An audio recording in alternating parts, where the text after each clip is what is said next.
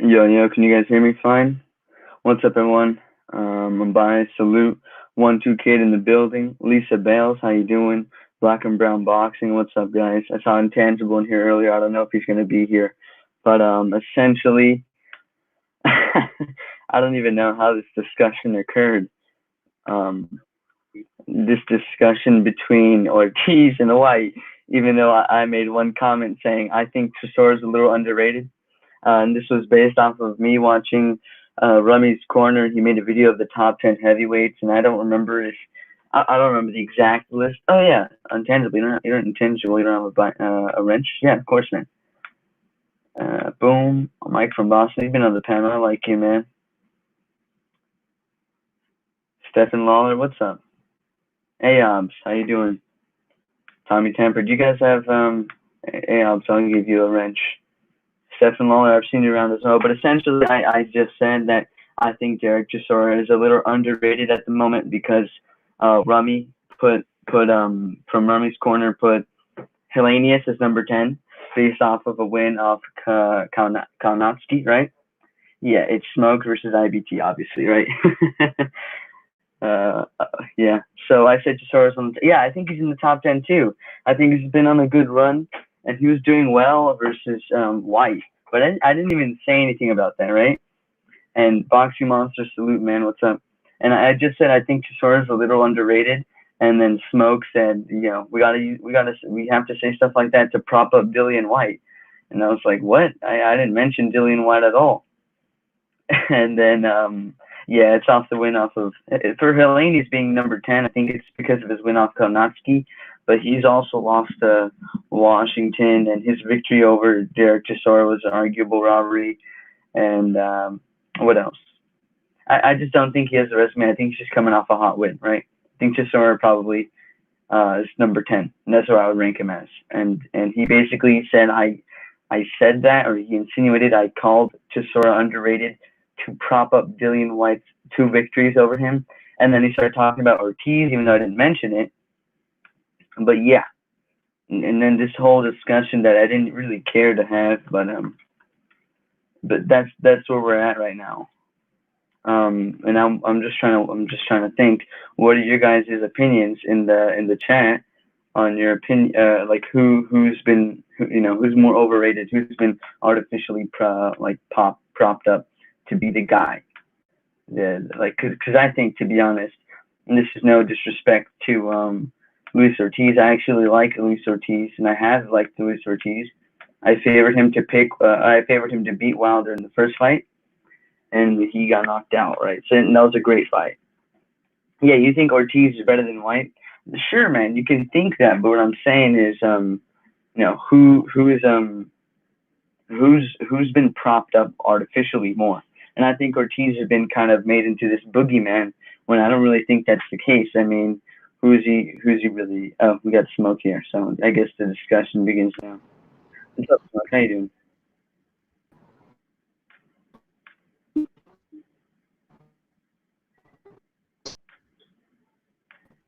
Hello? Oh. I can't hear you. Oh yeah, what's up? Hold on. Hold on. Yeah. Yeah, so that's the basic discussion we're at the moment. And yeah, I think Whyte is currently ranked higher than Ortiz, but I like Ortiz's skill set, and I think that he's a good fighter. I just wouldn't rank him top 10 at the moment, or I would rank him top 10. Like, that's fine. I don't have like a big argument with that. Just I think he's been a little pumped up a little too much. Basically on the idea that he beat Bryant Jennings by TKO or KO, I forget. And then he got knocked out twice by Wilder and beat Christian Hammer. It's like, how does that make you the so-called boogeyman of the division, in my opinion? Yeah, I don't remember people calling him a boogeyman prior to the Wilder fight coming up. He looked good against, well, Mike from Boston. You have to consider that the walk fight was on short notice, and neither of those guys were really in shape. It was just to keep them active because Whyte had that false suspension thing. White had that false suspension, so he wasn't in shape. But if you want to look at their total body of work, Mike, then you can tell that White has better wins than Ortiz. Ortiz's two best wins are Christian Hammer and Brian Jennings as his best win. Toby Barlett, salute, man. How you doing? Yeah, if you guys could leave a like, I would greatly appreciate it. It looks like Smoke's got his things fixed, hopefully. Hello?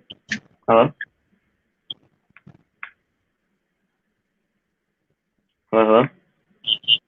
Hello, hello. Yeah, you're a little choppy. Are you good?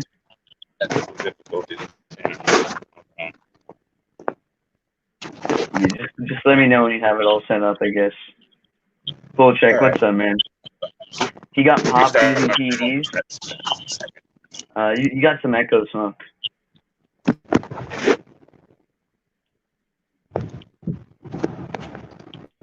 For the PEDs thing, I don't know if you knew, but it was only UCAD who had essentially. There's no way Debo got his system accidentally. Well, here's the thing: is VADA didn't get that, and UCAD did, and then they did a B sample, and it cleared him. So clearly, there's an issue here with UCAD, or I don't really know. And then now UCAD also has this Tyson Fury thing, and the WBC at this point has stopped even relying on UCAD because they've been unreliable and they've caused a lot of controversy with the WBC. So, I mean, as for him popping, he still has the belt, and if he had genuinely popped, they would have stripped him already. So the B sample was lost, though, wasn't it? For UCAD, what I understood is that he was cleared after. So, well, Smoke's in here twice. Tangible, what's up, man? White versus. Okay. All right. Now I can hear. Are you good? Hello? Yeah, you got some background noise. You're in my Bluetooth, so hold up. All right.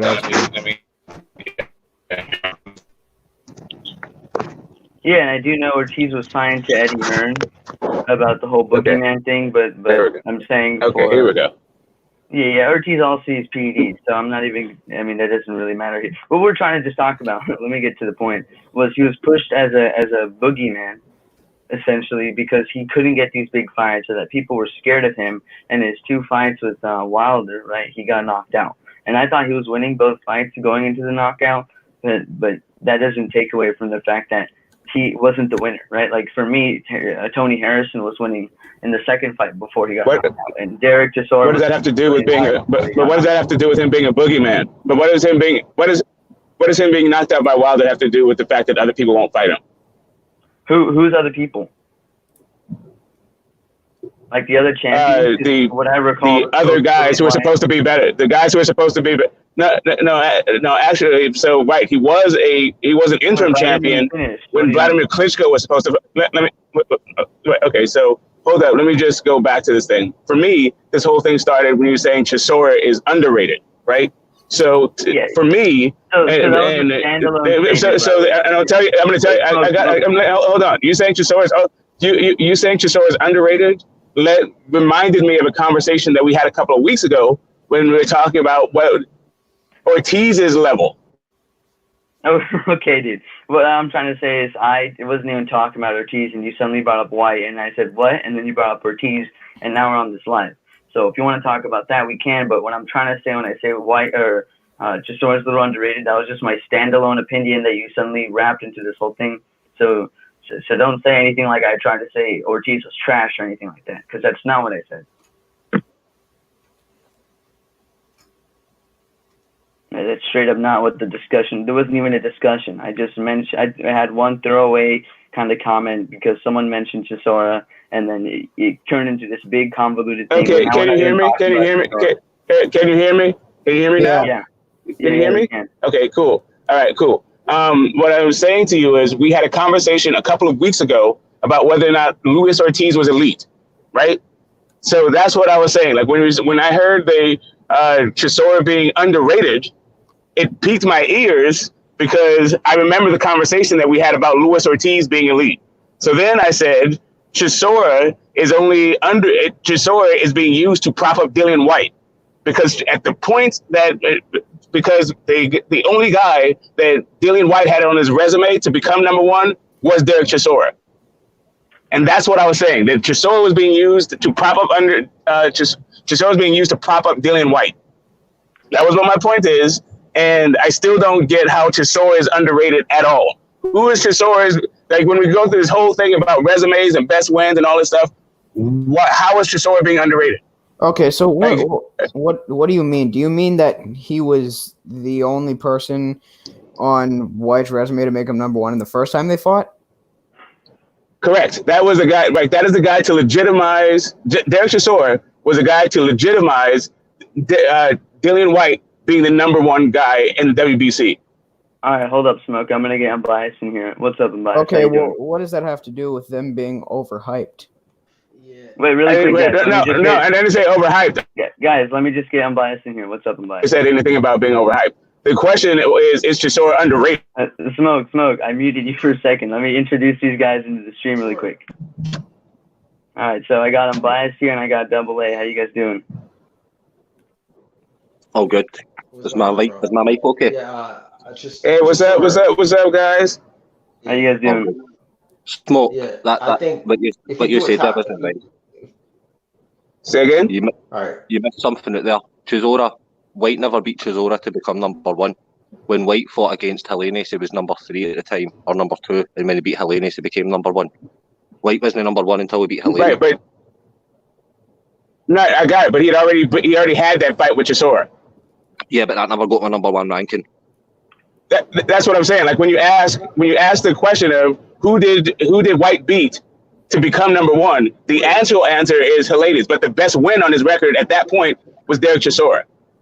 Derek Chisora, he was number 13. He was number 13. He was 13. He was like the number 13 in the WBC. But anyway, the whole point about Derek Chisora being underrated, I was like, where in the hell did this come from? Since Luis Ortiz, like, all right, so you want me to explain why I thought he was underrated? Right? But Derek was underrated. Okay, but can I finish my thought? Can I finish my thought? Yeah, like, why do you always interrupt me when I'm talking? Like, just let me finish. Let me just finish my point, and then make your point. Because I'm driving, and this is the third time in this particular live that you interrupted. Okay, I'm just trying to tell you that you keep interrupting me, and I'm just trying to finish a thought. Okay. I'm trying to explain. So anyway, so let me finish. So I got it, but you don't have to. I'm explaining. But listen, man. Let me just finish my thought. I didn't ask you. I'm answering what AA said, right? And then you're interrupting me while I'm answering what AA just posed to me. Right? So why I think he's underrated.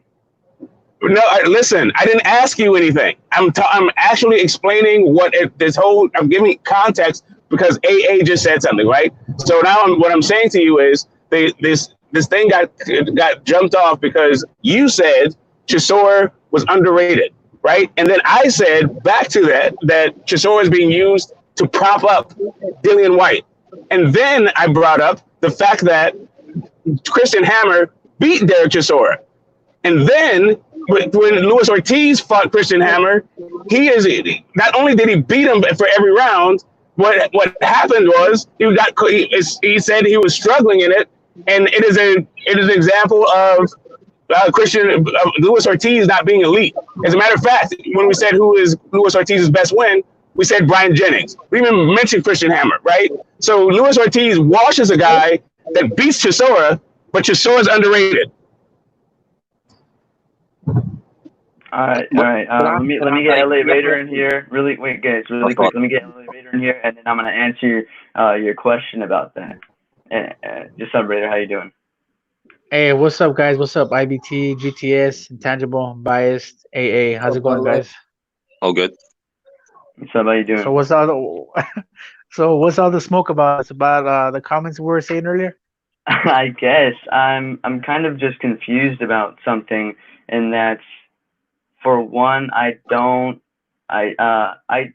nothing I said had to do with Dillian Whyte or Ortiz, right? So I want to clarify that really quick. And also, when I was saying he was underrated, I'm saying I think there's a couple times, like against Helenius, where he didn't get the nod, right? And I'm saying he's underrated in direct response to, in my head, was Rummy's corner not having him in the top 10. When I felt he was in the top 10 and Robert Helenius at the moment isn't, based off of one win He had a KO or TKO loss to Gerald Washington, and then he upset Adam Konatsky, right? And I said, I don't really think that makes you top 10 at the moment. I think Chisora's been on a good run, and he's consistently, I mean, he's been in there with world champions, right? Former world champions, and he only really comes up short against the big guys, like truly comes up short against the guys who are at the top. So that's where my line of thinking was for the whole Derek Chisora is a little underrated. Yeah, what's up, Tandy? I have a question.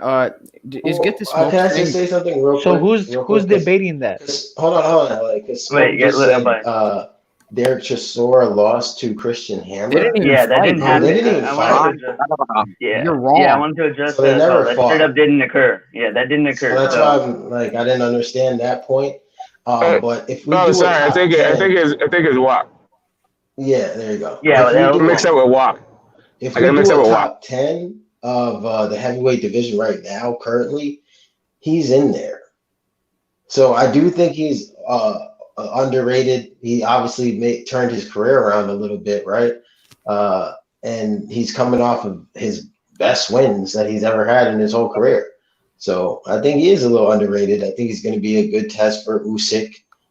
So yeah, he's a good fighter too. He comes to fight, comes to win. Not just going to lay down.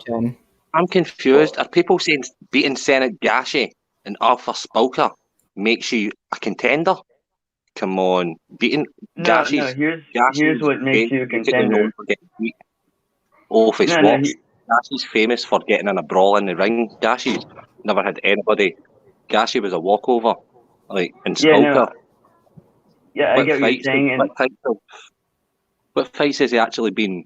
Don't get me wrong, the Dillian Whyte fight, the first fight was competitive. But apart from that, Derek Chisora's pretty much been starched anytime he's fought anybody. A bit of like Caballel.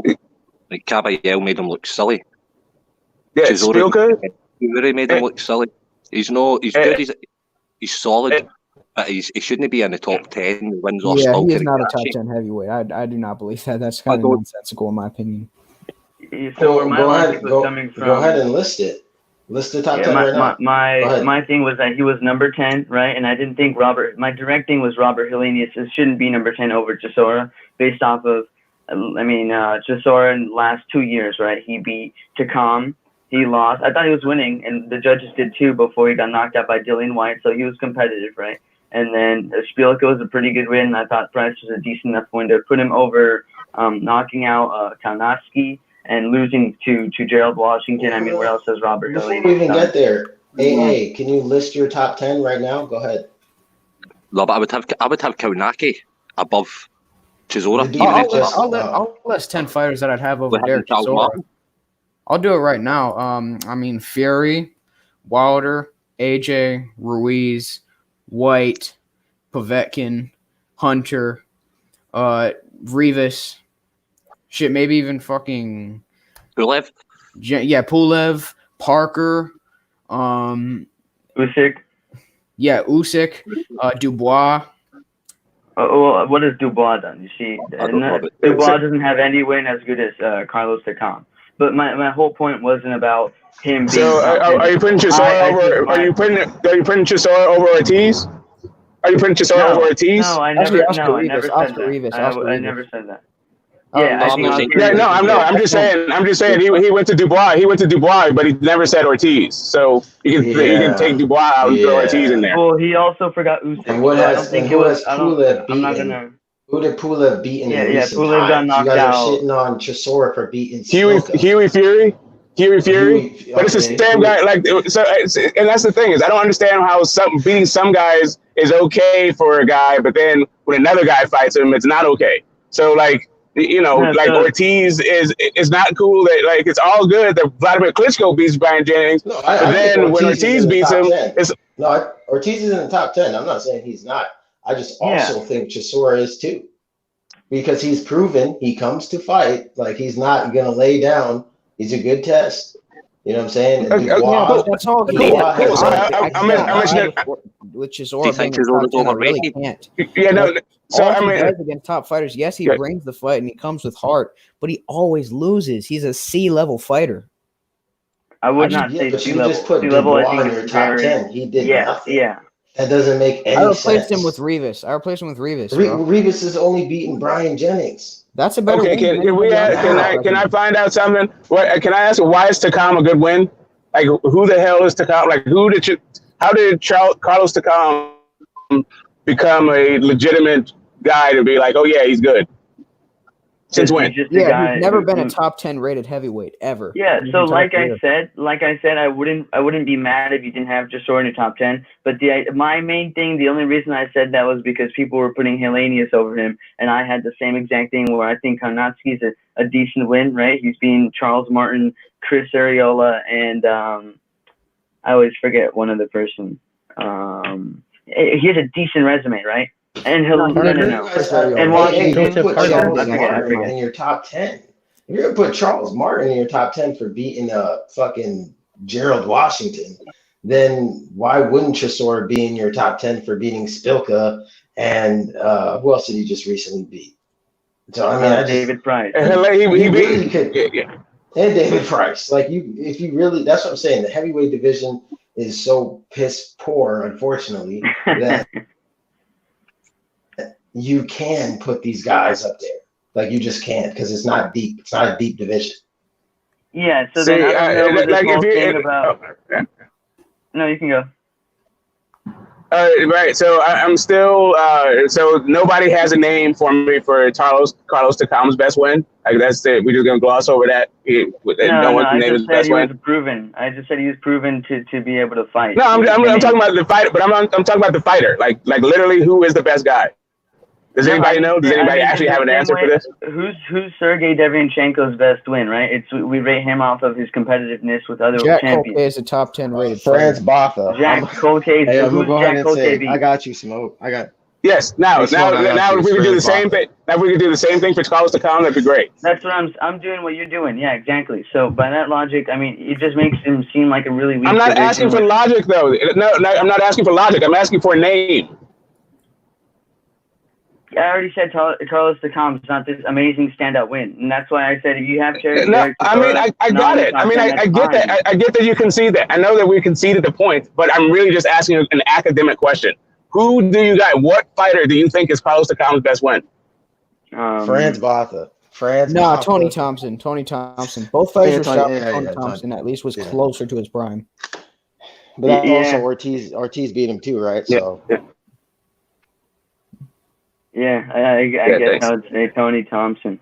But you guys are kind of straying from the point, and the whole point of this stream, I guess, it sprouted from that. But now we're going to move on to the topic of who has been artificially pumped up to be this threat, Whyte or Ortiz, right? And if you want to talk about resumes now, then let's get into resumes. Are we down to do that? Oh, that's easy work. Yeah, that's easy. I think Whyte's definitely better than Ortiz. Yeah, so easy. Exactly. So let me just ask the questions of the panel because I'm still just asking questions right now. Who do you guys see as being the higher ranked fighter right now? Dillian Whyte. I would think it would be Ortiz. What? I'd say Whyte. Based off what? Why would he be ranked higher? Because he's a two-time title challenger, and Dillian Whyte is yet to have even challenged for a world title. Oh, so he came up short twice. So that's why he's a bit better. That's more than the guy who's never done it. That's a guy. That's higher ranked. That's a higher ranking than the guy who's never done it. Other than that, you guys just said the shit about Chisora. Fuck, it's just. No, but you guys were shitting on Chisora and saying every time he fought top guys or went for a title shot, he lost. No, well, because he only had the one title shot. The same shit Chisora only had one title fight, and it was a fucking forever ago. Yeah, it was like I said, it was one title shot forever ago. Ortiz got a title shot against the same guy, bro. Come on. Right, but Chisora has lost to more than Vitali. The only person to ever beat Ortiz is Wilder, which both times were in title fights, but he's literally the only guy to beat him.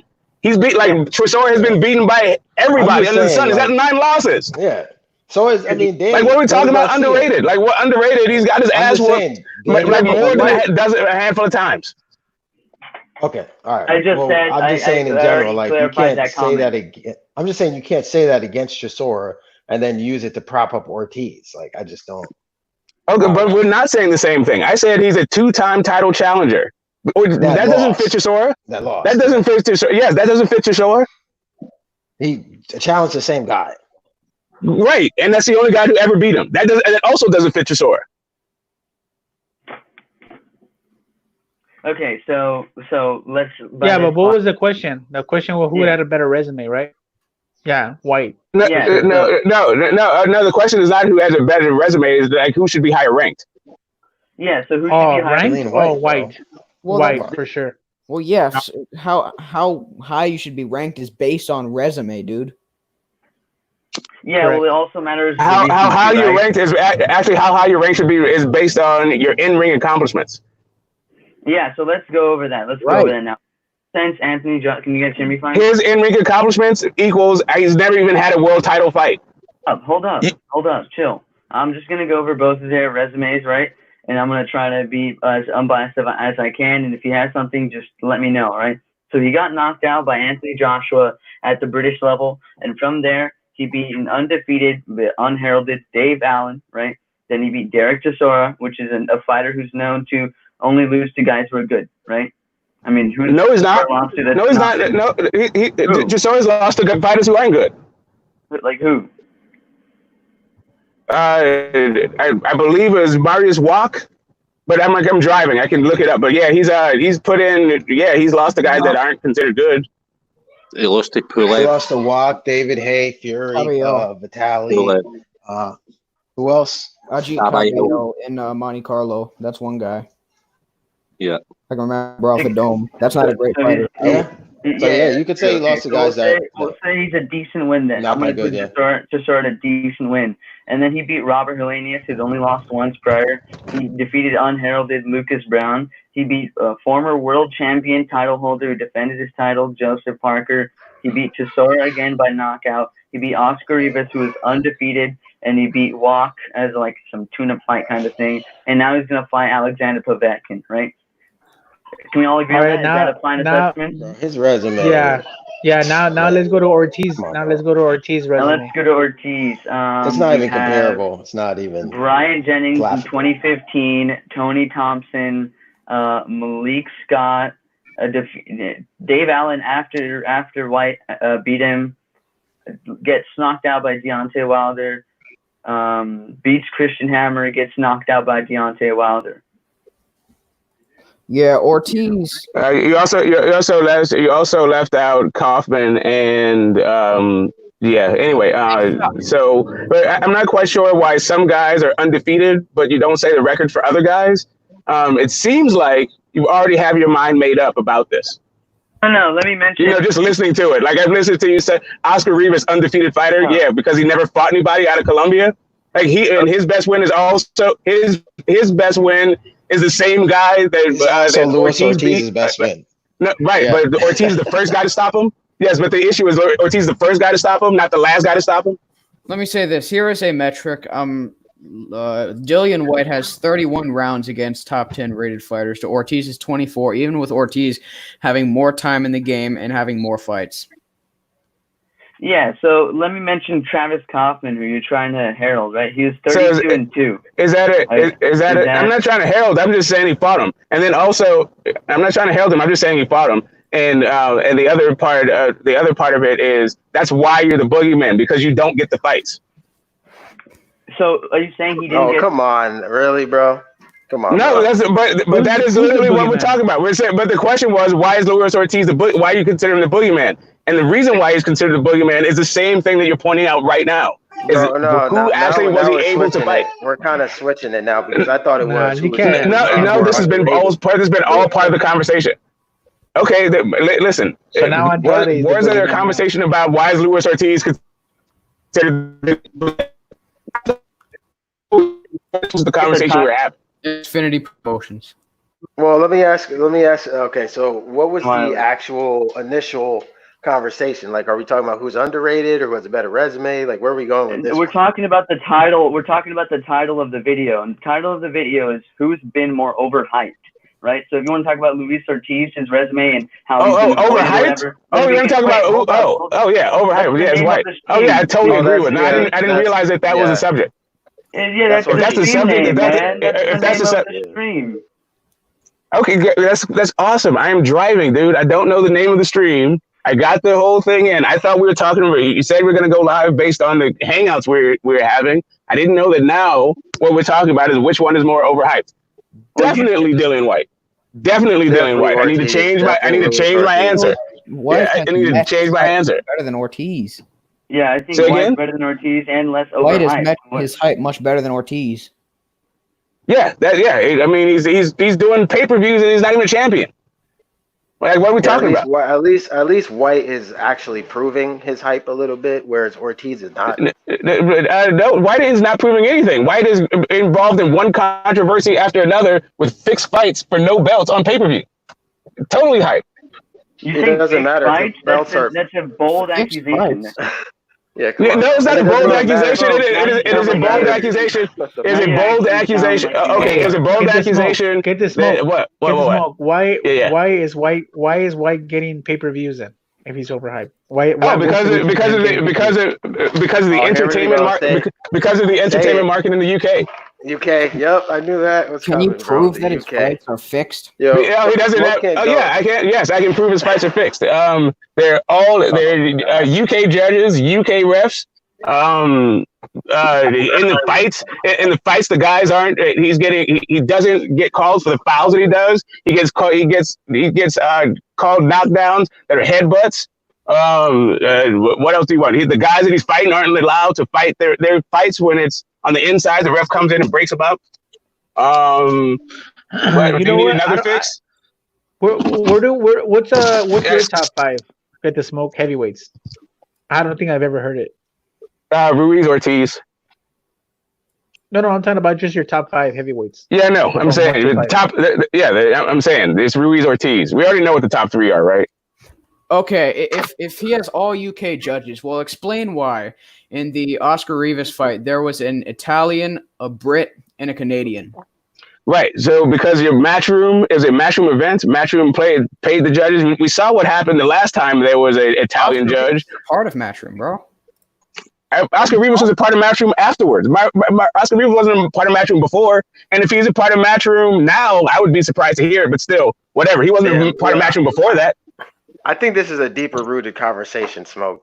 What's your issue with the UK, bro? It sounds like no. I'm just pointing out what it is. If we point out what it is, listen. If we point out corruption and listen, if we point out corruption in Las Vegas, then it's not. Then we can talk about corruption in Las Vegas. I didn't say that UK is the only place to do it. I'm just pointing out what happened when it comes to Dillian Whyte. I don't know why that makes me a UK hater. You're also you mentioned the Joseph Parker fight and how that was fixed, but dude, there was an Australian judge in that fight. Right around where Joseph Parker lived. Okay. So you want to talk about the fix? Okay, when it comes to the fixed fight, you are incorrect. Okay. What? Just because he's from Australia doesn't mean that the fight isn't fixed. I don't know why this is a switching up. What I said was when it came to the Parker fight, the ref was from Italy also, and you saw AJ taking his own timeouts. So just because the guy isn't from England doesn't mean that the fix isn't in. So just because the guy is from Australia doesn't mean that the fix is not in. What about the American fighters that do something similar? Are we gonna now hold them and say, hey, this fight is fixed now? Wilder versus Malik Scott, was that a fixed fight to you or no? Hey, real quick, guys, I'm gonna eat real quick and then I'll be back, guys. I'm gonna eat. Thanks, guys. I'll be back. Was Kenny Bayless not scoring a knockdown for Wilder? Does that make that fight a fix against Fury? Does Kenny Bayless not scoring a knockdown for Wilder? Did Wilder knock him down? What are you talking? Well, no. But what fight? Was there a knockdown that Fury scored that didn't get scored? Yeah. What are we talking about? The second fight. In the second fight, you mean when he slipped?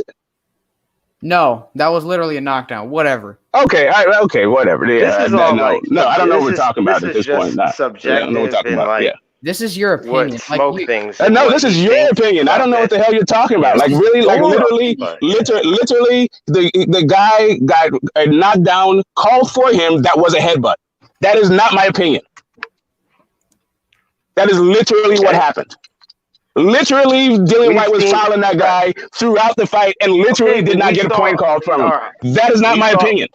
We saw Like you guys keep talking about the facts that I'm talking about. You keep saying the facts that I'm saying is my opinion. I am not saying my opinion. I am stating unequivocal, empirical facts. Period. No. Period. That's all I'm doing. Okay, I may be calling it fixed. I may be. Exactly. Nobody's actually arguing that could have been a headbutt, but now you're saying the fight is fixed because of it. Right, because you can fix fights in any number of ways. You can stack the judges, you can stack the refs, you can stack it even in the competition that you pick. There's any number of ways to fix a fight. Right. I'm gonna say that PBC fixed the fight against Fury for the draw in the first fight. A lot of fans felt like Wilder lost, but I'm gonna say that fight was fixed in favor of Wilder to get a draw instead of a loss. That was also a PBC event. Okay. I get you, and people do, and people do say that. Oh, okay. All right, cool. That's why, and right after that, Fury said, "I want to fight in Manchester and want to fight in England and all that stuff because it's a fix." So now, why is that? So now, why is it a bridge too far for me to say it about Dillian Whyte? No, it's not. But I just said. Okay, well then great. What are we talking about? What are we talking about? No. I'm saying it's subjective and it's just your opinion. That's all. No, it is not just my opinion. It is literally how boxing works. It wasn't my opinion when Fury said it was a fix. So why is it my opinion when I say Whyte is a fix?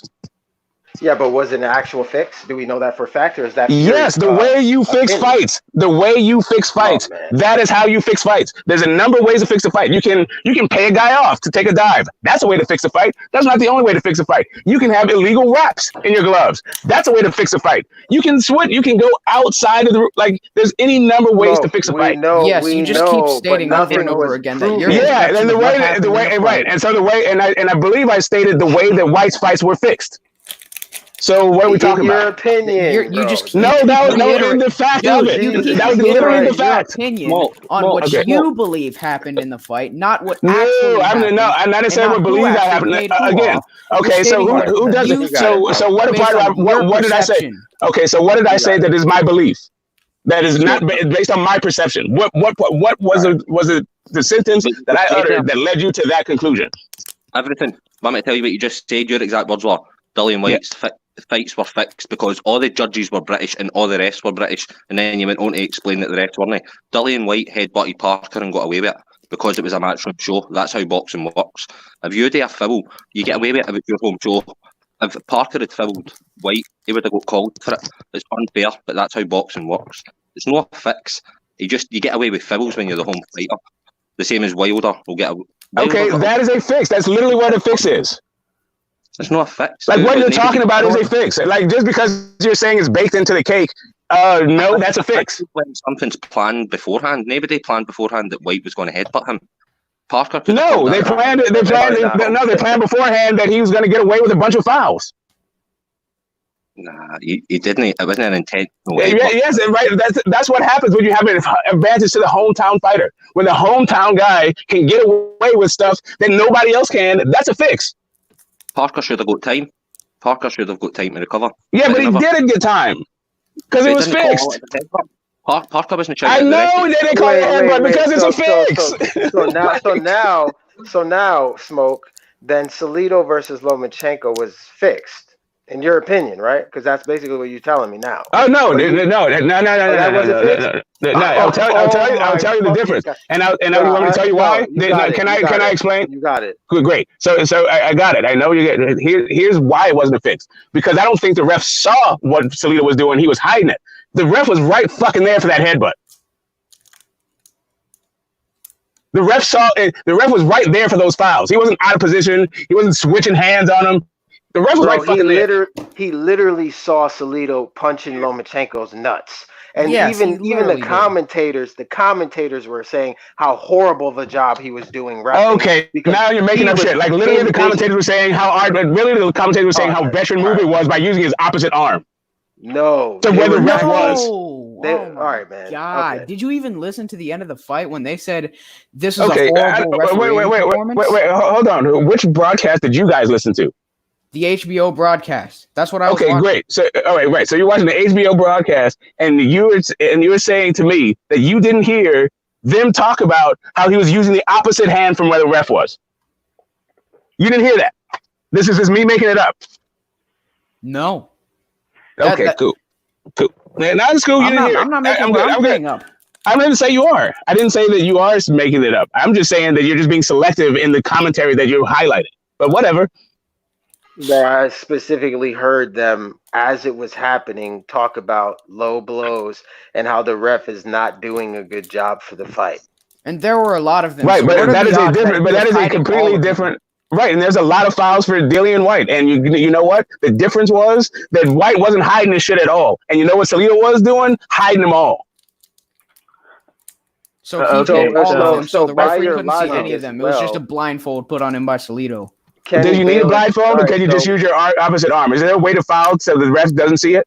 Or yes or no? So do you think the ref saw Fury, have certain tactics versus Wilder? Smoke?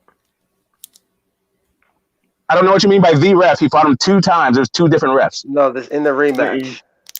Okay, so do I think Kenny Bayless? So Kenny Bayless saw the fouls and he called the foul. He took a point away from Fury for fouling. So 1 time. Yeah. So what you're trying to call a fixed fight, which is a very bold accusation. I think you just mean hometown bias, which you can make a case for that, but to say that all of his fights are fixed because he's in the UK and under the Matchroom banner. No, I wasn't saying that. I was saying all. No, I'm not saying all of his fights are fixed. I was saying that the Rivas fight and I was saying Rivas and Parker were fixed. Well, then guess what? Guess what? Pretty much most fights are fixed by your logic. Right. It's not by my logic. It's about it's actually literally the sport. Why do you think they say it's corrupt and all this shit? Yes, most fights are fixed. A lot of fights. I don't know about most. I'm going to put a label on it because I haven't done a poll. But fights are often fixed. Yes. So they're often skewed towards a home fighter, and we as fans look the other way and don't call it what it is. So why only discredit Whyte? What we're talking about is Whyte. We're talking about Whyte right now. You don't call out any other fighter from what I've heard. We're not talking about any other player. Okay, I don't call any other fighters for a pick. Cool. If that's what your story is, why don't you tune in and see if I call the other fighters? But since we're talking about Whyte, don't ask me why I'm not talking about other fighters. So let's go back to the discussion. Also, was Hammer versus Ortiz fixed because Hammer didn't get a knockdown called for him? Ooh, that's a fact. Okay. Yep. Okay. Once again, what I'm pretty sure that everybody saw the ref being on the other side of the fucking action. No, Christian Hammer, when he made the old knees buckle and Ortiz's glove hit the canvas when he did that. You don't have to be on one side. And I got you. And right. Okay, good. So are you guys trying to make an argument that you can't make a mistake? Or that there's no such thing, like we can't tell what a mistake is. No, but like, can you not tell? Like I don't get what you guys are going with this. Your argument that because the ref didn't call a knockdown. Right. No, that's what you've taken it to. No, that's not what I'm taking. No. What I said. What I said was there was multiple fouls. He got a knockdown call to him that wasn't called properly. And meanwhile, the ref was in position to see all of it. You guys keep bringing up fights where the ref was not in position to see it and trying to make some equivocation, to try to discredit my argument. But really, this whole thing is okay.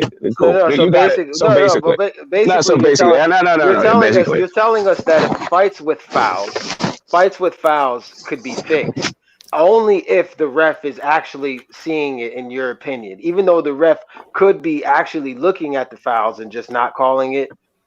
So either way, you wouldn't know. You wouldn't know if the ref is looking at the fouls and not calling it, or if he's calling it. The fight itself. What the hell are you talking about, bro? We don't need hypotheticals for this. We're talking about specific fights and specific incidents. No, but I'm not hypothetically doing anything. Smoke, hold up. You're making a generalization that White's fights have been fixed or his big fights have been fixed, which you have no real proof for. It's just what you feel about Matchroom, what you feel about White. But that's not it. This is not it. But that's not what's happening. That's not what's happening. I know, but you guys are good. No, but you hold up, dude. Like, first off, I'm biased. Dude, no, I'm trying to go back to the topic. I don't want to talk about the other thing anymore. It doesn't even. We don't have any substantial. IBT. Hold on one second. I can't actually respond to everybody piling on. If one person mischaracterizes my words, I would like to have a chance to address what he just mischaracterized before the next guy comes to mischaracterize my words. Okay? Yeah, I can't do this thing. So let me just address what Unbiased just said that has nothing to do with me. Like, you guys are making generalizing my statements, but we're talking about specific fights. So I'm not saying refs and all this stuff. I'm talking about in the Christian Hammer fight versus Luis Ortiz. I'm talking about Loma versus Salido, and I'm talking about White versus Parker and White versus Rivas. I'm not talking about all fights in general. I'm talking about those fights. I'm not talking about all refs in general and whether or not you can make a mistake or what the fix is. I'm talking about those fights. So if we can stick to the topic, that'd be great. Okay, so what's the topic? The original topic or this new one that you guys are on about? Yeah, but Smoke, I'm only using your principle of what you're basing. But we're not talking about principles. We're talking about specific fights. We're not talking about principles. You're moving the goalposts. We're talking about specific fights. Smoke. We're talking about specific fights, and you're trying to make that specific fight into a Bible of how to be. Bro, no. I'm not trying to make anything into a Bible. Yeah, it is. You're like the principles of it. This ain't principles. We're not talking about the principles. We're talking about what happened in these specific fights. No, but because you're using your own principle, right, and saying these are how fights are fixed, right? No, I'm using okay. That's not my own principle. It is not my own principle. These are not my own principles. I didn't come up with these in my garage, stop with this. I didn't write the ESPN article. I didn't write the DAZN article. Stop attributing what happens in boxing to me. You got it. These are not my opinions, man. Like, stop it with this. You got it. Let's just move on, bro. Yeah, so let's go back to the original topic like I've been trying to do, right? Who has been artificially pumped up more? And to get the Smoke is on the side of Luis Ortiz is not, and we're on the side of Dillian Whyte is not. Or let me put it this way. We think Dillian Whyte... Wait, hold on. I'm just making the statement. We think Dillian Whyte deserves to be where he is, and Get Smoke thinks Ortiz deserves to be where he is. So we think White is better, and you think Ortiz is better, right? So now we want you to make your case for why you think Luis Ortiz has not been artificially hyped up to be something he's not, which is a boogeyman of the division. Okay, so here's all right. So you went all over the place and also changed it. I don't know if we're talking about which guy is overhyped or which guy is overpumped. Like, what? Maybe there's a disconnect between overhyped and overpumped, and you can explain that to me before I answer. Yeah. I just meant the same thing. I don't really have a difference. Pumped as in like media and boxing news making Ortiz to be a boogeyman. That's it. So we have to explain what a boogeyman is, right? So a boogeyman is somebody that that you don't want to fight. I guess the best way to describe it was the risk reward matrix is too heavily skewed towards risk and not enough reward. Yeah. Along with avoidance. So you have to say too high risk, too low rewards. Nobody wants to fight them. So an avoided fighter is not getting this opportunity. Right. Okay, cool. So we will say we can say that at the time that Luis Ortiz, his first reign to glory, when he was entitled for he was in line for a title shot with Vladimir Klitschko, that Vladimir Klitschko took the less accomplished fights at the time. Also, and after that, explain that. Right. So there was, instead of fighting Luis Ortiz, Vladimir Klitschko fought Brian Jennings. Just straight up for an example, right? So we have that. And then to move on, after that, it became AJ's turn, and AJ chose Pulev, and then petitioned the WBA to get him stripped of his status to fight him, right? Through the PD scandal, right? Dillian Whyte, who was supposed to be, the guy who was so accomplished, was ordered to fight Luis Ortiz, but did not. So, right? I did not several times. And let me finish. I'm not done. You asked me what my thing was, and let me finish. That's my thing about Ortiz. Now let me tell you about Dillian Whyte. Dillian Whyte is not only having pay-per-views out the yin-yang. If you want to talk about overhyped, and versus you have earned your moniker. Dillian Whyte has not proved that he is better than Joseph Parker or Oscar Rivas. Dillian Whyte in the Oscar Rivas fight has now been confirmed to have a banned substance in his bloodstream when they fought. Right? There's already, and regardless, and the glove controversy, which Oscar Rivas was rewarded in his WBC rankings as a result of the improprieties with his gloves. Joseph Parker, not only was it those fouls that did not get called, was there a knockdown that should have been called to rule the headbutt, but there's also the fact that at the end of the fight, he was holding on for the last, who knows how fucking long, not getting broken up, not getting timed out. That fight, to me, at the end of the fight, anyway, from what I can tell, though he got the result against Rivas and Parker, he hasn't shown that he is better than Rivas or Parker. So what we have is he's knocked out Lucas Brown, he's knocked out Derek Chisora, and the rematch that was a controversial win in the first place, and what he did with Malcolm Tan. So can somebody else talk now? Yeah. All right, so the Klitschko whole thing, he chose a lesser fighter, which then he chose Brian Jennings instead of Ortiz, who was lesser than Ortiz. That's just straight up bullshit, because Jennings beat Spilka, and at that time Luis Ortiz didn't beat a soul. Yes, and Luis Ortiz was the interim champion.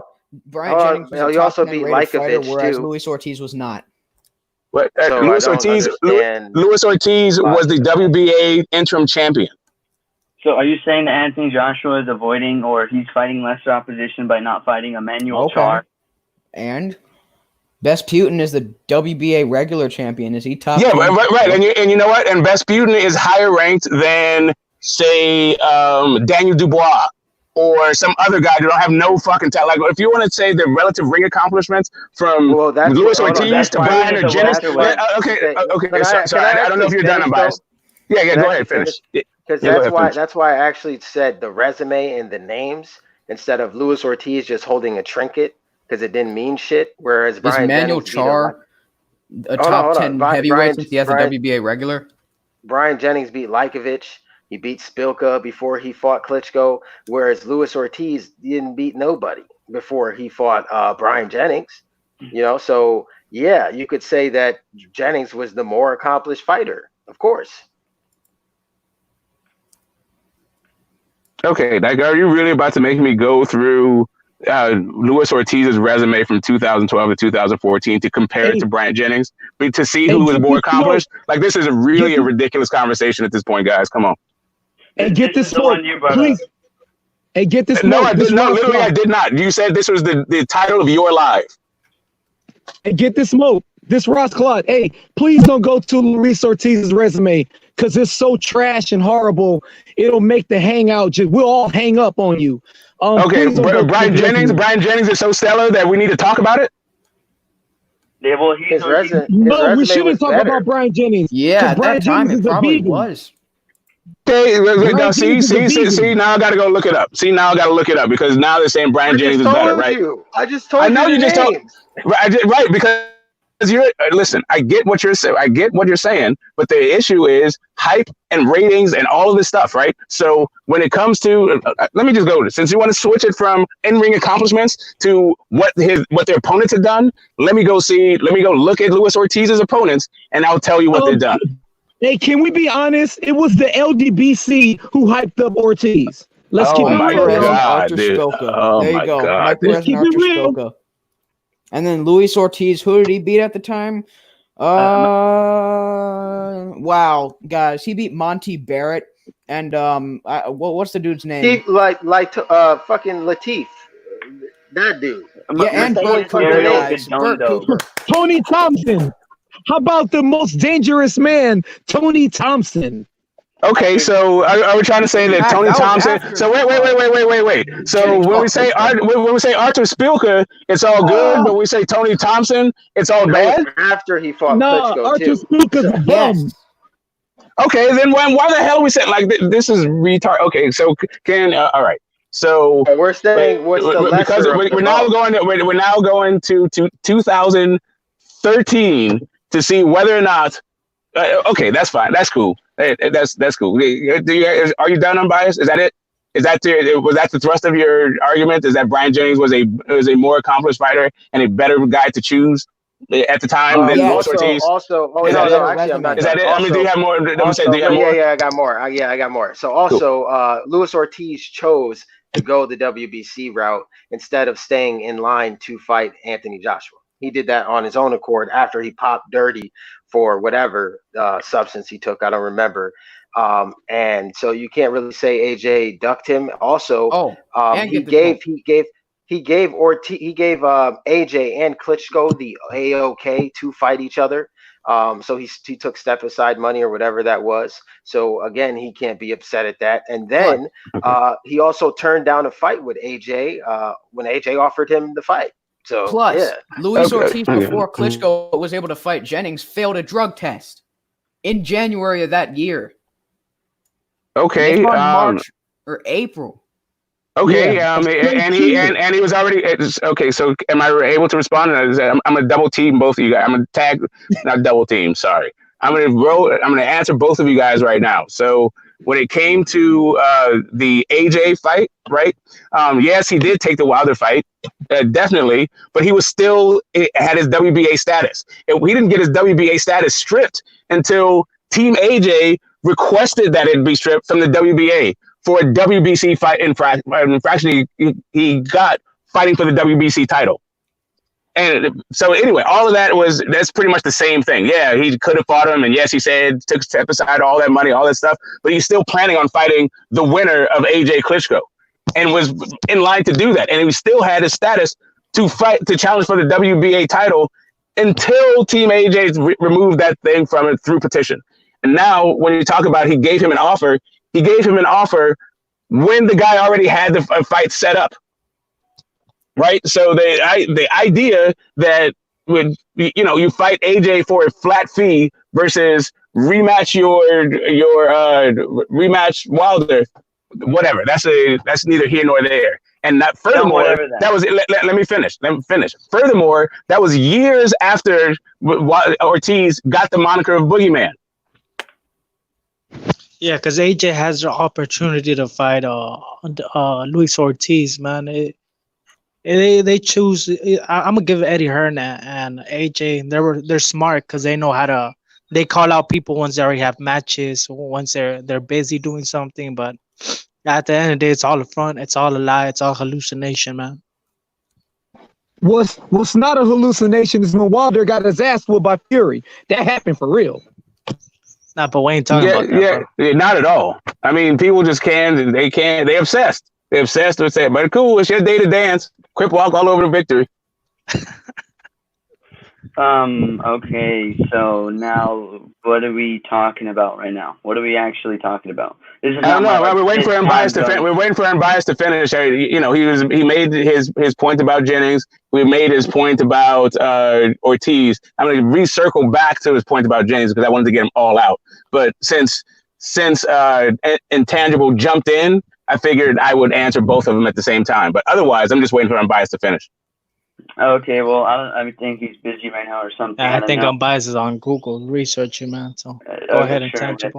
But let's this is IBT, man. Let's go into their actual resumes to see who's. But as I was saying, there's a lot of picking and choosing, bro, in the sport of boxing. So we can't just blame Deontay Wilder or Spence. We got to keep it 100 on all these fighters. We're not talking about that hit, but we're talking about who's been more overhyped, who's been more unreasonably overhyped. So we have to look at Ortiz's resume, right? Ortiz or Whyte? Ortiz or Whyte? Oh, but Dillian Whyte, man. Dillian Whyte is probably the most overhyped dude we've seen in a while. Right? Okay, Hefe, so let's talk about it. Who's Ortiz's best win? Ortiz's best win, I would say Brian Jennings or Tony Thompson. Dude, if a 36-year-old Tony Thompson is your best win, you should re-examine your existence. So a 36-year-old Tony Thompson in 2016 is his best win. He should still be top 10 off of what basis? Based off his skill level, man, because it's not just who you beat, it's how you beat him. And how Luis Ortiz beat these guys. Ortiz doesn't really beat guys. Here's the thing. You guys, with this best thing, it takes out all the other people who aren't the best, right? So there's just one guy who can be the best. And just because that one guy may not be stellar, is Christian Hammer a bad guy? I mean, it's not Brian Jennings, but Christian Hammer is a good, right? So it's like this idea about being overhyped and looking at one guy, like the pinnacle of your one fight. I think it's a little bit misplaced. That's all. Yeah. But get the smoke. People keep saying that Ortiz is this boogeyman and all this and that, which is false. He's not a boogeyman.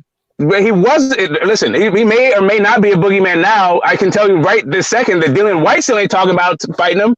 But whatever. The other champions have more pressing fights. But a guy coming off a knockout loss.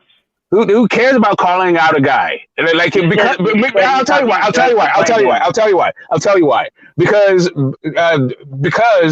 Luis Ortiz, he's been talking about fighting this guy for years, right? He's already called him old man. He's talking. Let me finish. He's called this dude. He is actually said he's talked all kinds of shit about and ruined this guy's market. Not ruined, but cast this guy's marketability in a negative light, his skills in a negative light, and his quality of fighter in a negative light without actually fighting him. So he talks a lot of shit, but then runs from the smoke. Okay, so you're saying that he is avoiding him, and that's why he's the boogeyman, or what does this have to do with the discussion, right? So connect it back. Again, I already said about Klitschko and Jennings. I already said about Team AJ petitioning the WBA, and now we're talking about Whyte specifically. We're talking about a history of guys, of what Luis Ortiz has had to go through to not get fights. For guys, what guys have done instead of fighting Luis Ortiz. That's how you get the boogeyman, because the risk-reward matrix isn't there. Yeah, but Ortiz shouldn't have been getting tested positive for drugs either. I mean, he should have been clean and not cheating. So did Dillian Whyte get popped also, bro? So what? And so did Povetkin. You're right. I agree. And actually, we gotta give props to Luis Ortiz because he fought Deontay Wilder when Deontay Wilder was being ducked by everybody, bro. Are we not? Did we forget about that? I'm not gonna allow. No, that's cool. Povetkin got clean. We're not gonna talk about that. Want to fight him? No, that's fine. That's fine if Wilder was ducked. That's cool. But Wilder a loser right now, so that's irrelevant. Master cheater, go ahead. You can't be making claims. Oh, sorry, you can't be making claims like that, dude. Hey, cheating is part of the game. Some of the greatest boxers in the world was cheaters. Okay. Anyways, back to the Dillian Whyte and Ortiz. So I'm not gonna try to surround his entire career off of one win, right? So we have to look at who his best total wins are. So who are the guys who he beat that proves he's this elite, top 7 rated fighter by a lot of people, right? And I think that's. I think there's a deeper level. I still think you're using superficial metrics to prop up Dillian Whyte. Let's talk about what actually happened in those fights, not just who we beat, not just who we beat, but what happened in those fights. Because if you say Joseph Parker, sure, that's a better win. But what actually happened in that fight? Yeah, so he had a tough competitive fight with the former world champion. Right. So the question is, was the result fair and accurate? Get this smoke. You're not making any sense right now. I'm not making any sense to say what happened. Let's talk about what happened in the fight. Champion. No, Whyte. It was going to be competitive. No, that's the result. I said what happened in the fight, not what the result of the fight. How can you assess his skills? All right. Okay, so all day long we talk about how Ortiz was winning the fight, right? So we talk about what was happening in the fight when it comes time to talk about how Wilder can't fight. So if we want to actually compare these two and their height, Aren't we? Is this just about the result? Is this just about what it says on BoxRec, or did we actually watch these fights and we can talk about what happened in the fight? All right, Smoke. Let me talk about that fight. Right. Let's say you wanted to say that's not a knockdown. Okay. Let me give 1 point to Joseph Parker on every scorecard. Oh, it's now he's still lost. Okay. Now let's say he won that round and it was a 10-9 in Parker's favor. It would be a 113. It would be 112, 114, and it would be 114. He would have still lost. Okay, so, and now, right. Fight, wait, hold up. So even though it was a competitive fight, right, and that was a controversial fight, and I certainly agree with you to an extent. What about the fouls? What about the fouls? So I'm talking about that. But no, you just said the one knockdown being taken away. What if he got fouled? What if he got called for fouls? What's your point? Well, I can't get to that point if you won't let me speak, right? Okay, go ahead. No, I'm go ahead. But I mean, you're going on about this, so we can get to the fouls part because you only went about this one specific thing, but there's more that happened in the fight than this. Yeah, but we gotta keep it 100. Wait, hold on, Intangible. Let them speak, bro. Go ahead. Okay, is it 1 point? Is it 2? Derek Chisora got more than 1 point taken away. Can I start or no? Go ahead. Go ahead. So that fight was a close fight. It was a competitive fight, and there were certainly things that I didn't approve of from Dillian Whyte, right? But if you want to look at what actually happened in the fight, Dillian Whyte won, right? Whether you want a rematch or not, that's cool. I would love to see a rematch too, but that doesn't mean he didn't win. So he beat a former world champion and could just pick apart all of his best wins and try to reduce them to nothing, and then boost up Ortiz off of things that didn't happen. We have to look at the actual facts, and the facts are he beat Brian Jennings, Tony Thompson, Malik Scott, and some other guys in between, like Dave Allen, I guess, right? And, what happened in those fights? What happened in those fights? Were they controversial? Was any of these fights controversial? I'm hoping you don't have controversial fights with David Allen. And then but he didn't have one with Brian Jennings either. He also didn't have one with Brian Jennings. I didn't say that. I didn't say he did. But who's better, Brian Jennings or Joseph Parker? Who's better, Joseph Parker or Deontay Wilder? Don't know. They never fought. Getting knocked out by Deontay Wilder. Man, look, no, hold on. But he was beating Deontay Wilder. But he was beating Deontay Wilder, right? Yeah, I said that, but he got knocked out. Correct. So this whole thing about like why Tony Thompson. So Dillian Whyte having controversial results means that he's now better than the guy who's not getting controversial results. Who's winning by knockouts? Better. Bro, this whole conversation. But it's not. Who said Rivas is better competition? Who said Rivas is better competition? How's Rivas better competition when they have the same best win? Years later. Hold on. You guys keep praising this Brian Jennings bullshit. Bro, Brian Jennings, best win. Dude, he's a loser. He was a loser fighting Ortiz. I like Mike Perez. I like Mike Perez. We're losing to Vladimir Klitschko. He didn't beat Vladimir Klitschko. I'm saying, y'all keep saying Brian Jennings. The dude was a loser. Come on now. That is the answer. Listen, you know what? That is the answer to who is Oscar Rivas' best win. Brian Jennings. And that is the answer to Luis Ortiz. That is the answer to Luis Ortiz's best win. Yes, I know. That's why we're talking about it. Yes, that's why we're talking about him. And Luis Ortiz. Yeah, that is literally the reason why Brian Jennings is on there. And right, and you know what? He still fought Vladimir Klitschko. So if you're going to talk about Brian Jennings, you got to talk about Brian Jennings. If you want to talk about White, let's talk about White. You said Rivas and you said Parker. Guess what? When you look at Parker, his best win, I guess, is looking like Andy Ruiz now. Maybe I guess it was Andy Ruiz then. But outside of Andy Ruiz, and that was also controversial and seen as a fixed fight. Who we got outside of that? Huey Fury, Ruslan Khadadu. Carlos Takam. Yo, but this dude fought previous champions. Ortiz fought Wilder, lost twice. Okay, so when it comes to when I say right now we got to look at the next. Smoke, chill out a little bit. The people in the chat are even saying you're a little hyped up, man. Okay, cool. Sorry. So that is what it is. I'm just outside of my dad's clinic, and that's all it is. I just want to say before I let you guys go in this thing, when I said Ortiz was the interim champion, you said forget trinkets. Let's look at the names. When I said about Parker's names, it was not. Let's not look at the names. Let's talk about the trinket. Like, we got to keep it straight if we're going to have this conversation and an actual comparison of their resumes. Nobody was talking about the trinket with Parker though. We're not. Yeah, Unbiased literally just said. Unbiased literally just said he was a champion. Unbiased literally just said Parker was a champion. So he earned his championship, right? But the difference. That's the. Let's look at who he beat, right? Andrew Reese, who's a much better fighter than who. If you can tell me who beat the WBA. Oh my God, dude! Like, listen, you're moving the goalposts. Either we're talking about trinkets or we're talking about the names. Which one is it? I'm talking about names, but you have to use Okay, great. So that's what I said. I said the names. I already said when I said what I said Ruiz, Takam, Kajanu, Huey Fury. Okay, those are the names. Luis Ortiz's names. What are his names? We already said that, man. Do we have to keep saying the names over and over? So we don't have to keep saying the names over and over. How are they any worse?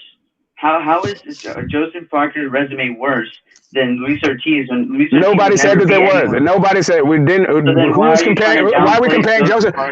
We're not complaining. We're not comparing Joseph Parker to Luis Ortiz. We're comparing resumes. No, we're looking at all the fighters in question's resumes.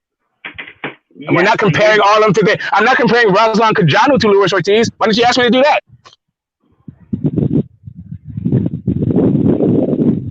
My bad, I'm outside, so if y'all hear one. Hey, I you want me to compare Luis Ortiz to Carlos Takam? No, because what do you? How about Andy Ruiz? Andy Ruiz is better than Luis Ortiz. Right, because he just beat AJ. Well, sure, I had him better before, anyways.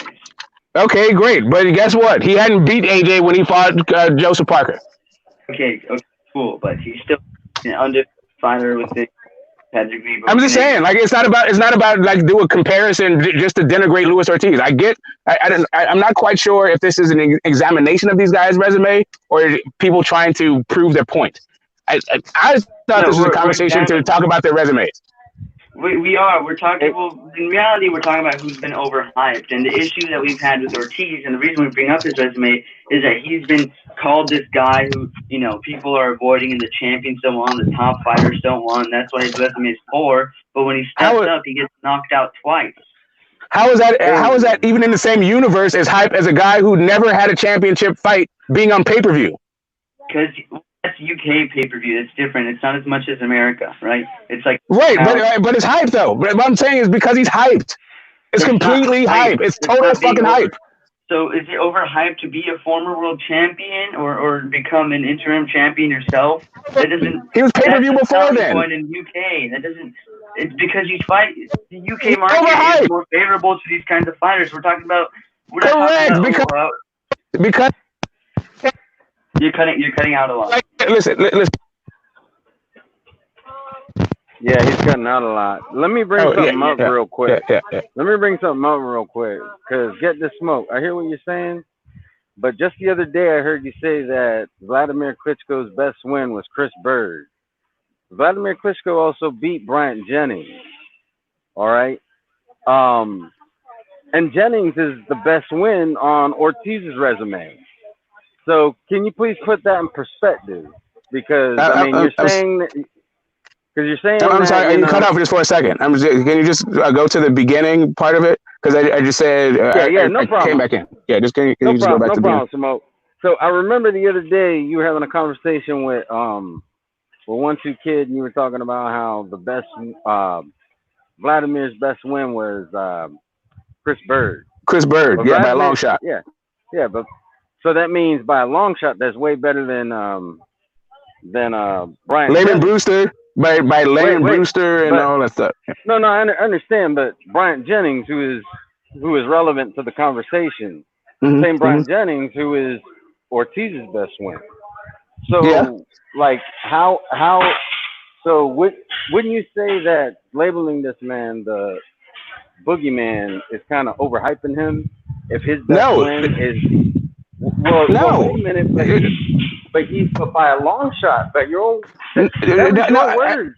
I know, but you guys keep missing the man. Like the thing that you're using to justify whether or not a guy's a boogeyman, it has nothing to do with his best win. That has absolutely nothing to do with whether or not a guy's a boogeyman. Like the boogeyman is a risk reward matrix. Listen, we said boogeyman. We said boogeyman. Listen, but I wasn't even done though. I wasn't even done though. Now you want me to listen. No, sorry. I'm sorry. Okay. Go ahead, RGM. Yeah, knock it out. So like what I was saying, like you were talking about the name. You said let's forget about these trinkets. Let's talk about these names. So old Chris Bird is better than a young Bryant Jennings. Chris Bird was not old. Chris Bird wasn't old when Vladimir Klitschko fought him. He wasn't a spring chicken. He was. I mean, he was. I mean, he was in his fighting prime. The only person that got. Maybe old wasn't the right word, but he definitely wasn't in his fighting prime. Stop it. He wasn't in his. I mean, the prime of it. I'm talking about the prime of his career. When the prime that his career had, that was it. That was Chris Bird in his prime. But my point is this. All right, by your own words, you said that was by a long shot. That was his best win. That means. And if the same Bryant Jennings is on his resume and that's by a long shot, then why are we giving Ortiz so much credit for beating that guy and losing to Wilder? Okay.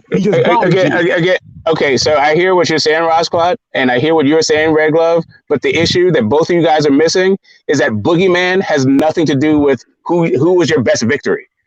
That has, like, literally, you guys are conflating ideas. The idea that somebody's a boogeyman, as we already defined for the purposes of this discussion, was the risk-reward matrix is too skewed towards risk, and there's not enough reward. So, who's your best victory? Let me finish. Who your best victory has nothing to do with that matrix. Absolutely nothing. Okay, so all right, so let's forget about the boogeyman thing. Where do you rate him in the world heavyweights? Because I hear a lot of people rating him. I rate him top 5. I rate him top 5.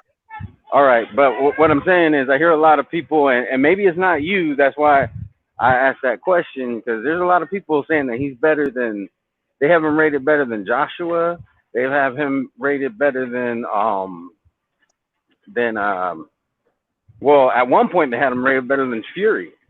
You know, that's not me. There's a top 3 guys. I think Fury's on the top. It's just that I think Whyte is. I feel like really there's just a knot of guys that need to fight each other. Is really what my opinion is. Like Ruiz beating AJ.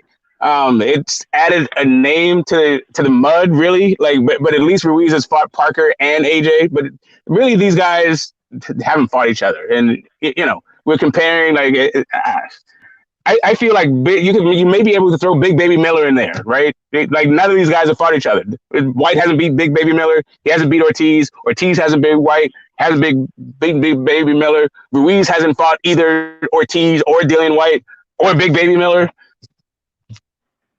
Okay. Well, you know what? Fair enough, because I can agree with you on that. Go ahead, Rascal. My bad. Get this smoke. I got a question. Get this smoke, because we always talk about how skilled Ortiz is, right? Based on the eye test, he's the most skilled. Am I correct? Right now, like, that's what you're saying, because he's a boogeyman. He's like one of the most skilled, right? No, the boogeyman thing is about whether or not guys fight you. I know, but I'm asking you, was it based on his skills? Like, do you think it was because he's so skilled, this is why people was avoiding him? Is that what this is about? It could be his skill level versus the fact he doesn't speak English, versus like his personality. Like, it's not just his skill level. It's maybe his skill level maybe he's too skilled in one area of boxing and not skilled enough in his marketability. Okay, because if he's one of the most skilled, if he's one of the most skilled, he did get knocked out by a guy twice who doesn't have any skills. Right, but that's according to people that don't understand, who don't appreciate what the skills that Wilder has. Okay. Fair enough. Okay, so let me ask you this, because you just said that Ortiz is in your top 5, right? Why is he in your top 5? Like, what has he accomplished, or what has he done, and what has he shown you in the ring to make you put him in the top, number 4, number 5? Like I said, there's very few guys who have challenged for the title. just around. Period. They're still active and even like anywhere near the top. And considering what he did in those fights, also, and what the other, compared to the other guys that could replace him, Dillian Whyte. He's all right. But to me, what he has put in front of the ring to this point doesn't leapfrog him over Ortiz. Those two guys got to scrap it out.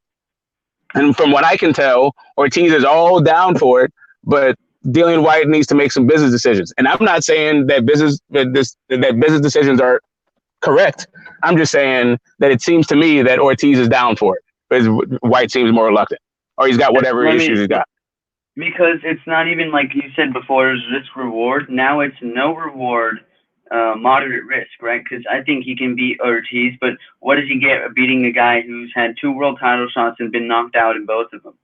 And if you want to talk about if you want to talk about him taking rounds against Wilder or performing well, you can say that Eric Molina or Gerald Washington, these guys were taking rounds or hurt Wilder at some point. You know what I mean? So okay, at a certain point, we're just arguing for the sake of arguing.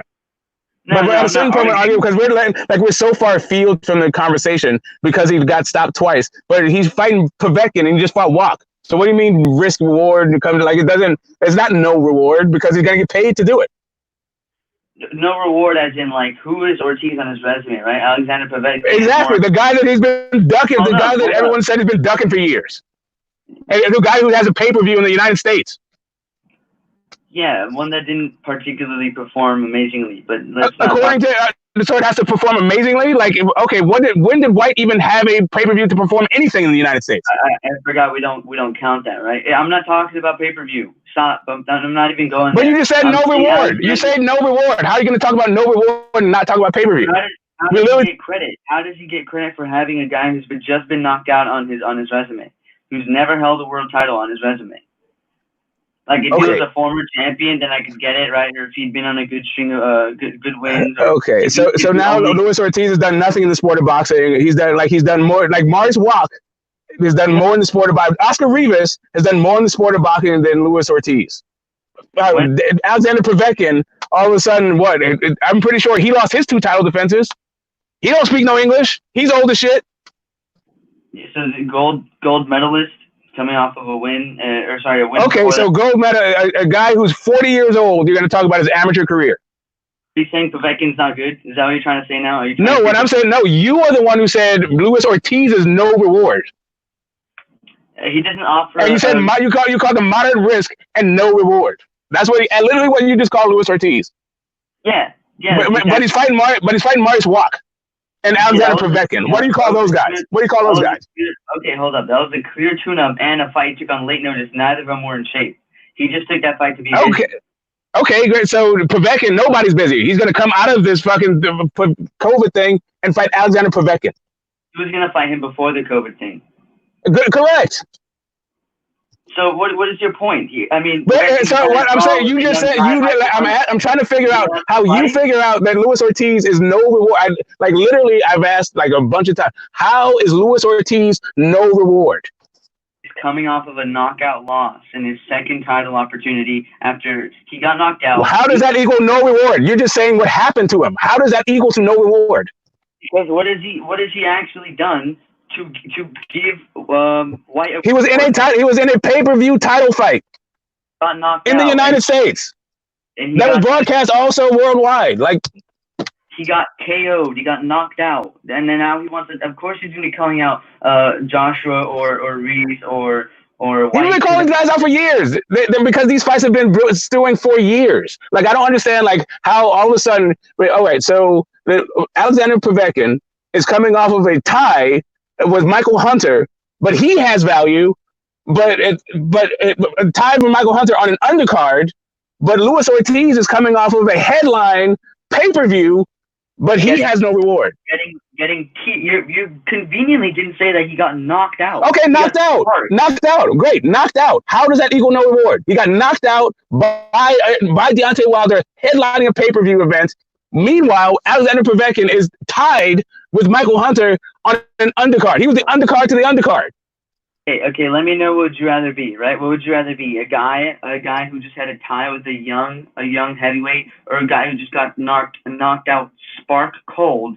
Could you by Hall of Famer in a pay-per-view? Are you sure? Are you sure he's a Hall of Famer? Now yes, I'm positive. Yes, no, I know. I'm not making assumptions. Is he currently in the Hall of Fame? Is he currently? Yes, he's clearly in the Hall of Fame. Is he currently? I said currently. I said currently. Is he in the Hall of Fame right now? Well, you have to be retired to be in the Hall of Fame. So he's not a Hall of Famer then. Wait, what are you talking about? Is Manny Pacquiao in the Hall of Fame? Is he a Hall of Famer? Is Canelo in the Hall of Fame? Is he a Hall of Famer? Man, stop with this. Listen, I gotta go. I can't. I actually have to. I actually literally have to go. I can't. Is it just me and you right now? Yeah, it's just you and I. Okay, fuck it. Keep it going. No, it's okay. If you want to go, I'll keep it on. No. Go ahead. Finish your thing. All right. Finish what you're saying. What I'm trying to say is I like Ortiz, right? I like Ortiz, and I think he should be, I don't want to discredit him, but right now he has done nothing to earn himself an opportunity, a chance for the WBC title, which is what the interim title represents, right? So he can call out whoever he wants right now, but at this point, he doesn't offer anything at this point, because in his last fight, he had been knocked out, and before that, he beat Christian Hammer, Kaufman, Kajanu, and then he got knocked out by the same guy. That's what I'm trying to say. I think Dillian Whyte's been on a good winning streak, and I think that he's been. Okay, so I think you conveniently I think you're conveniently leaving out what the different levels of competition that these guys are fighting, and they're just not on the same thing. Like Alexander Povetkin, Michael Hunter as a fight. Like Michael Hunter has had how many fights at heavyweight? Like 2, 3 maybe? And he's like tying him. I don't get it. All you're going to is results and the fact that he got knocked out. To me, your value doesn't go to zero because you got knocked out, especially getting knocked out by Deontay Wilder. There is no guy whose value went to zero after losing to Deontay Wilder. I don't know all of a sudden why Ortiz would be the unlucky recipient of the no reward category, especially when everybody says he was beating him for 6 rounds before the knockout. Yeah, so I said that he was actually winning before the knockout, but that really, to me, doesn't speak on.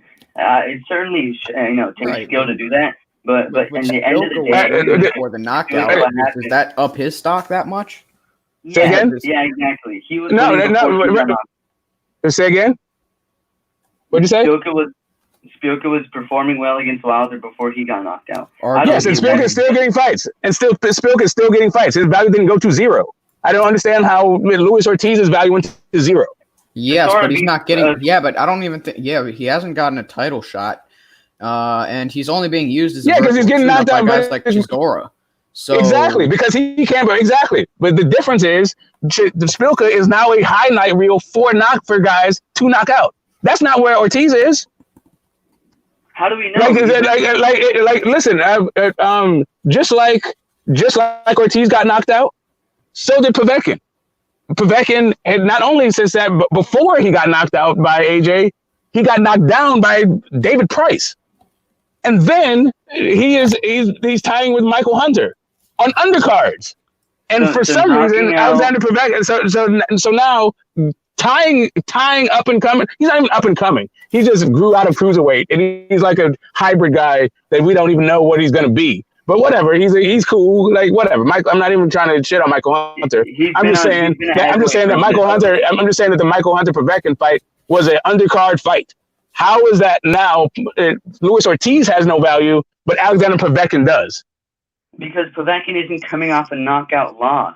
Okay, right. So you're saying because it was a knockout loss, regardless of the stakes, they weren't in the same level of fights because one guy tied in a non-title fight, in a non-headlining fight, on the undercard, but just solely based on the result. That's why he has value. Right, but he's still coming back afterwards and looking mediocre in his next 3 fights against tier 5 heavyweights.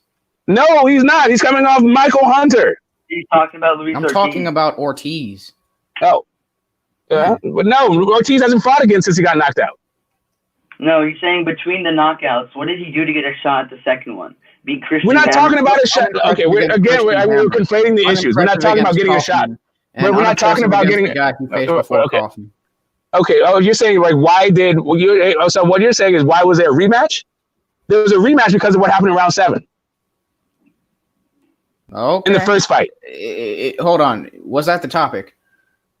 I think that's what you were saying. What did he do to get his title shot? So he had a close round. Never mind. Whatever. The reason why he got the title shot was because of what happened in round 7, and also what he did after those fights. So let me say, I think there's been other fighters that have hurt Wilder who were taking rounds off. I don't think that really. Okay, so who before Luis Ortiz did somebody say that guy should be champion right now? Oh, can you? I don't know what you're saying.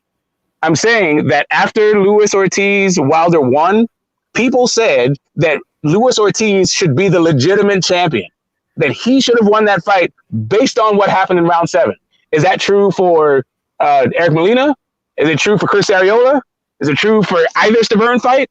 Is that true for anybody else that Deontay Wilder fought up until that first Luis Ortiz fight? I would really hope not, because none of those guys. Correct.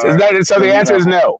So the answer is no. So the answer to your question is what did he do to get the rematch is what he did in the fight when they first fought, and then what he subsequently did afterwards. He knocked out a former title challenger inside of 2 rounds. He didn't lose. He didn't drop a round off Christian Hammer or Kaufman. He literally did though.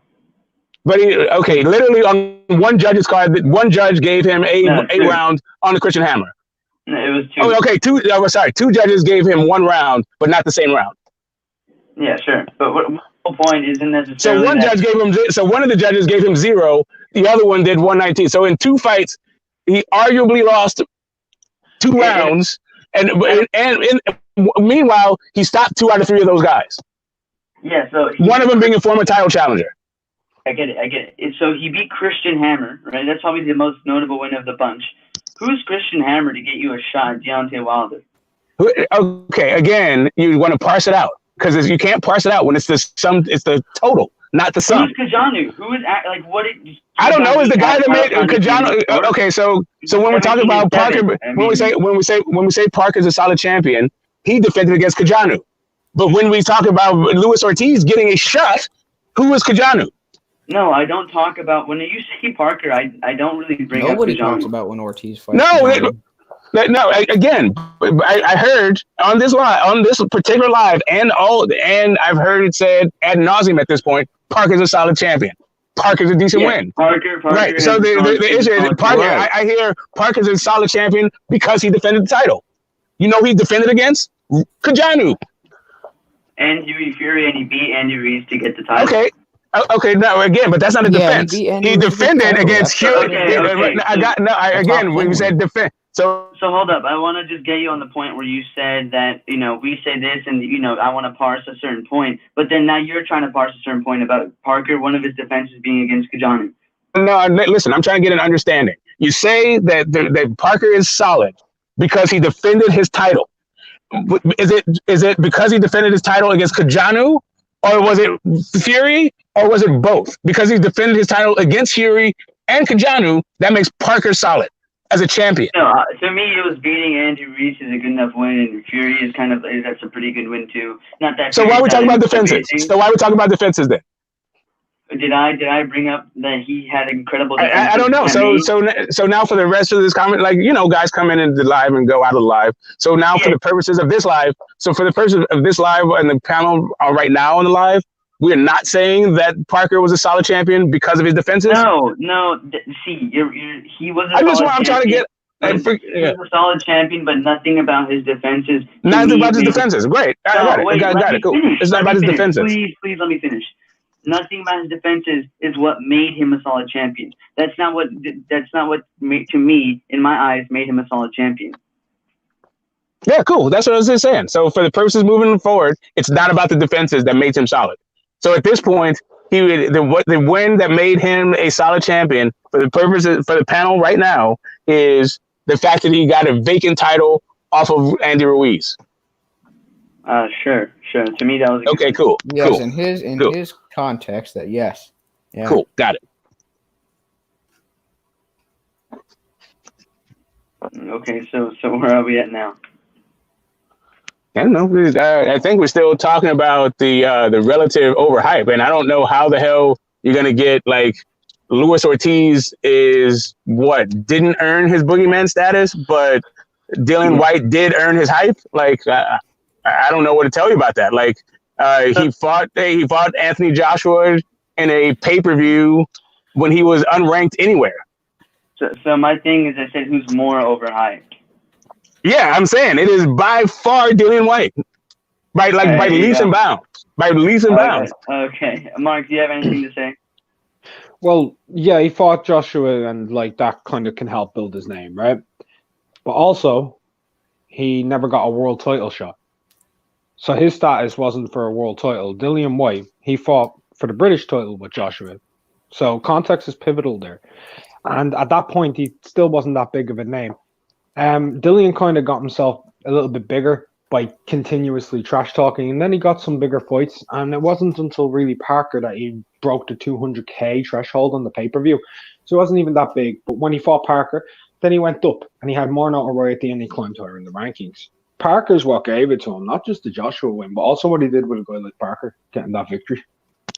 Now Parker, a former world champion, Luis Ortiz, a former world title challenger. Luis Ortiz, 0 in world title fights, 0-2. Joseph Parker, 3-1. So that looks like Parker's probably more solid. And you can say, well, who's he fought? Well, Wilder fought this guy. Okay. I think you're all over the place because Dillian Whyte is 0-0 in championship fights. Oh no. Hold on. He said Whyte Ortiz is 0-2. Yeah. It's about where we are. We're talking about Parker is 3-1. Parker's 3-1, not Whyte. Yeah, but why are we talking about Parker versus Ortiz though? Because we're trying to bring up the equivalency of the level of resume. Because that's right, but we're talking about Whyte versus versus Ortiz. Yes, and he's using that to statistics to talk about Whyte. But he switched it for Parker. But he's talking about when he switched to Parker to Ortiz. Get this smoke. Stop cutting across me because I'll never get to my point. I know. No, I mean I'm trying to find out. I'm lost. I'm lost as to. Okay, you can be lost until I finish my point. To explain why we start talking about.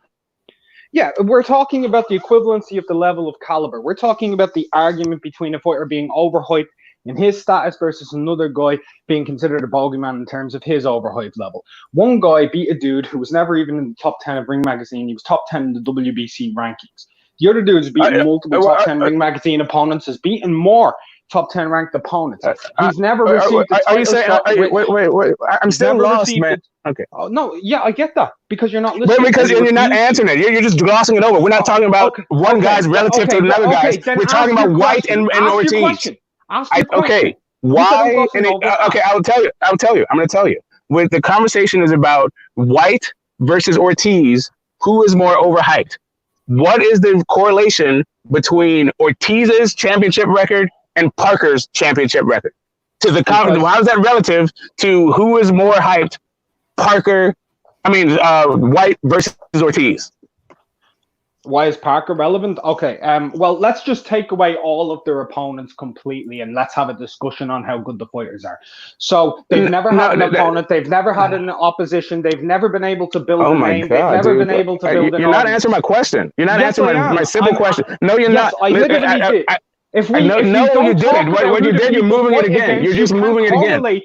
Okay, listen, I said their championship fight experience. What is Parker's championship fight experience relative to Luis Ortiz's championship fight experience? How is that relevant to Whyte versus Ortiz's relative hype?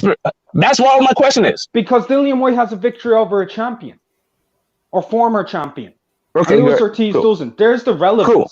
Yes, that doesn't have anything to do with it, right? But Parker's championship record. That's what I'm saying. What does Parker's championship record have to do with this? What do you mean? What does that have to do with it? It's his level of. It's the level of who he is as a fighter, and he's a fighter who Dillian Whyte fought against. And we're going to break down the resumes because obviously we need to do that because if you can't start talking about who they fought against to be able to rate how good they are. That's where hype comes from, not just what people talk about, because people talk about what happened.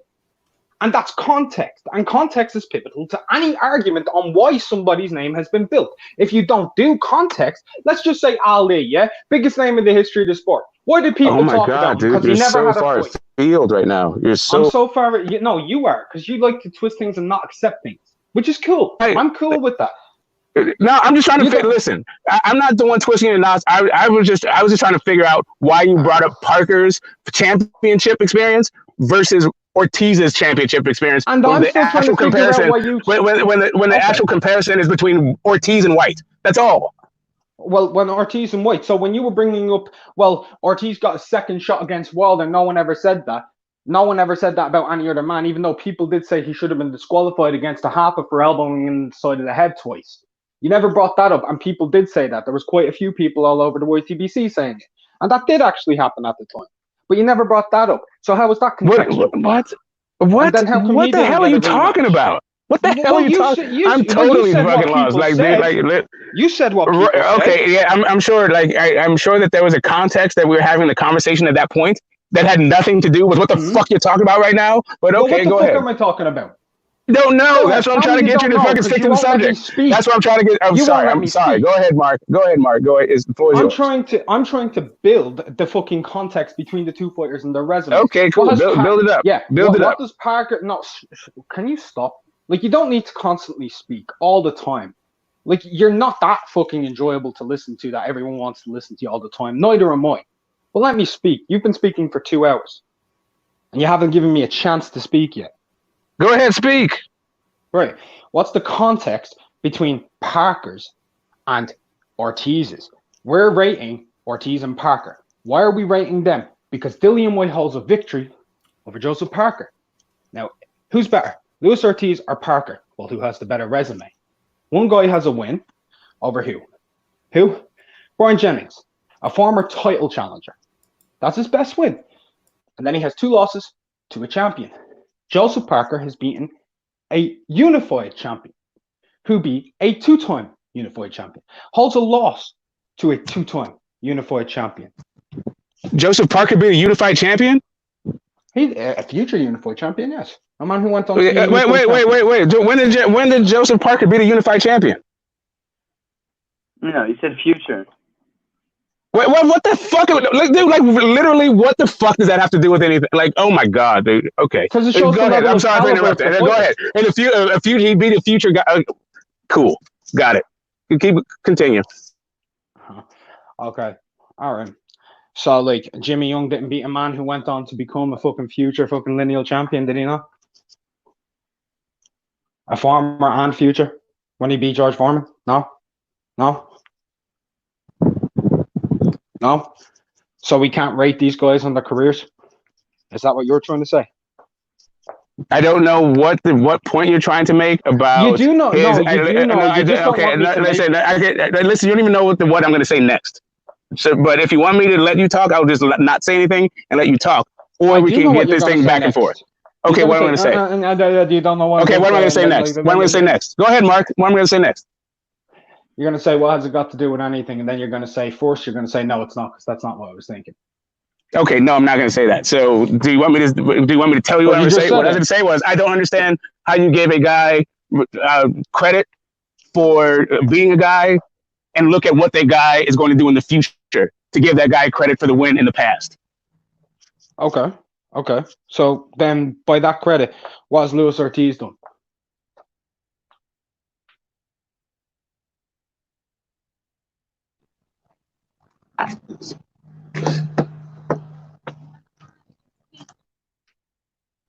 Is that a question for me to answer? What has Luis Ortiz done? Yes. In what context? Like, are you trying to say? I think that we've talked about what Luis Ortiz's accomplishments over and over again. I guess we can talk about it again. What's Luis Ortiz achieved in boxing? I mean, the highest level of achievements was his 2 title challenges. The highest title, or the highest title he actually won was the WBA interim. Against who? Who did he win the IBA? Who did he have the title challenges against, or who did he beat for the WBA strap? Title. Who did he defeat? I don't know off the top of my head. Yeah, because they weren't notable. So what we're trying to No, say. I mean notable. Okay, all right. Just because I can't say off the top of my head doesn't make them not notable. Do you want me to tell you right now? I can tell you who they are. He beat Matthias Ariel Vidondo. And yeah, Brian, that's not that's notable. literally his name. That's not. Yeah, that's not notable. That is not notable. Yeah, who was 21-1, and he knocked him out in the third round. But to be fair to context, he defended his interim title against Brian Jennings. Yeah, so that's what we're saying his best win is. Correct. And which is fine, right? I'm not trying to say Ortiz is trash or anything, but I think that Ortiz has been slightly overhyped, and I like Ortiz. I genuinely do. I was kind of rooting for him a little bit in the Wilder fights, and I thought, even though Wilder was getting outboxed, he caught him clean, so he knocked out Luis Ortiz, right? We have to take that into context when you say, what is the thing that he's accomplished, and you say he challenged for a world title fight. You conveniently leave out that he got knocked out twice. He got knocked out. So who's more hyped, the guy who's currently, holding an interim title and on a run right now, or the guy who's just been knocked out twice? Okay, it's not convenient. I'm literally just asking a question that Mark said. He didn't ask me what happened in the fights. He asked me what was his achievements. Right? Yes, so it's not me conveniently leaving it out. I believe I've already said that he got knocked out both times. And then, again, I also said the result is one thing, and we can talk about the result, but we can also discuss what happened in the fight. So yes, he got knocked out twice, but in the first fight, there was a 7th round where people say that actually the fight should have been stopped and he should have been the champ. And then also in the second fight, people say he was winning every round until he got knocked out. Okay. Yeah, so to me, that's a question more about like skills and whether or not he's earned his position to be a boogeyman. I guess that's the point we're trying to make. Versus Whyte's deserving his hype. Well, I'm just asking, how's he a boogeyman if he's had 2 world title fights and an interim world championship? I'll leave you with that one. Okay, again, we talked about the boogeyman being a guy whose risk reward is too skewed towards risk that they don't get the fights. That's how you become a boogeyman. So the question about he got more he got more considerable fights than the overhyped guy. He got more considerable fights than whom? And also overhyped guy, Dillian Whyte. Because Dillian Whyte never received a world title shot. This man's had an interim title and 2 world WBC championship opportunities. Yeah, he's somehow a boogeyman. All right, so here's the thing. I think that this comparison that we're doing, and you can tell me if I'm wrong. I think it's does Ortiz deserve his title as boogeyman, and does Whyte deserve his hype? And which one is more skewed, right? I think that's what the conversation is about. And I'm saying how Ortiz earned his boogeyman status. How did he earn his boogeyman status? There's no proof. He earned his boogeyman status off of guys not wanting to fight him. Why didn't they want to fight him? First of all, because the risk reward wasn't there. The risk reward matrix was too skewed to risk and not enough to reward. Okay, we're getting somewhere. And why did Dillian Whyte get his hype? Right, and I believe Dillian Whyte got his hype based on the fact that for me, it's the UK boxing scene. Like that's what the nature of the way that the British boxing is set up. So Mark, for a little context, earlier he said that the Oscar Rivas and the Joseph Parker fights were fixed, and that it's all the UK boxing scene that basically allows them to fix fights in favor for Dillian Whyte. He said they were fixed. Oh, okay. No, I didn't say. Well, that's a little bit broad, but yeah, I did say that those fights were fixed, and I did say that I don't think that Whyte has proven that he's better than either of those guys based on what happened in those fights, both in the ring and before. Well, specifically with the Rivas fight before, but whatever. So we're going into a matter of opinion. He holds victories over them, right? And those 2 victories are considered top 10 wins at the time. Both of which were top 10 ranked. And you know as well as I do, the most consensusly viewed platform in the entire world for boxing and rankings is Ring Magazine. And both of those guys were top 10 in Ring Magazine's ratings, right? So that's where some of it may have came from. Also, another part of it may have been against his 2 victories over a dude who... 2 victories over a guy, whether you agree with 1 or 2 or none of one of those victories are not the first fight, just like the Rivas fight or the Parker fight, whether they were fixed or whether there was things that helped him out along the way. Contextually, he got his name because he managed to win those fights, whether you agree with it or not. And there is no way you can ever prove he doesn't hold W's over them men, because he does. And that's what people will see more than anything. And he holds more of those victories than anyone outside of the top 3 in the division. That is fine, but that's the issue about hype, right? Because what you want to do is you want to highlight the good and then try to obfuscate when it comes to the bad. And that's what I'm saying. Yes, we can look at result, but we're going to be a little bit more sophisticated than just looking at the result and using that facile argument to justify it. Because really what we're talking about is what the hype is based on, like whether or not the hype is justified. So in the Parker fight, just bear with me for a second. In the Chisora rematch, what about that fight said it should be pay-per-view? The first Chisora draws big money, and so does Whyte. Chisora Whyte rematch. Yes. Yeah, so they sell big in the O2. Hold on, IBT. Hold on. He wants to know what did it. It stole the show on an Anthony Joshua headline pay-per-view. The first fight. It stole the show. It was considered the best fight, and it was considered the British fight of the year. Right. That's so.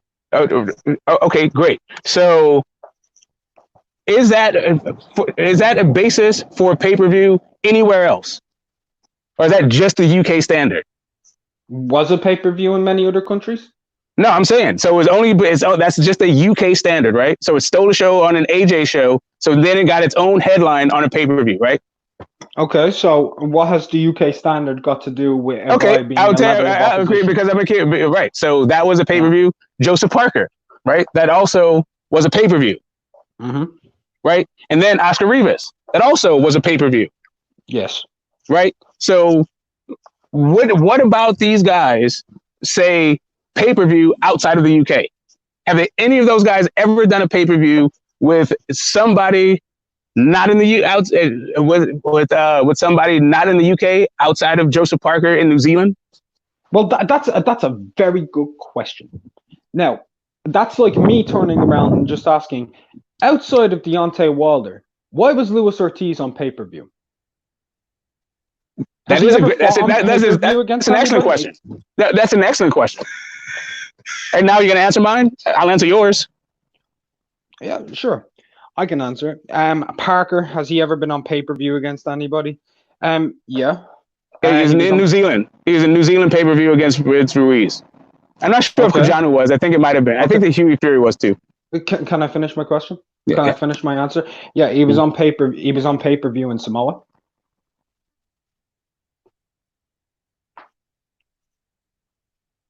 He was also on pay-per-view against Franz Botha, believe it or not, in New Zealand. Right. But you want to go outside of New Zealand?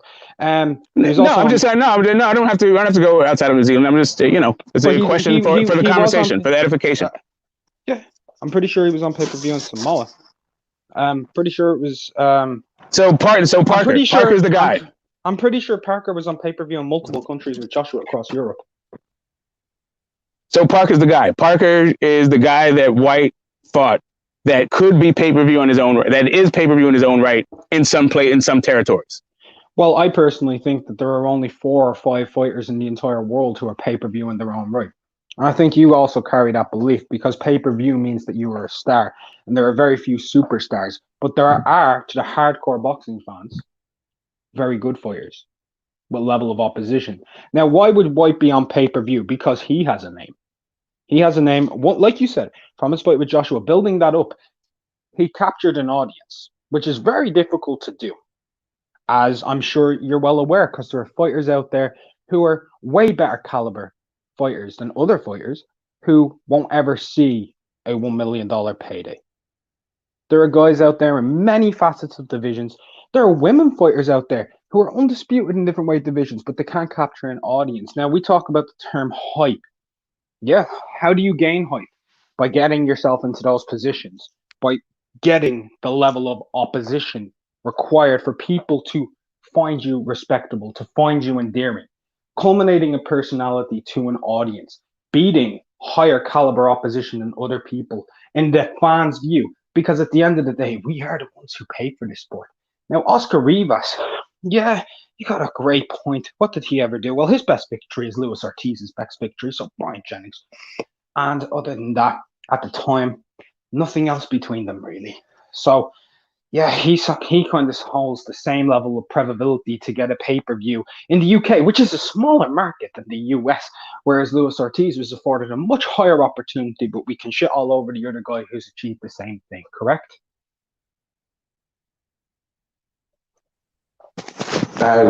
We can shit on the other guy. I'm not sure which other.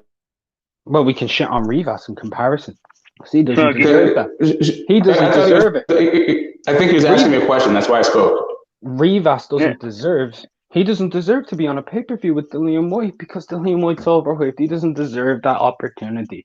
Whereas Luis Ortiz does, even though they have the same level of win as their best in Brian Jennings. Oh, my heart burns.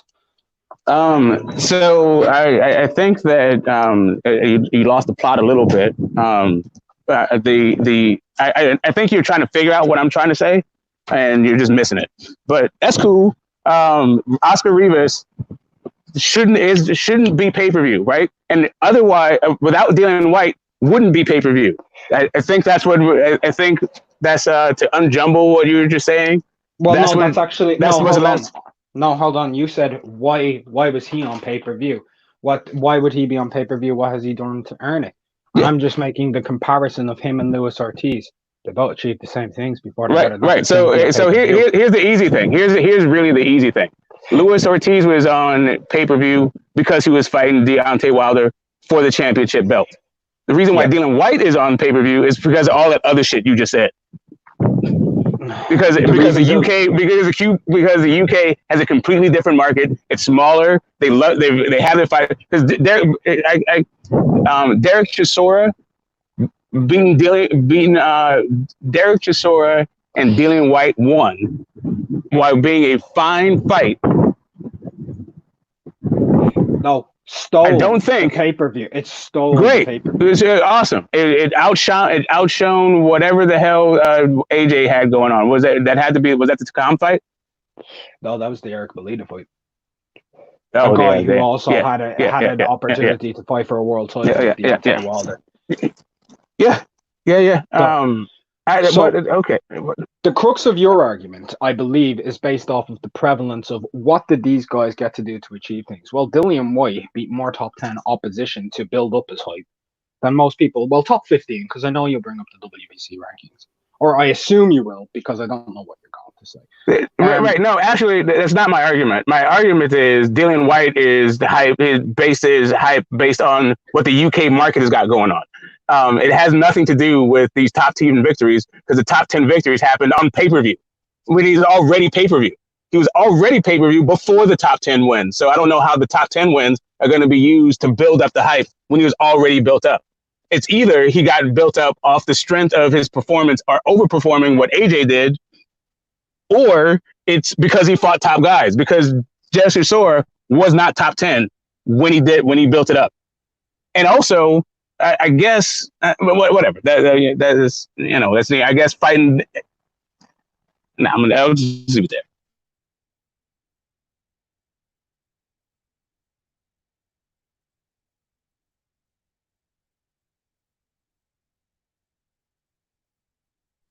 Yeah, did I break up?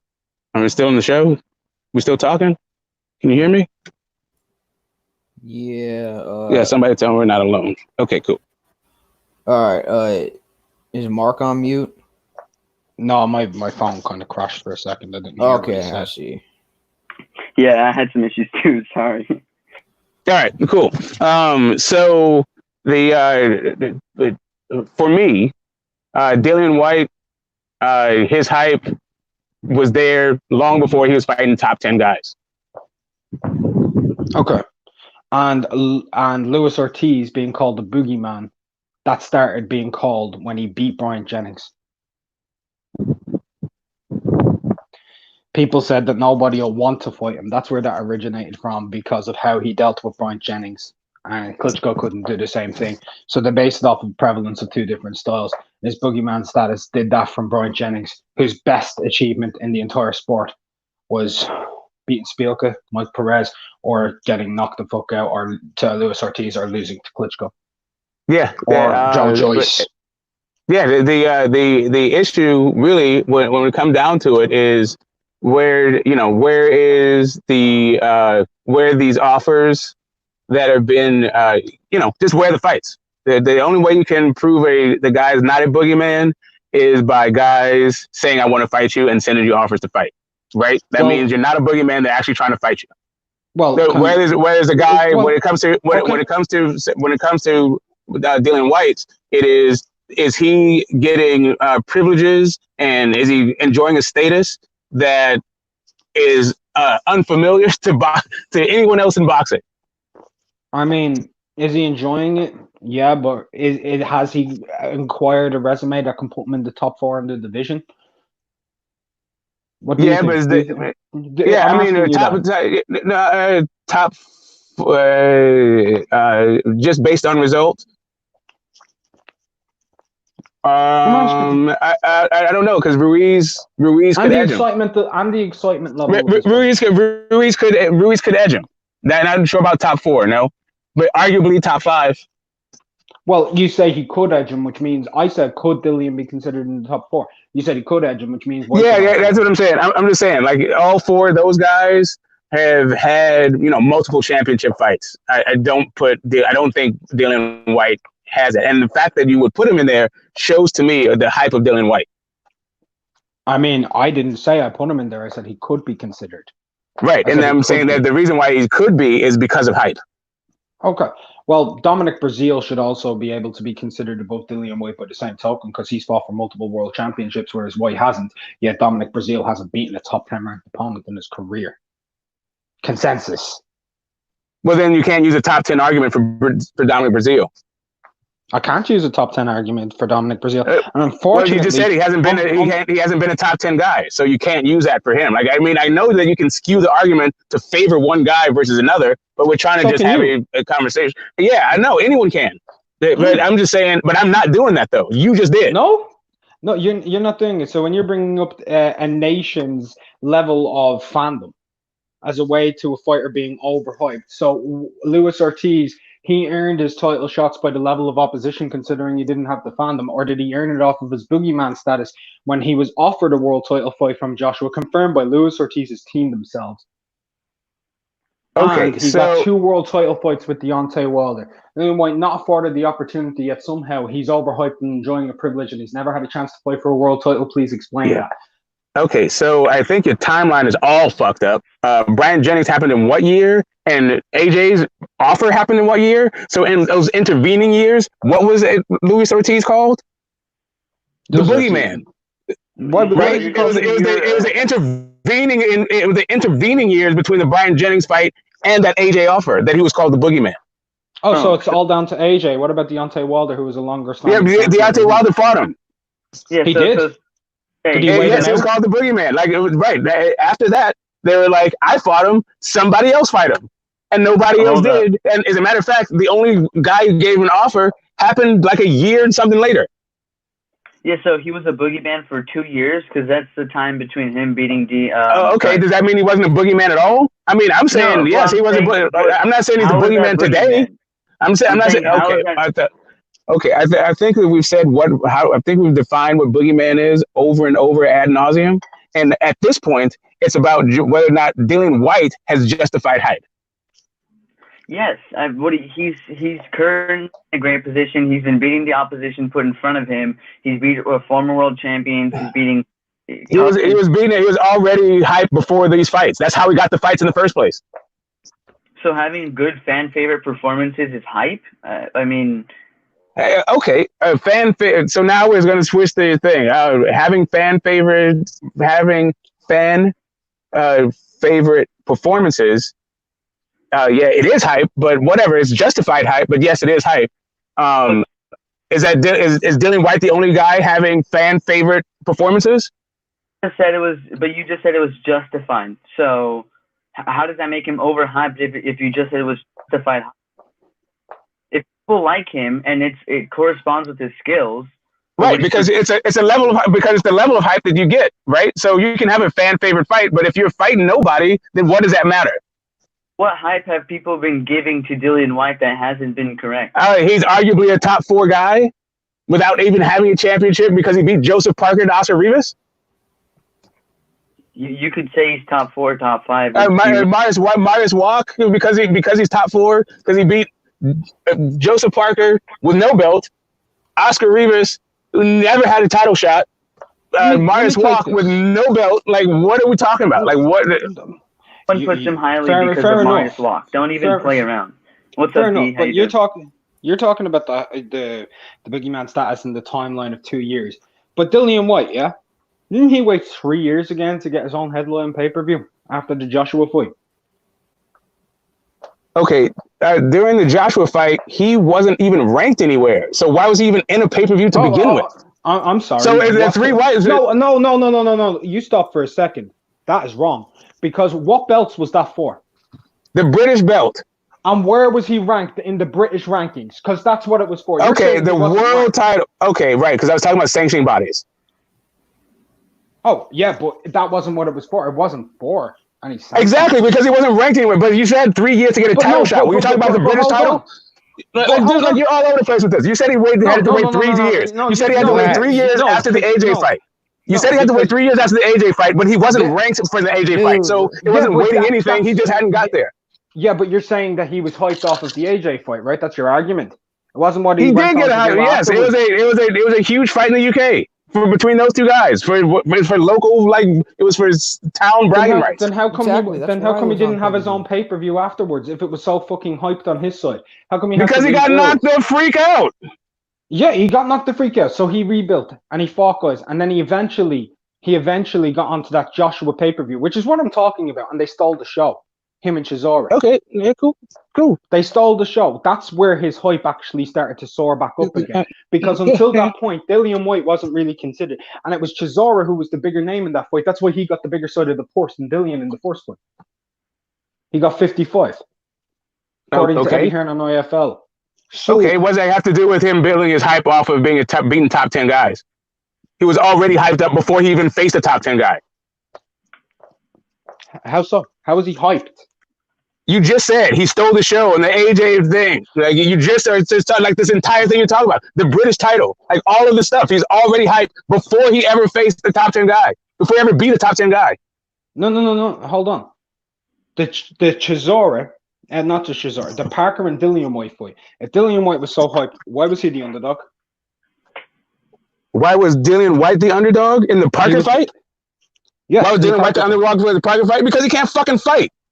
Then why did he win? Because the fight was fixed.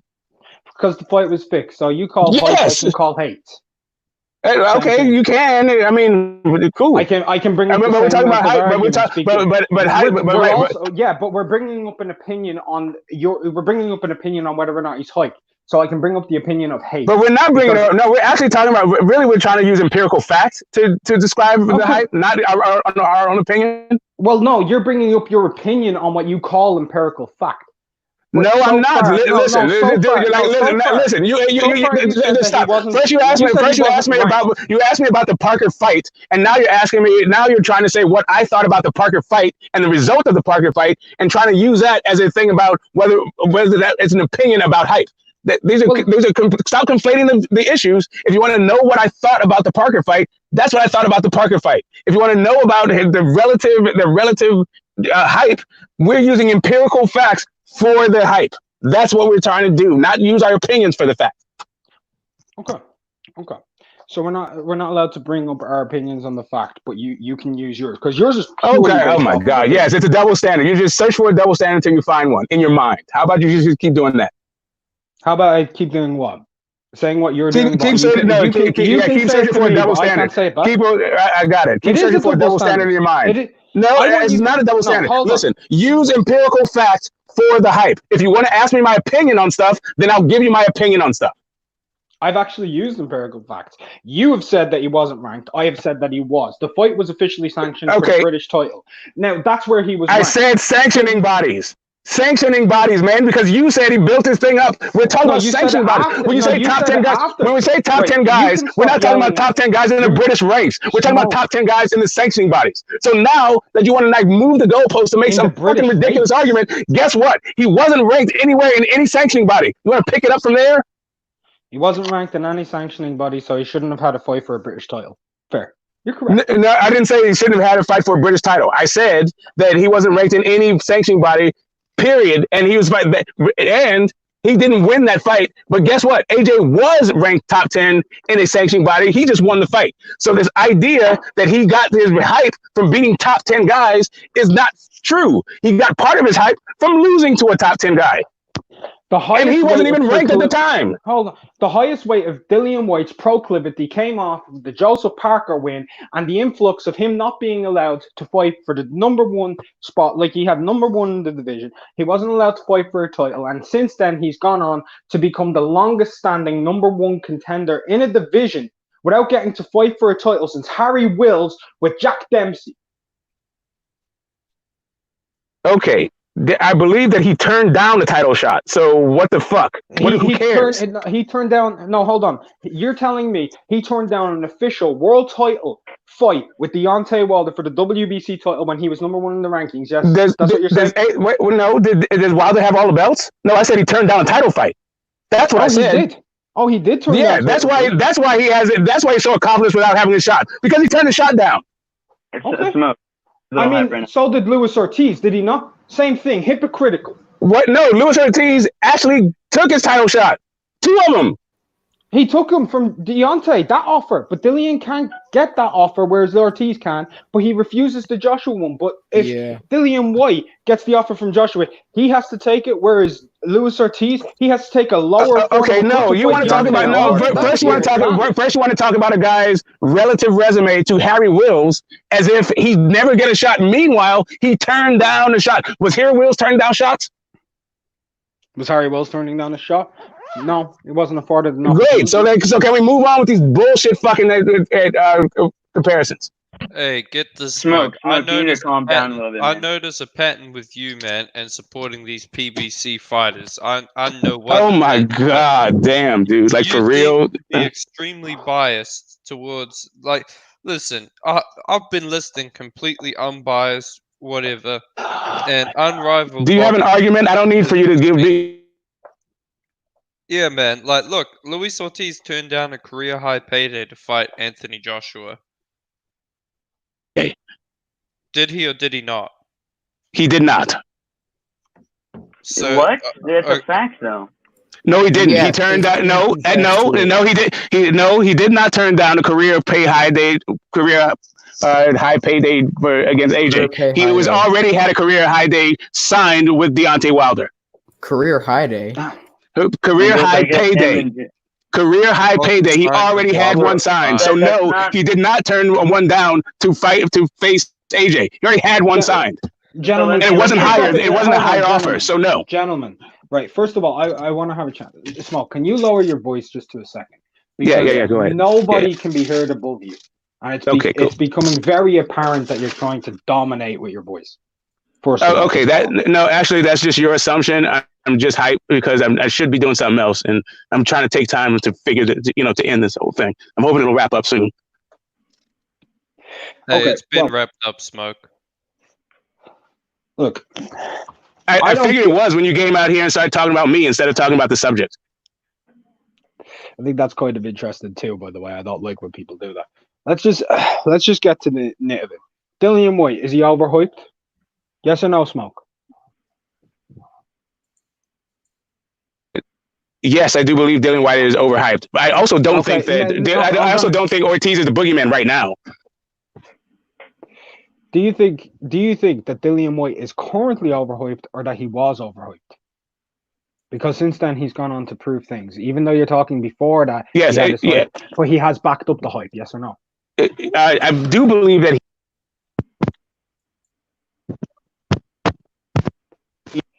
You're cutting out, man.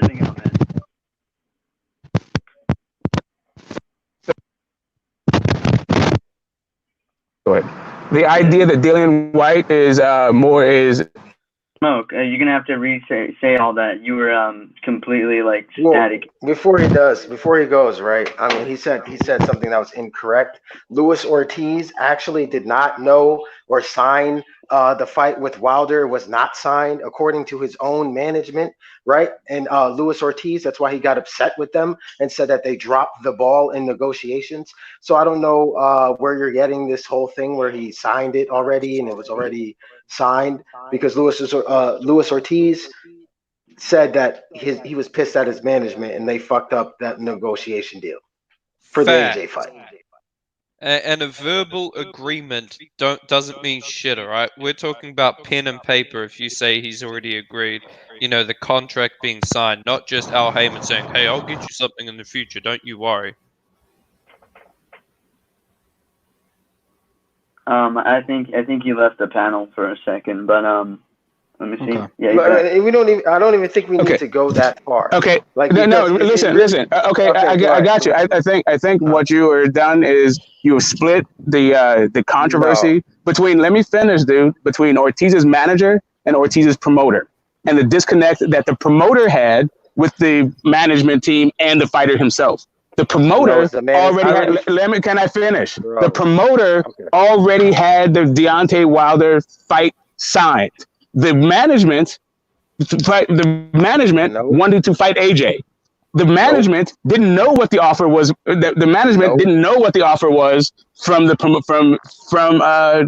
Matchroom, from Eddie. The management didn't know that. Hold on. So when the management said, let me finish my thought. So when the management called AJ's offer lowball, they didn't realize what the offer was. That is wholly different than whether or not he already had a fight signed, ready to go for his highest payday. This is, again, you see, we had this discussion before on D's channel. Remember when I brought the article and it stated that it was management and his promotional company? That you're conflating issues. You're conflating issues. You're talking about, that was about... Smoke. If you need the article again, I will get it for you. That's no problem. Okay. But it wasn't only... Just let me finish. Yeah, go ahead. It was not only the management, it was the promoter as well. Remember, you said that it was only the promoter and not the management. Why am I giving you a video to the manager? And then I have to show you the article that said the promoter and management fucked up the deal. Do you remember that? I do. And if you but the conversation was not about the highest payday. The conversation was about whether or not Ortiz would travel to the UK to fight White. You're completely conflating fucking situations right now. No, because what we're talking about is that you said the fight was signed, which it wasn't. That's what we're talking about now. Now, if you want to get into that, we can. But what you're saying is the fight was signed. Well, that's a lie, because the management and the promotional company, Luis Ortiz was mad at both of them because they dropped the ball. But how did they drop the ball? They dropped the ball because he wanted to fight AJ. According to Luis Ortiz, which you're saying is bullshit. No, I didn't say it was bullshit at all. Why are you guys putting my words in my mouth? You're just hold on 1 second. There's a siren coming by. I'm not measuring anything. You're saying the fight was signed. Luis Ortiz was pissed at his management and promoter because they dropped the ball to not get the AJ fight. Okay, so all right, so fine, it's so cool. So let's say that. Okay, so fine. So and I can't look this up to confirm, but I'm willing to concede that maybe it wasn't signed and that the offer was just out there for the Wilder fight. However it goes, it's not like he turned down AJ's offer for his highest career payday because he already had an offer for his highest career payday. No, and that this is again where you're wrong, because ESPN dropped an article after the fight saying that they had to match what AJ offered both Wilder and Luis Ortiz. So again, you're wrong. Okay, what you're talking about is what the manager. Okay, I'll tell you what you know. I'm just saying you're just saying you're wrong and being crazy about it. No, just hold on. Okay, I'm gonna go ahead. Got it. What you're talking about is what the manager said about the Wilder offer. The manager said, "I don't know what the exact numbers are, but it would have to be contractually. He would have to at least match it, or else he's getting sued." Well, there you go, Smoke. You just answered the fucking question. So that yes, wasn't. I know I did. That's what I've been doing all day. That's what I've been doing all fucking day, is answering the question. Cool. But they had to match it because of, or according to the article, that they had to at least match, like you just said, at least go around the range of what AJ was offering. Correct. And the dude said, and also the manager said, really what he said is they had to match it, and it's probably even more. It's actually what the manager said, but you're talking about before the fight versus after the fight. After the fight, we know he made more than $7 million. Well, we don't know that, but whatever. There's reports that he made more than $7 million after the fight, which was what the offer was. I believe the AJ offer was like, turned out to, they started off with 5 and it went up to 7, but the manager said that they would have even taken it for the 5. But it actually got up to 7. So the controversy was about his lowball statements, not whether or not he got as much money or not more fighting Wilder, which is all of this is about whether or not all this is about. Okay, I got it. We didn't get more. Everybody's saying this thing, but really all this is about me addressing what the dude sorry, the New Zealand guy. I can't remember your names. I don't, no disrespect, but he was saying that Eldar cool. He was saying that Ortiz turned down his career high payday to fight AJ. He did. Okay, great. And like I said, he already had an offer from Wilder at the time for his career high payday. But he didn't. We just went. Okay, right. But you talk about the manager, but you're not. Can you address the promoter? Hey, I'm biased. Can you address what the promoter said? Okay. Now, look, you're switching the words. I want everybody to know this. That he said offer before he said it was signed already. So which one is it, Smoke? Listen. Maybe you missed it when I said I don't have it in front of me, but I'm willing to concede that maybe it wasn't signed and it was an actual offer. So now maybe you can underline the difference between what the manager said and what the promoter said. Do you have an article where the promoter said, I already have this much, I already have the offer for the Wilder fight? No, can you show me that? Because that's your argument. Cool. That's not mine. Okay. My argument is that the promoter and the manager dropped the ball and Luis Ortiz was mad. I can get that article for you. Okay. Oh my God, dude! Like literally, I can't use your. Okay. No, I'm not asking you to. I'm not asking you to defend. I'm not asking to defend my argument. I'm not asking for you to defend. I'm not asking for you to defend my argument. What I'm talking about is, do we have all the facts? And it sounds like we don't have all the facts. I'm just asking you if you know what I'm talking about when I said what the promoter said versus what the manager said. Do you know that? Are you aware of this, or do I have to prove this? If you have an article, you can get it. No, but that's not what I'm asking. I'm not trying to argue with you guys to win an argument and like leave out facts to make myself look good. What I'm asking is straight up. Do you know what I'm talking about when I say the difference between what the promoter was saying, Luis Ortiz's promoter, and what Luis Ortiz's manager? Do you understand that entire thing? Yes or no? Or do I need to get argued? No, okay, I know cool. the whole. You do get it. So you do get it. Yes. So you do get it. Cool. I know what happened. Yeah. Cool, because what it was the promoter was having a back and forth with Eddie that left the management outside, the management and the fighter outside of it. So when he said they dropped the ball, what that was Luis Ortiz was preferring to fight AJ even for less money. So this whole idea about the career high payday is a red herring. Let me just get the article, bro, because you're just giving me a headache now. Cool. I got to go anyway. So if you're saying that Dillian Whyte's hype is justified, I've heard tell that Dillian Whyte is now higher ranked than Deontay Wilder in some people's eyes and estimations, and maybe on some list somewhere. To me, that is overhyped. Okay. Well, also thank you for confirming that Wilder had to match AJ's offer. So AJ's offer was forced.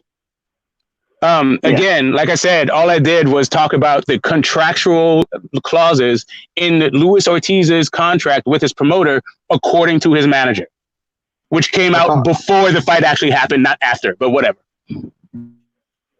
Because that's how you negotiate fights, right? Before they take place. Right, but the whole thing was, what Unbiased said was that it had to match it afterwards. What happened was there's a contractual clause between Luis Ortiz and his promoter that says they have to take the highest offer, or open themselves up for litigation. So because Luis Ortiz's manager didn't know what the actual offer was when they were having that interview, he said it had to be at least that, or else someone was going to get sued. Well, I'll just ask. The promoter always said, "I already have this offer in hand." What was Luis Ortiz's official offer for the Deontay Wilder fight? Official offer is unknown. It's only reported offers. So it's reported. What's the official the official final offer from Anthony Joshua? We don't know fake media law. No. Well, I mean, both sides. The corroborated offer, I believe, is $7 million. Okay. But both sides said because I think both sides said it. What was Luis Ortiz's Porsche release? For which fight? The second one? I mean, It was reported that he made 7 plus upside. What was his Porsche? Not what was reported. What was his Porsche? I don't know what was per. I mean, all it was reported purses. I don't know. Did it take place in Vegas? You'd have to look it up. You can look it up. Well, it was in Vegas. The reported purses are said to be like 1.5 million, and then an upside of up to $7 million. That's what. Right. So there can I go finish? Ahead. Go ahead. Wilders was to 20 million. The highest pay-per-view for that number that I've seen quoted was 285 to 310, I think. So that'd be 21 million, and with upside, they would have taken a loss in that fight. So I don't think he would have seen 7 million, unless Wilder only took 13. Right. So that's if. And then they would have broke even. Okay. So that's if the reported numbers are correct, which we don't know. And then also they went up to as high as 300. It went up to as high as 350 because in the reported article that said it was like I guess 270 and counting.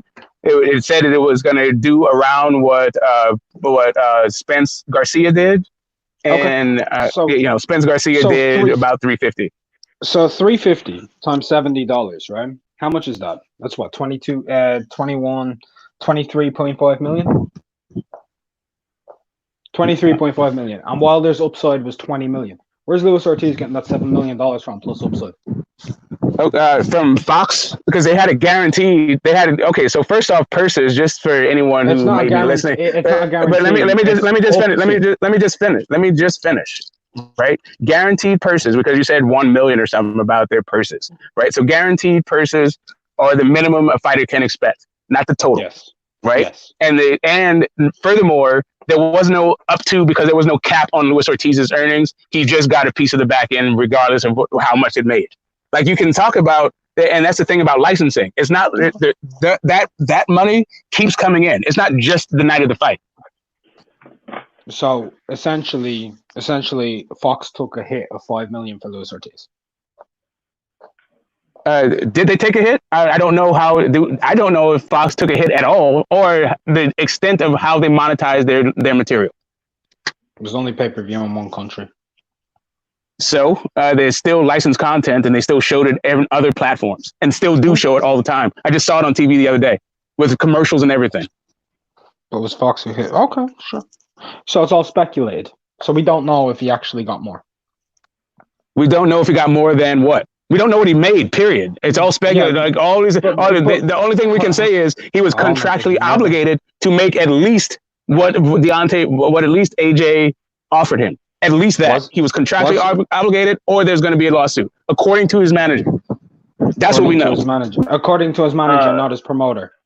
Really quick, Unbiased has the article here you guys are asking for. Unbiased, is there a specific part you want me to go to?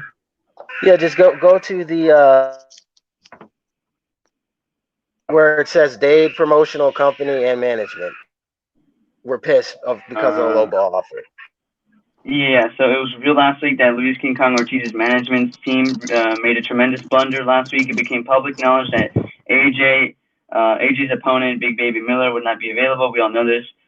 Miller was busted with a whopping 3 separate PDs in his system. After this discovery, there's a mad dash to find a replacement foe. At the top of that short list was King Kong himself.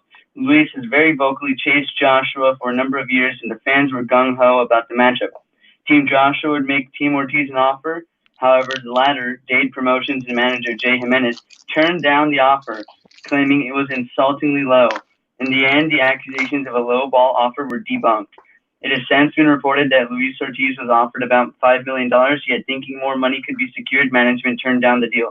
Not only was the deal rejected, it was never even presented to Ortiz. And now Ortiz, his trainer, fans, and a large section of boxing world are fuming mad because Team Joshua opted to move on rather than offer a high wager. The whole situation was complete disaster. Okay, good. IBT, I think we get it, right? So it was the Dave Promotions and the manager said that it was a low ball offer. Who was upset from Ortiz's team was his fucking trainer. Not a manager, his fucking trainer. His trainer is his manager. His trainer, Jay Jimenez, is his trainer and his manager. What did we just read? Oh my God, dude! Like, listen. Like, come on, bro. What you just read, what you just read was that what I said the entire time. The promoter, Luis Ortiz's promoter, Luis. Okay, listen. He doesn't have more than one trainer then. Okay, again, what you just read is what I said to begin with. Bro. No, that's not what you said. You said there's a difference between the promotional company and the management. That's what you said. I just showed you that it was both promoter and management that dropped the ball for Luis Ortiz.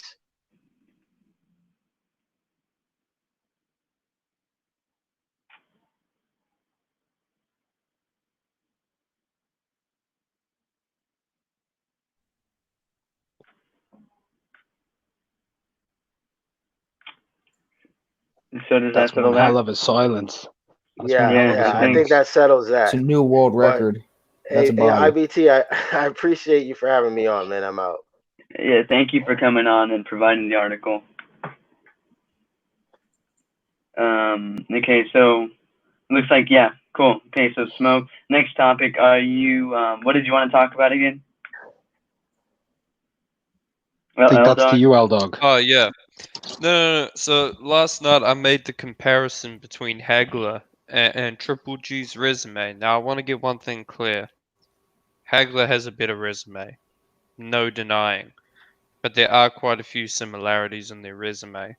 Namely, a lot of their title defenses, they completely washed these guys who weren't the greatest boxers and only were able to get the bigger fights towards the end of their career against smaller guys. I think their resumes and career are pretty comparable.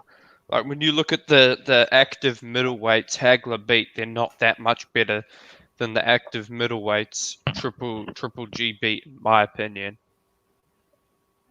Now he did beat guys who moved up and went on to become middleweight champions in the future, so I give him credit for that. But if we're talking about just active middleweight contenders or champions, whatever, he beat Alan Minter.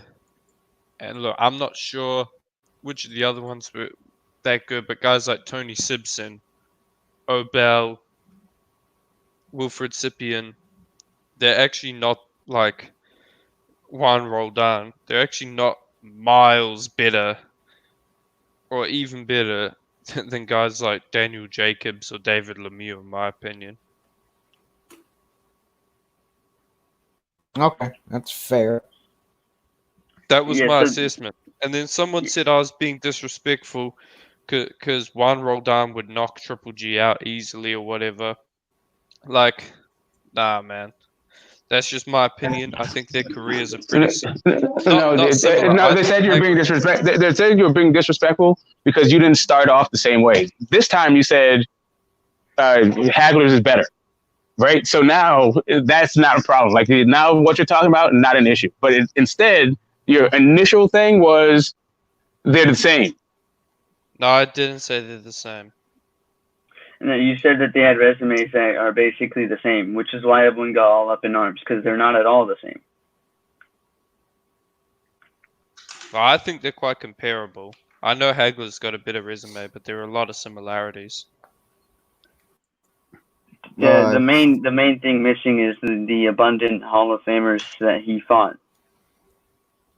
Right, but my argument was pretty much all the Hall of Famers Hagler fought were guys moving up in weight. Yeah, but those are like pound for pound fighters. I mean, Hearns would have a middleweight championship and a light heavyweight championship after their fight. I mean, that's true. So like you wouldn't want to restrict these guys to one weight class. Like I mean, Duran's best weight class is 135, but that doesn't mean that he was trash at any of the other ones. Far from it. Yeah, in fact, he beat Iran Barkley at middleweight. Yeah, I know, but some people, they couldn't see the comparison at all between Triple G and Hagler's career. I see quite a big comparison, man. Like, these guys had a similar career in some sense. They were somewhat similar. I mean, I just think Hagler is probably a product of a better era, to be honest. Yeah, I mean, Hagler had the benefit of being American, so he's more promotable. Like, No. Hagler had the benefit of actually fighting way better level of opposition historically because all of the opponents he had, statistically, even if you want to go and you compare Roldan to Jacobs, but if I compare Jacobs to Tommy Hearns, there's really no comparison. Yeah, that's probably Triple G's best title defense. So you picked his best one and compared it to Roldan. Did you count a draw with Canelo as a title defense? Yep. Yeah, so sure. That would be his best title defense. But I'd say Tommy Hearns is still better. Yeah, so like Canelo's one future Hall of Famer, right? And Hagler had multiple Hall of Famers on his resume. You're talking people who are considered all-time greats in multiple weight divisions. I mean, Yeah. when you talk Ray Leonard, he's considered an all-time great at welterweight. When you talk Duran, he's considered by a lot of people to actually be the best lightweight of all time. Whether I agree with that or not, it's another thing. Also, I must say that Hagler became undisputed. Triple G Hagler did become undisputed. That's fair. And beat an undisputed champion. And his level of come up and the fighters that he was fighting against were way higher level than way higher level, man. Like, I'm sorry, but when you start looking at guys like Bobby Watson, you start looking at William with the Warren Monroe, and you start looking at where they're fighting and in the Philly circuit and the spectrum, it's a different kettle of fish to fighting guys who are from 1 and 12. Yeah, so the main issue was last time. Like, now it's not as much of an issue because you preface different things. But out of the blue, you said they have comparable resumes, and when we said no, you said let's take out the the four kings, and that's a large part of his resume and legacy. So to just take them out like that is what we had issue with, and why it felt disrespectful when you were trying to say they had comparable resumes when they really don't. I mean, Triple G's two biggest fights were close, Yo, L-Dog, didn't you say... okay, I met you on True School. Didn't you say Joe Joyce has way better skills than Daniel Dubois? Yes, I believe Joe Joyce has better skills than Daniel Dubois. Okay, well, can you mind explaining why? I mean, how? I'm sorry. I think he's got better punch technique. He uses his weight transitions better. He's got much better variation of offense. He doesn't always just step in with the jab. He can step in with the jab, but he can also engage throwing other punches. He looks more comfortable on the inside, that's for sure. I mean, he can counter punch. He's got a great pull counter, where he'll take half a step back. I mean, everything you're saying, though, you're saying, I think he looks, it sounds like exactly, everything is just... in other words, what you're saying is you don't know. He's not wrong. It's his opinion. I mean... I know, but he's also not right either. I'm just saying, I think Daniel Dubois is better. Like, skillfully. I thought you said Joe Joyce was better. Yeah. Which is it? I think Joe Joyce. I said Joe Joyce is better skillfully. I don't think he's as physically gifted as Daniel Dubois. He's not. I mean, he's got slow hands and whatever, but Joyce... He's also a lot more experienced, isn't he?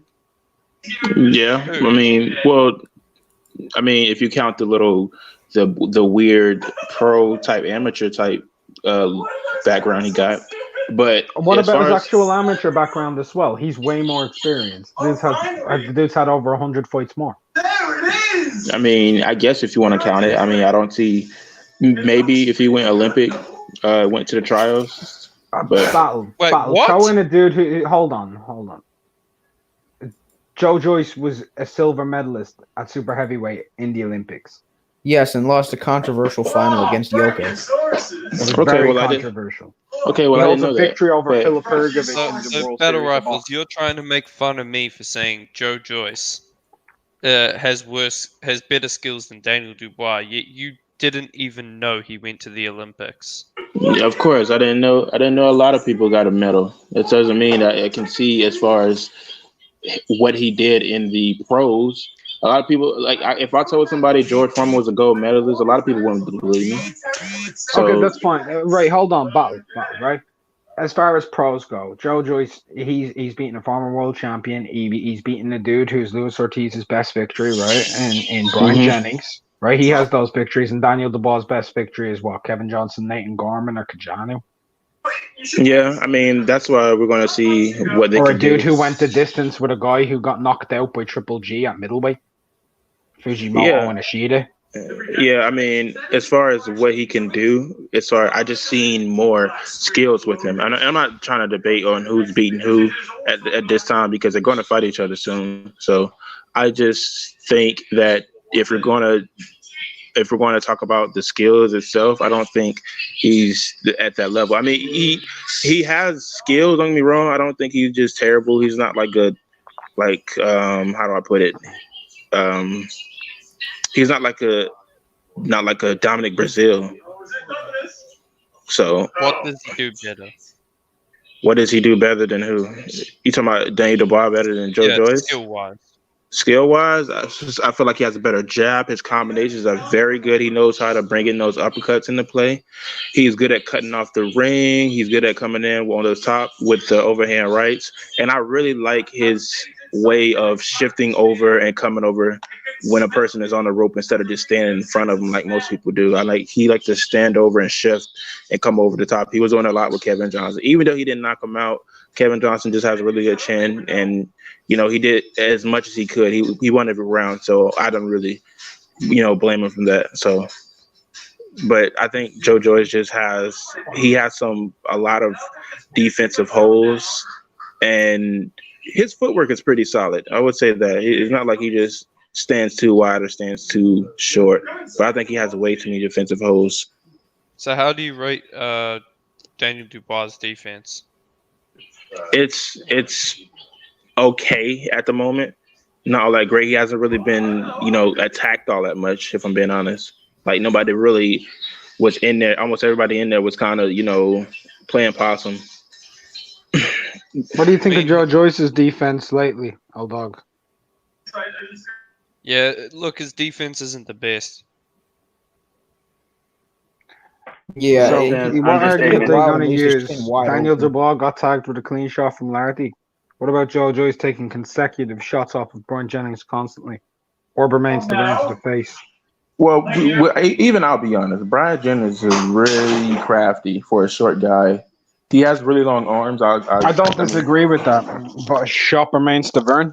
He took repeated blows to the face off of him. Yeah, but Bermain Stavern was getting off the couch. Yeah, look, like I said, I don't think his defense is that good.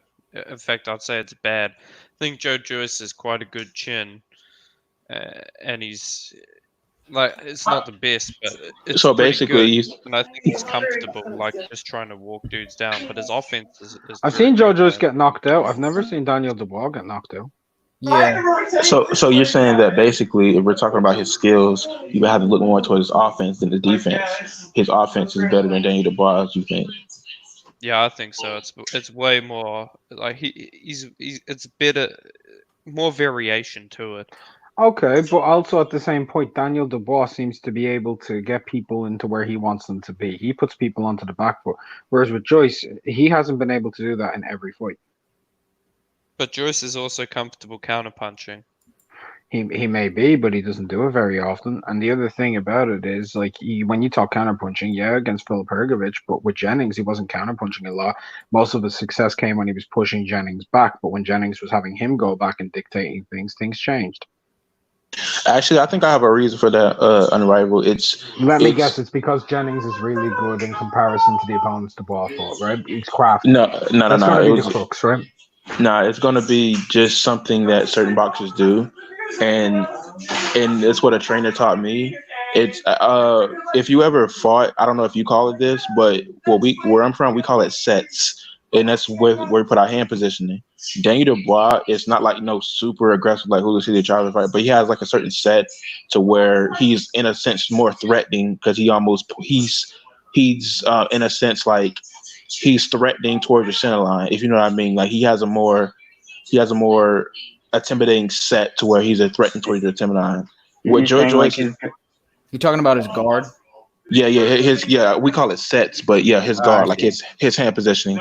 And Joyce he's taller. Don't get me wrong, he's taller, but he likes to stick his arm out like he's way longer. And then a lot of people, they're not intimidated by it. They know they can just punch when they want to punch. I don't see Dubois fainting much. I just see the same thing every time. Gets on the line, shoots the jab. It's not so much that he's just like he's a mini Pacquiao or Sergey Kovalev. It's just that once he puts his hand out there, that's threatened like your center. People are almost always conditioned to reset if somebody is like attacking your center. So once they keep resetting, they're getting close to the ropes, and now he can do his best work. Right, but also you have to understand that it's doing not this just against guys like Fujimoto, who are just straight terrified of him when they step in the ring. And one thing you got to understand, it's not necessarily just sticking your lead hand out there that threatens position. It's also feinting, which is something that Daniel Dubois doesn't typically do very much. Yeah. Look, he just shoots that jab every time. Look, I'm telling people this. I think Joe Joyce is gonna pull counter him, man. I think it's gonna be bad. I mean, Richard Latte pull counter Dubois, and it looked like he was shaken just for a split second. Like, I'm not gonna say he was hurt because he wasn't, but I mean, it looked like if someone who hits harder than Latte did it, we could see some real trouble unfold in the ring for Dubois. It's very likely he pulls off a pull counter since he's a taller guy. I mean, that's mostly what the crux of taller guys' defense plays off of, falling short. You don't see many taller guys just getting up under punches like that. Yeah, man. Look, my opinion is I think the slow hands and the poor defense of Joyce often makes people overlook what he does well. And his punch technique, his weight transitions, his offensive variation, I think it is actually pretty good, man.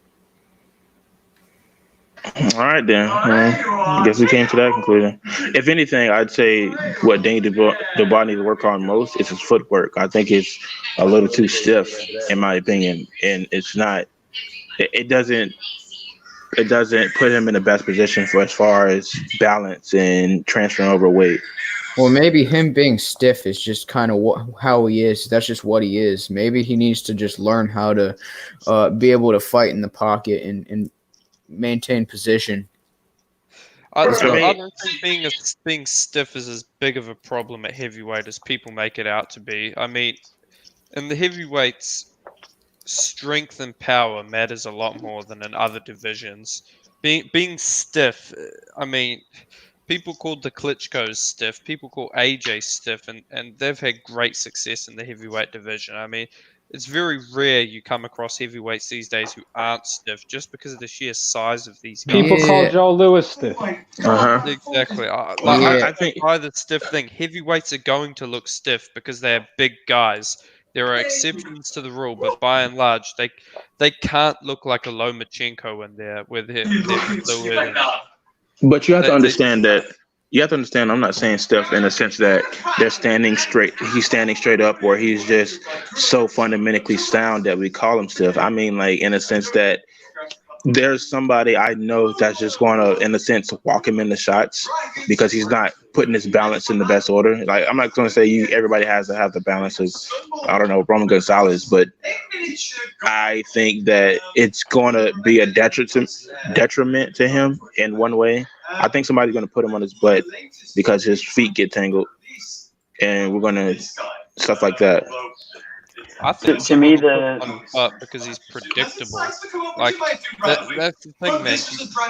Yo, Bob, could you mute yourself, bro? Yeah. Part of being one of the top level boxers and being a top level boxer is to have variation in your offense. Otherwise, people are just going. If you're one dimensional, people are going to figure you out pretty quick, and they're going to time you. Yeah, and my main thing with Dubois right now is we haven't seen him fight, a stellar opponent. But I just think that right now, while it's working, he should change it up because I don't think he can kind of stay this muscle bound and see success. I think he's probably going to have stamina issues and stuff like that. Right, he's very bulky for his height, man. He's not that tall compared to some of these heavyweights.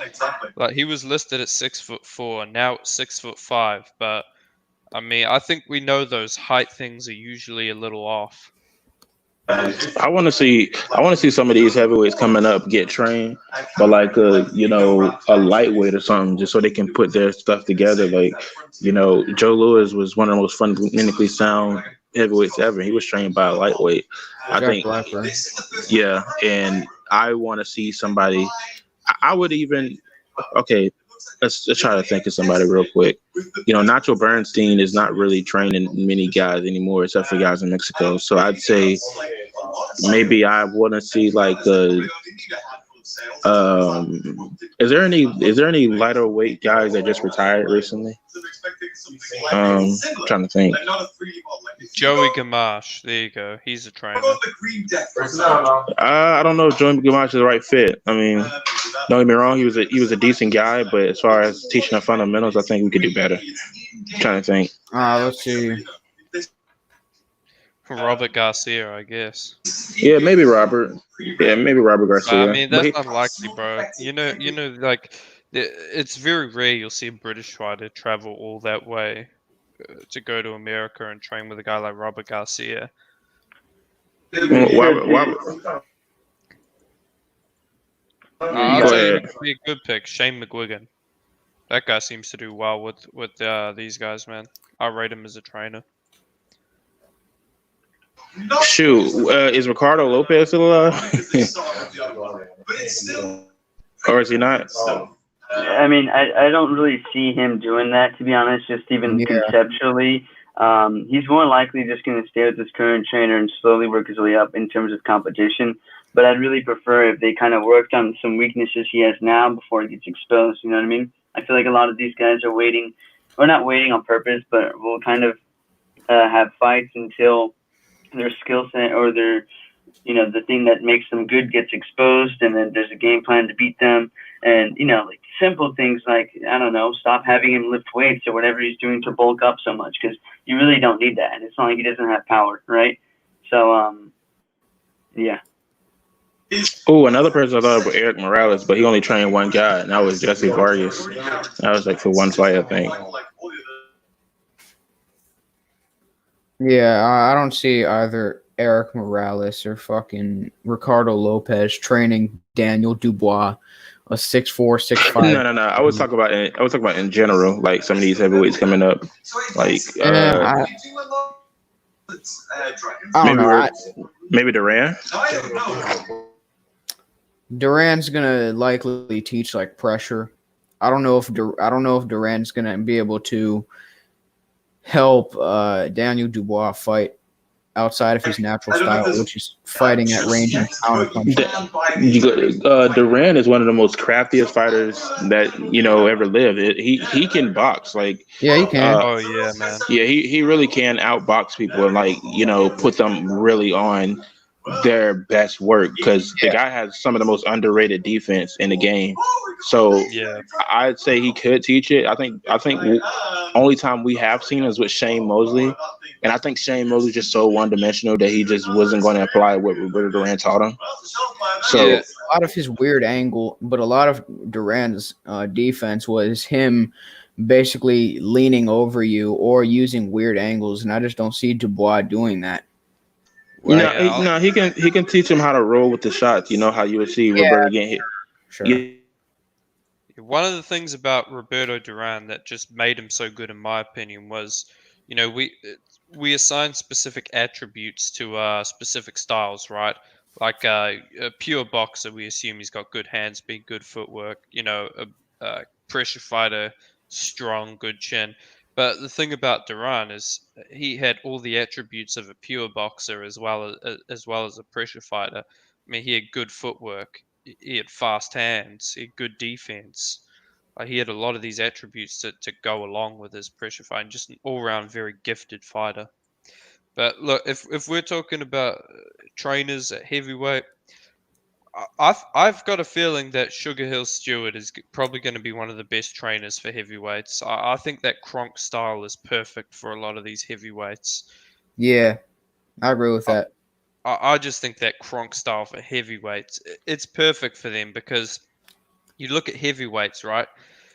Compared to other weight classes, like a lot of heavyweights, they use a lot more straight punches often, just like jabs, right hands, not so much hooks and uppercuts. But that's what the Kronk style is about, like a very jab to the head and the body, a good right hand, come forward, leaning on you, using the uppercut, knowing to control the head with your hand, like things like that. Exactly. Yeah, there's way bigger height gaps in heavyweight than in your division. So And no is going to have a pound weight difference. You know what I mean? exactly. Yeah, I think people need to learn how to fight, in a way to where if it complements their style, they can fight aggressive, but they fight in a way that's really not compromising to their stamina. Because I think heavyweights, there's some good heavyweights out there, but I think one of the biggest problems they lack is stamina, which is why you don't see them fight as aggressive as the smaller weights. So if they can fight in a way to where they can complement their stamina and fight in a way they're aggressive enough to beat the best boxers, so people just don't, run away from them all day, they can do a good job. Like maybe even emulate somebody like a Bo. He fought in such a way to where he didn't have to use as much stamina, or somebody like what's a good example? Somebody like a Tim Witherspoon. It's somebody to fight like a Van Holyfield. I don't see it happening no time soon ever. Like that's just not going to happen. Well, I mean, let's not forget Evander Holyfield. He's one of my favorite fighters of all time. Don't want to take anything away from him, but I think it's highly likely he was using other substances that were banned. Yeah, I mean, so he did, but I mean, we already seen what he did at the likes of cruiserweight. So, I mean, yeah. Look, the thing about heavyweights though is heavyweight boxing is almost completely different to other weight classes. Like you see it going up the weights, but with the heavyweights, it's so much about power. Like you don't have to be perfect for the whole round. Now, in theory, you probably should be, but these guys, they don't have to have crazy stamina. They just have to know how to fight at a specific pace and know when to time their shots right.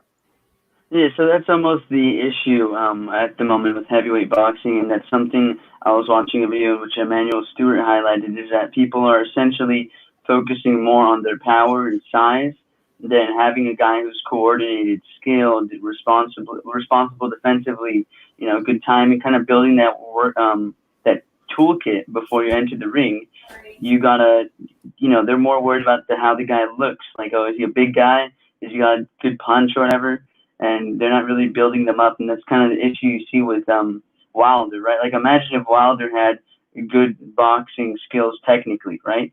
Instead, he's crossing his feet, he's coming in top heavy, and that's him with 40 wins and 10 consecutive defenses. Like, he could have been, if he had that power and skill, it would have been insane. But the issue is that they focus on the power and the size, and they really shouldn't. Yeah, I've often wondered. Oh, you go, Battle Rifle. Yeah, Mike Tyson even said it best. You can have all the power in the world, but you got to know how to put those things into motion. You got to know how to actually set those shots up. Like, it's almost like if I was a serial killer. Of course, if I go up any average Joe, I can. Am I going to get monetized with saying that? Something I was just trying to make. Nah, you're good. I was saying it's almost like if I was a serial killer. Yeah, of course, I can go up to a bunch of helpless individuals and stab them with a knife, and they don't know what to do because they never got into a situation where the knife is really dangerous. Don't get me wrong, that's still an advantage because I still have a weapon in my hand. But if I start going to Buddhist monks and I try to fight some Green Beret guys with a knife, I probably might do some damage, but they're probably still going to beat me because they're more trained. So the fact of the matter is, you got to know how to deliver the power. It's like I said, like I can have the knife, but what if somebody taught me pincots a lot? Now I'm more effective because now I have a weapon, and now I know how to use that weapon to my greatest advantage. And people rely so much on the fact that if metaphorically speaking, power is a weapon, they rely way too much on a knife and not how to actually use a knife.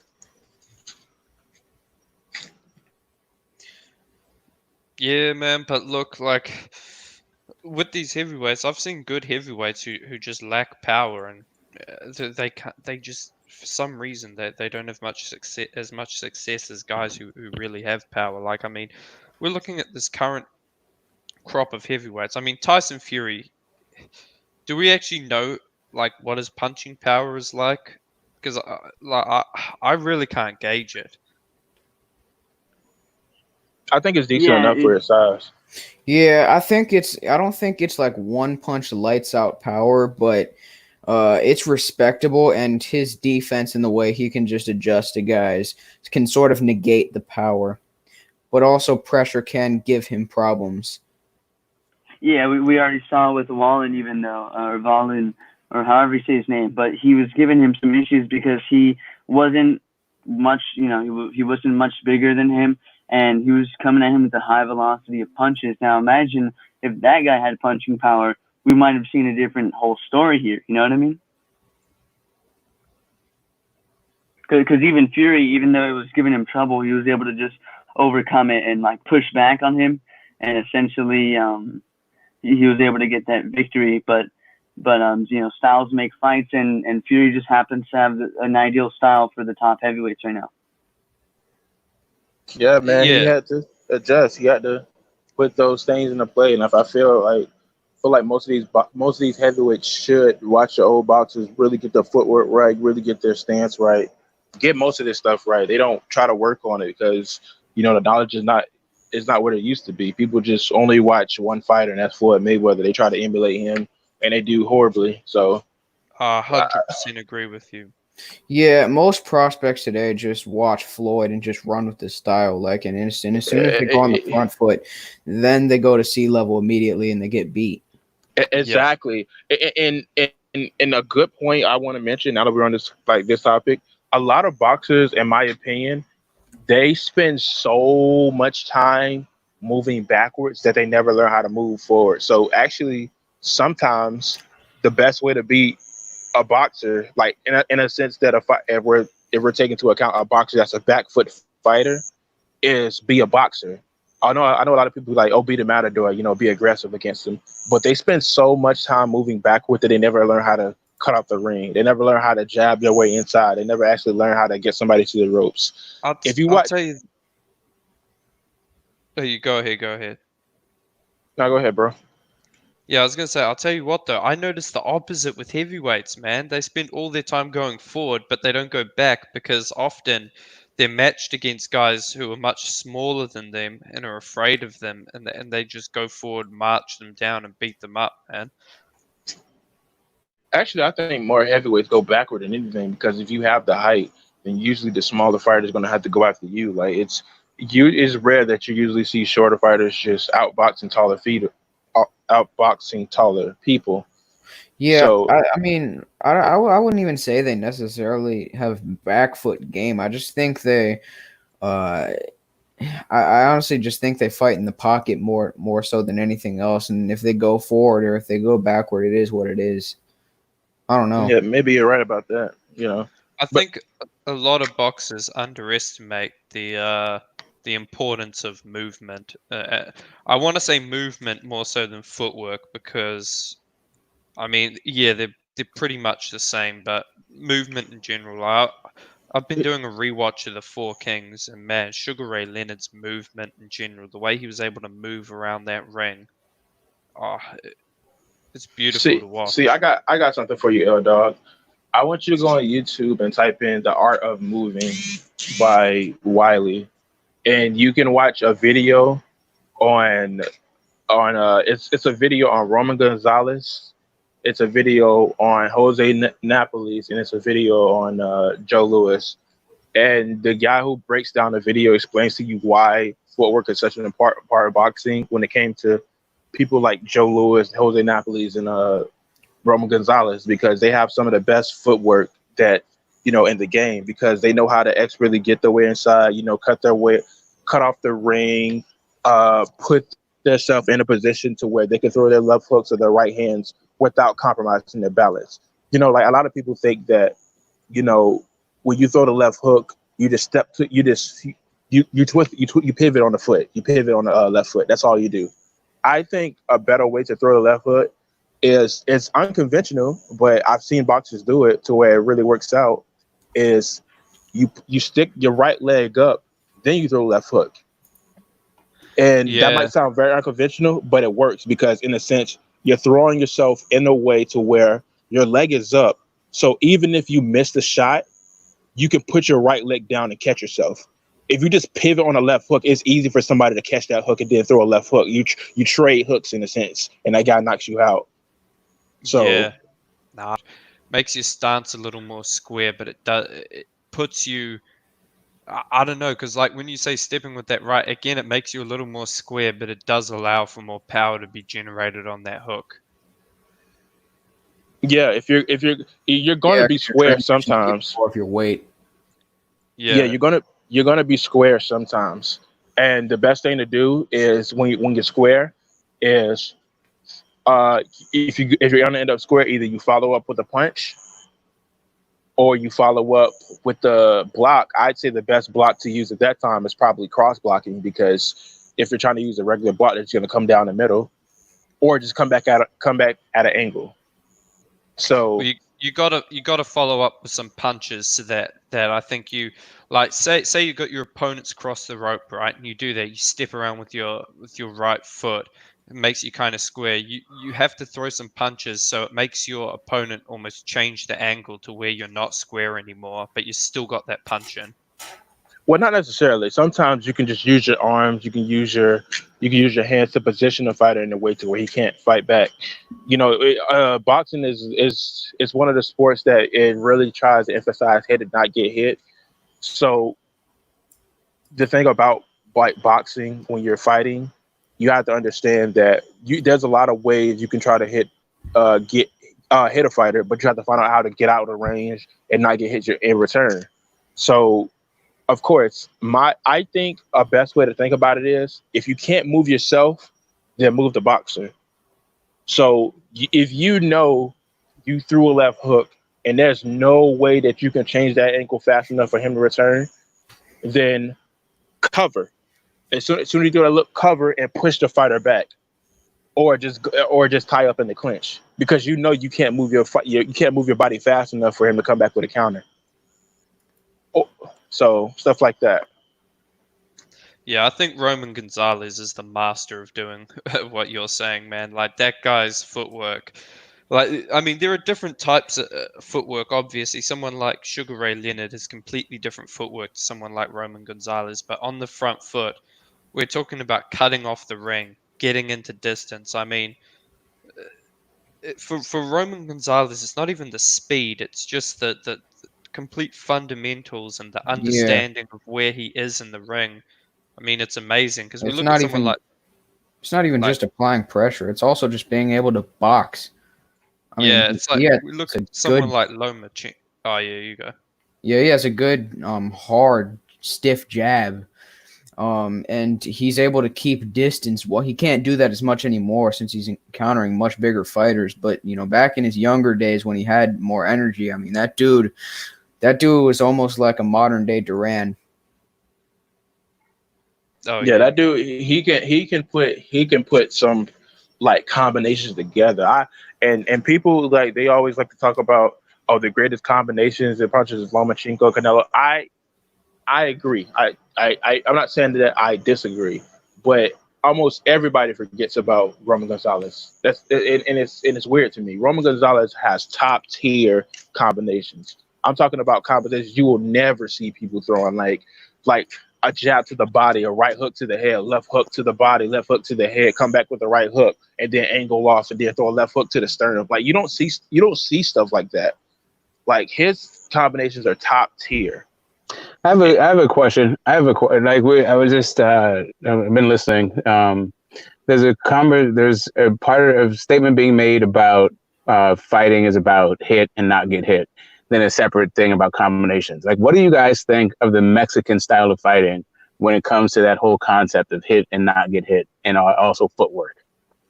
What do you mean by Mexican style of fighting? Hard to put. I think you're trying to utilize a stereotypical evaluation of Mexican fighting.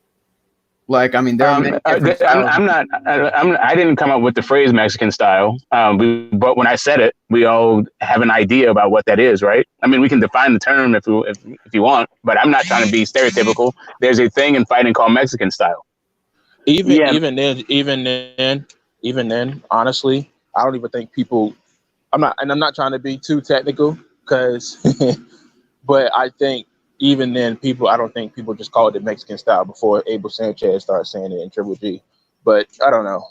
Yeah, there were some people that started saying it, but at the same time, like there are many different styles of Mexican fighting. I mean, Nacho Beristain is the greatest Mexican trainer of all time, and he had Juan Manuel Marquez, who was not just a guy who was just a wild come forward fighter. He was a great counterpuncher who could do it coming forward and backward. And Ricardo Lopez, who was a sensational pure boxer.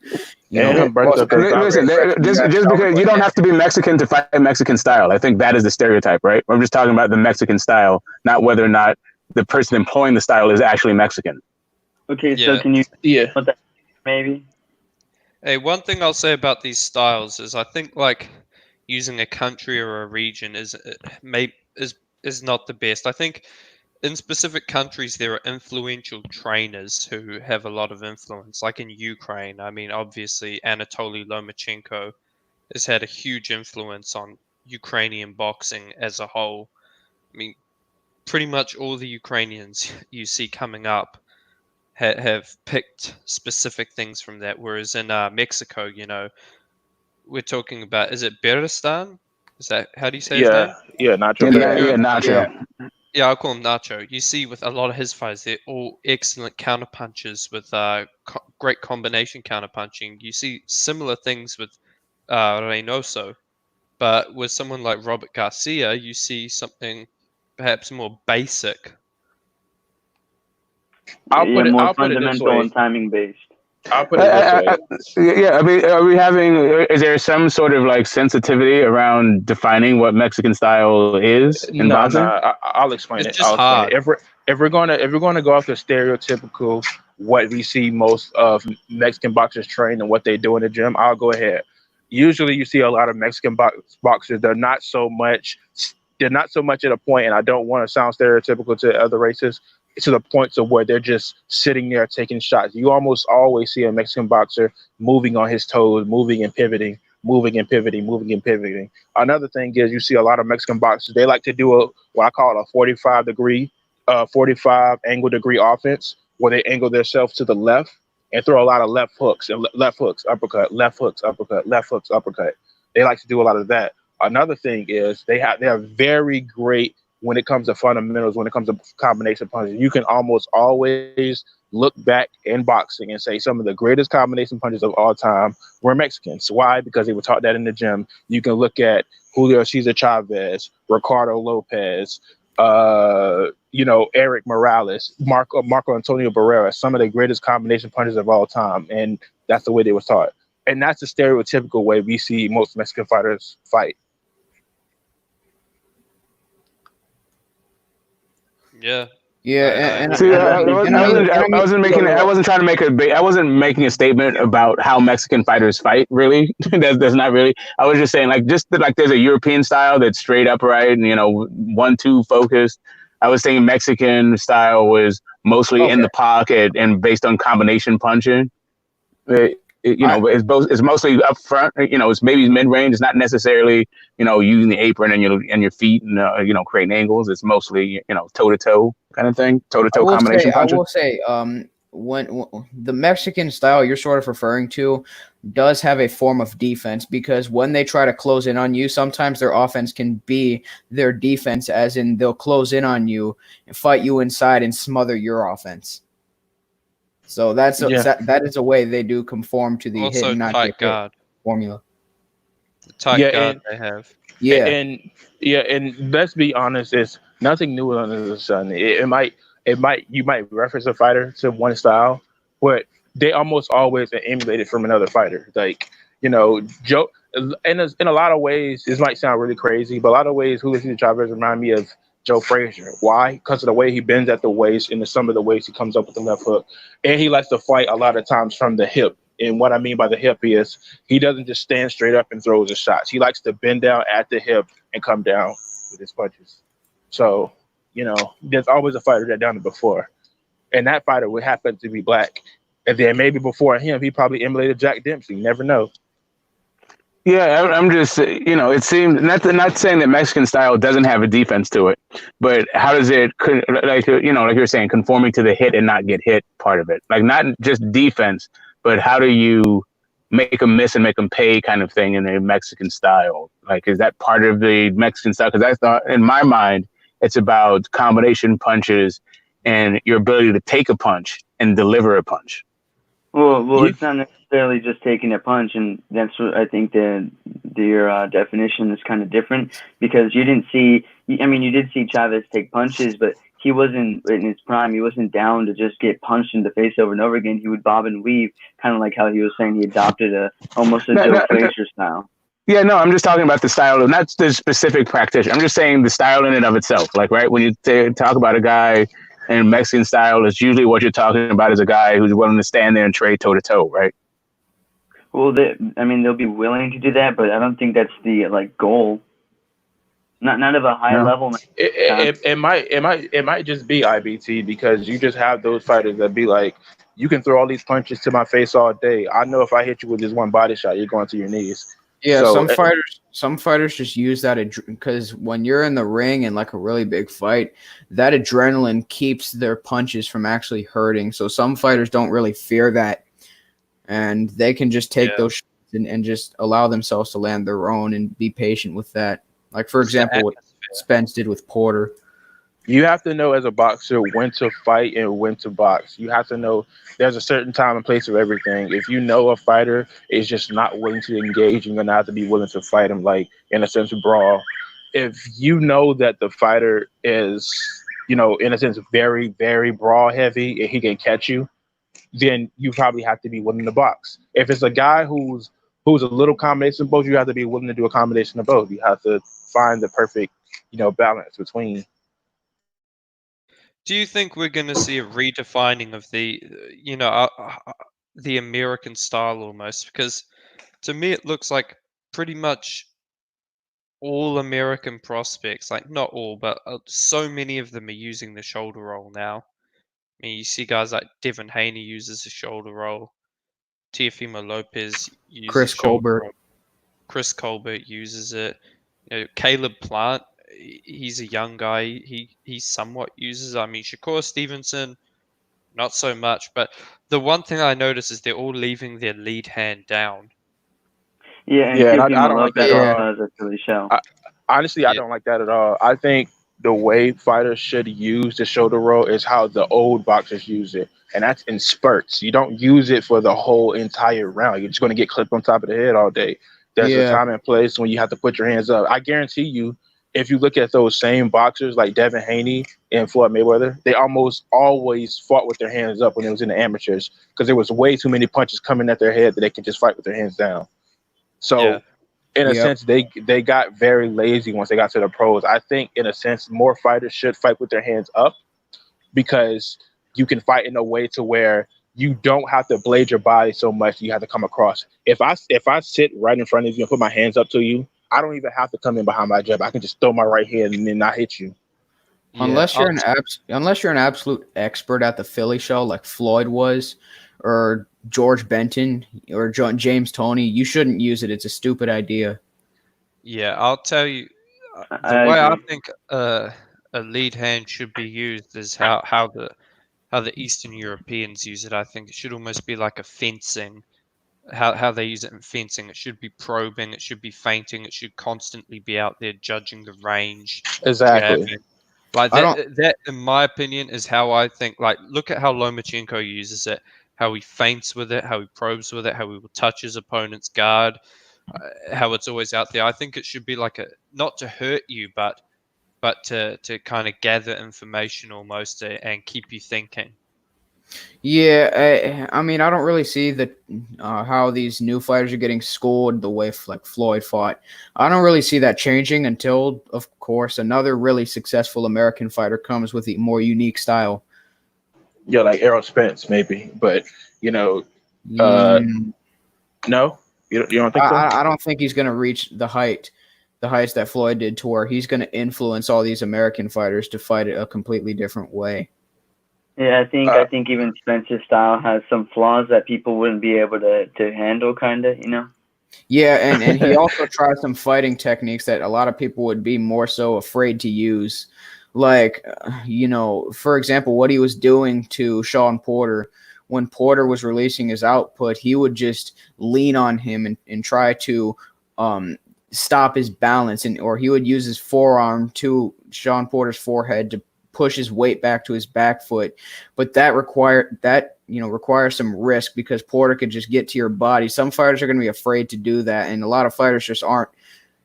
They just don't do what naturally comes to them, like Spence does, which is to come forward and be aggressive. Actually, realistically, if we're looking at the style, Floyd Mayweather's style is, in a sense, his style is way more dangerous to use. That you're fighting with your hands down, and you're essentially trying to be the best athlete you can, even though you probably may not be an athlete. So like, if you look at most of Floyd's, as far as what he does behind his half guard, like, he utilized a lot of the blocking elements. Not everybody can slip like James Toney behind it with their hands down. Like, I think it's way more dangerous to use Floyd, because you're essentially fighting with your hands down. And it's like, I don't. Right, but also, yeah, that's true, because Floyd's style requires a lot of great athleticism. But I mean, typically the prospects that do come out with Floyd's style are great athletes. And also, Floyd didn't just use the Philly show. I mean, you could see, like, in Floyd's fights, how he would transition from using the high guard. He would sort of probe his opponent and change their punching angles by switching his stance from that sort of high guard to Philly show back to high guard. Basically changing guards to sort of get a feel for your opponent and how they're gonna react based on what motions you give them. I'll tell you who I think actually used the shoulder roll quite well in some sense. Miguel Cotto. He wouldn't use the shoulder roll, but sometimes when he got attacked, he would transition to it just briefly. Honestly, I think Miguel Cotto could have been the most successful welterweights in this generation, because I really like his fighting style. I think his biggest Achilles heel was, for one, he sometimes got pinned on the ropes too easily, and two, he leaned over far too much that his Achilles heel was uppercuts. Almost everybody who beat Miguel Cotto had really good, successful uppercuts. Yeah, he leaves his guard open.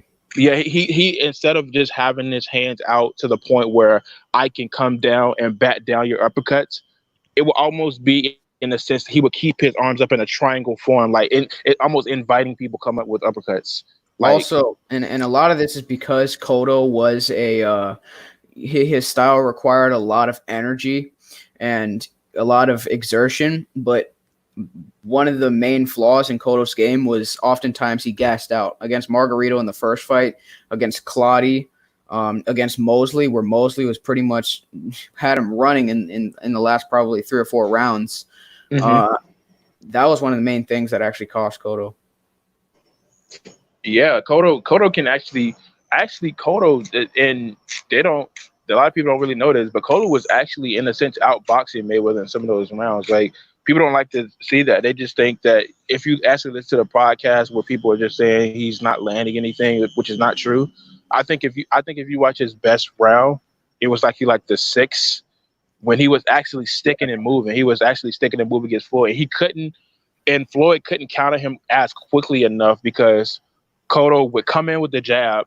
feign a jab and act like, Floyd's used to people chasing him all day, so he's just going to put his shoulders up. So he will run around and then throw a left hook. And let's say Floyd just blocked it. His reflexes are just that good. What he would do is, okay, I don't got the shot, push him off, and come back with the jab. When Floyd got to the ropes, he didn't just go in and just like throw all the combinations to where and time himself out. He would throw the jab, step off, throw the jab, step off, and then you kept seeing he bust his nose because and he would punch from a crouching position.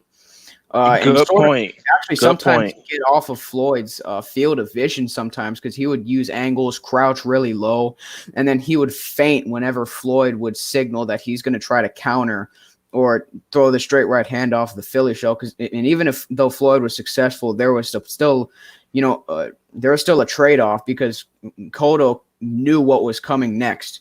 Even though Floyd had the timing to be able to land on Cotto knew it was coming, so there were still openings left for him to land, and Floyd needed to rely on his reflexes.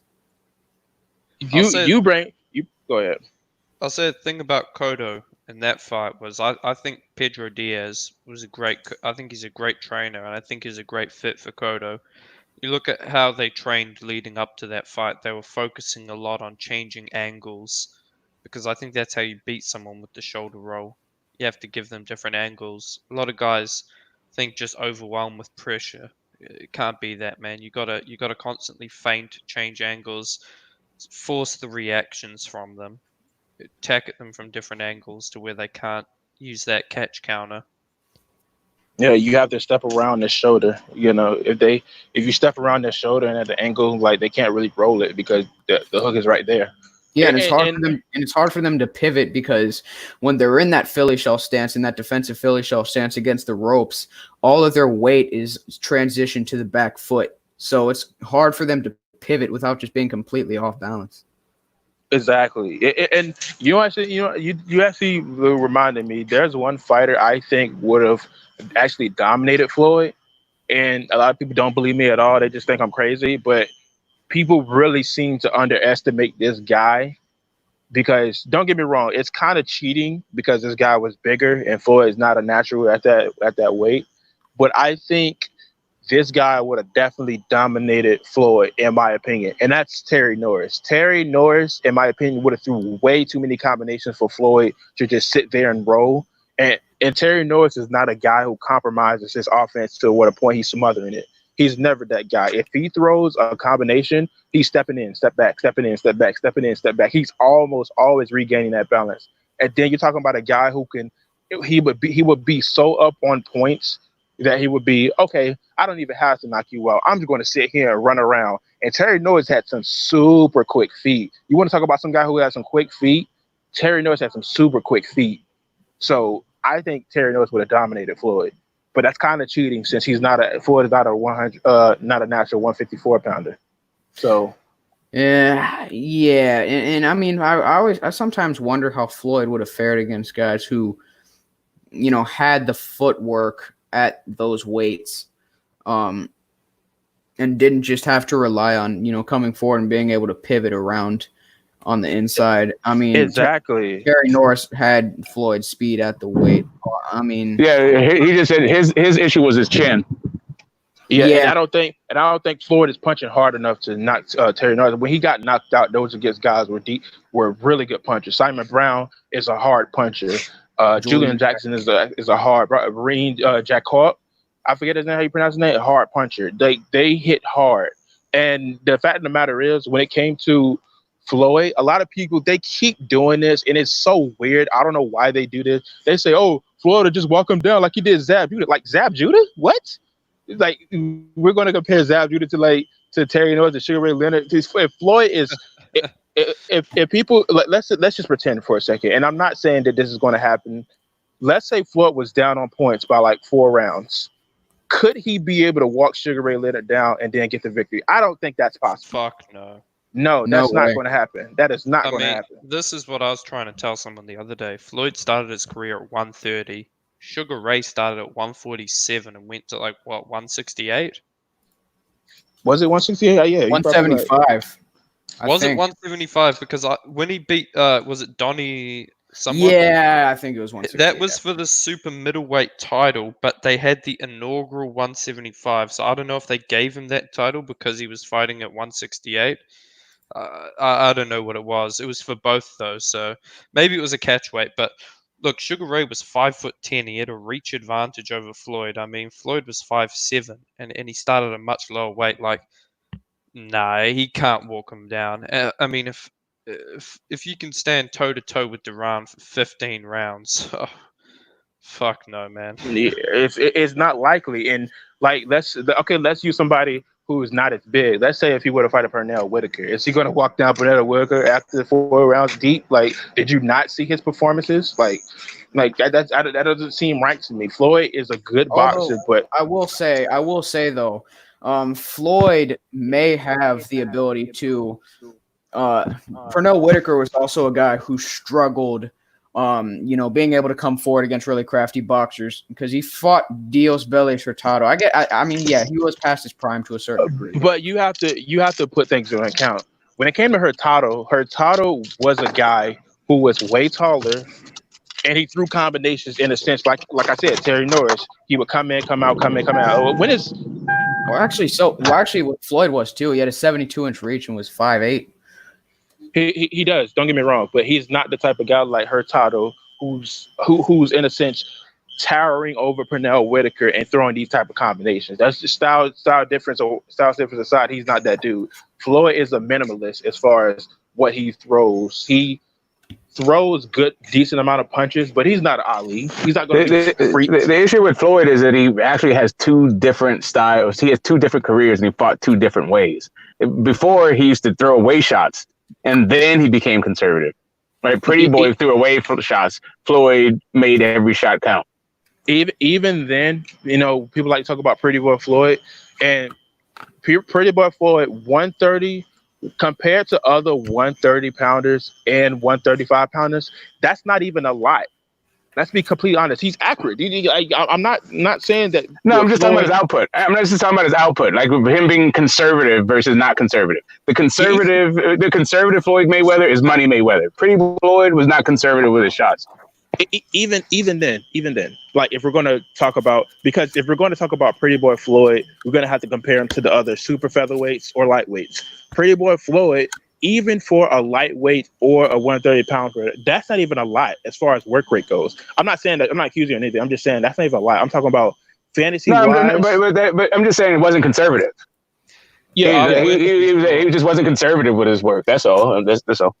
I'm not saying he was overly working, like throwing a bunch more punches than anybody else. I'm just saying he wasn't conservative. Pretty Boy wasn't a conservative with his shots. I wish we could have seen how Floyd Mayweather at 130 would have looked like against Lomachenko at 130. It would have been a really good fight, in my opinion. It wouldn't have been so easy like people say it would. But then again, we haven't seen a lot of Lomachenko at 130. I think he still would have had a tough time, though. So man, I think that's just the guy that okay. So I was at the Mariaga fight. And I actually have never been to a Floyd fight, but for what I saw, and that was that was at 130. Floyd would have mopped the floor with that dude. So I guess it depends on which fight, which Lomachenko at 130. Hey man, which Floyd? I don't think he would have mopped the floor with him. I think he would have called him a good times on the top of the head. Maybe knock him down once, but Lomachenko, I think he's going to get back up and put those angles into play. I think for one thing, he's going to make it very difficult for Floyd to really put his shots into play for the simple fact that he's going to be stepping around the shoulder. So he still would win, in my opinion. More than likely, he would win. We've seen more 130 Floyd than 130 Lomachenko. That's a fact. I think that he still would have got a tough time. So yeah, man. I mean, tough time off the floor. I mean, maybe that's like exaggeration. I think that I think that it's not that Loma would have had no successes in that fight. It's just I don't think he'd be Floyd. I do think Floyd would have figured him out because Loma is a bit somewhat defensively irresponsible. He is a bit upright. Floyd's quickness and brain for boxing, I think he would have just been slightly too much for Loma. Yeah, and Loma to me is also still a pattern fighter too, like in the whole figuring him out thing. Nah, I think look, I think it would be a great fight, but I do think the size of Floyd would give him hell as well. I mean, fucking hell, Loma's pretty much a featherweight. I think a good person that would give Floyd a good fight is Rafael Gomez. So that's definitely who we gave. Even though I think Floyd would have beat him too, but he would have gave him a good fight though.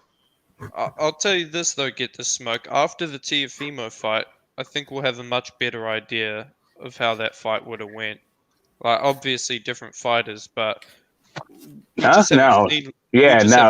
what Teofimo brings to the table is nowhere near what Floyd does. Like, as a matter of fact, the only comparison you can make is that they both use a shoulder roll, but even Floyd's use of the shoulder roll, when he did and how effective he was at doing it, they're in completely different stratosphere. I know, but what I'm saying is, like, we got to see Loma fight someone with a shoulder roll before we could really get an accurate judgment on this fight. Is it a shoulder roll versus one of the best who ever did it? I just don't know how you get it. We got it. Like, obviously, if he mops the floor with he's simply saying that he's going to take what he can get for now, as far as just. I get it, but are you going to take? What are you going to take away from like Floyd Mayweather's shoulder roll from Anthony Yard's shoulder roll? Like, no, obviously not like Anthony Yard sucks. That's what you take away from it. And same thing with Teofimo. What you take away from it is Teofimo not that good to shoulder roll. Why you doing Yard like that, man? Yard just lost the Kovalev. What I'm saying is, if we see Teofimo non-stop just catching, countering Lomachenko, then I mean, even though they're different fighters, I mean, fucking hell, I'll be willing to say there's no chance in hell Loma beats Mayweather, because Mayweather's just way better at it. But look, if he has an easy time at it and can get around it a lot, I'll be willing to say, like, not that he'll beat him, but I'll say, yeah, you know what?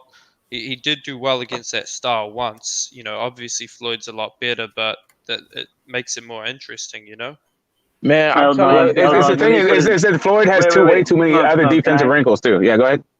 Yeah. So exactly, I think Floyd has way better defense just because they have the same stance. I mean, maybe you can see how you would deal with that stance, but Floyd has, I think, better or more reach than Teofimo.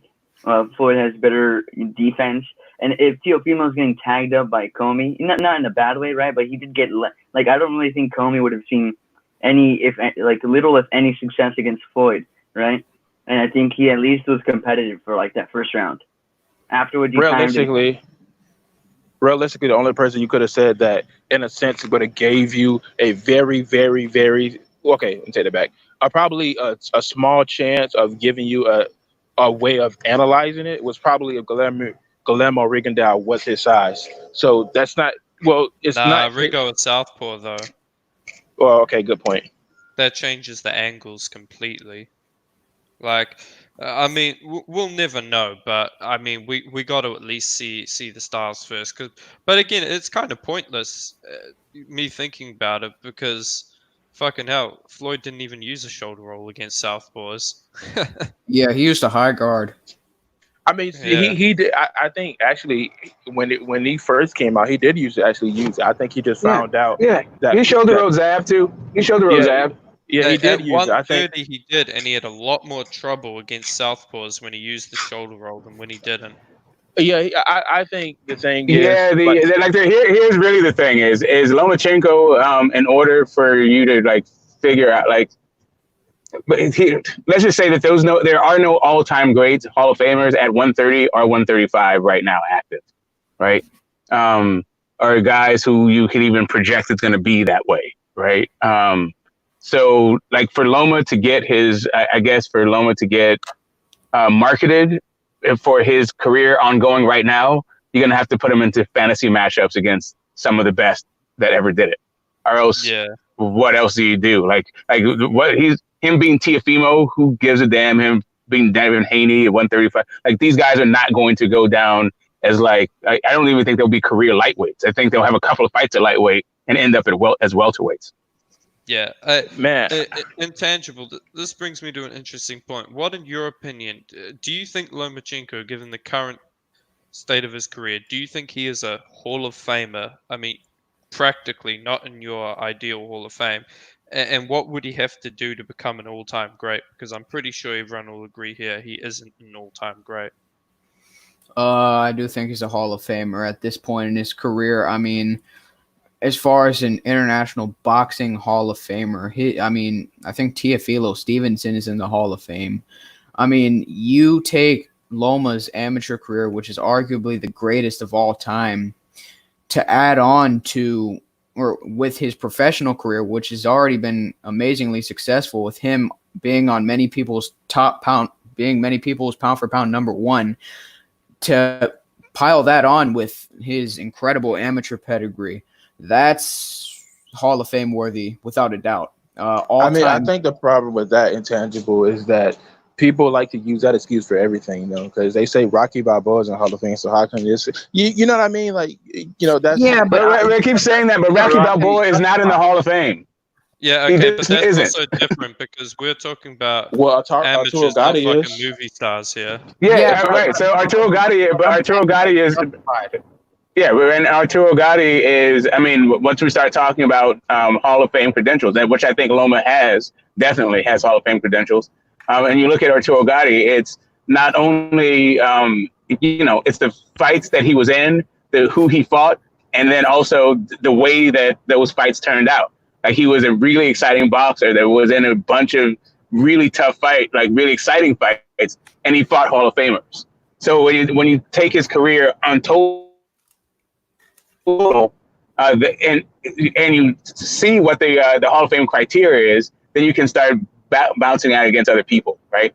And it's just, the issue just becomes what people think the Hall of Fame should be versus what the Hall of Fame actually is. It doesn't matter if you win your big fights. Just the fact that you're in those big fights. Yeah, but I mean, I think it should be.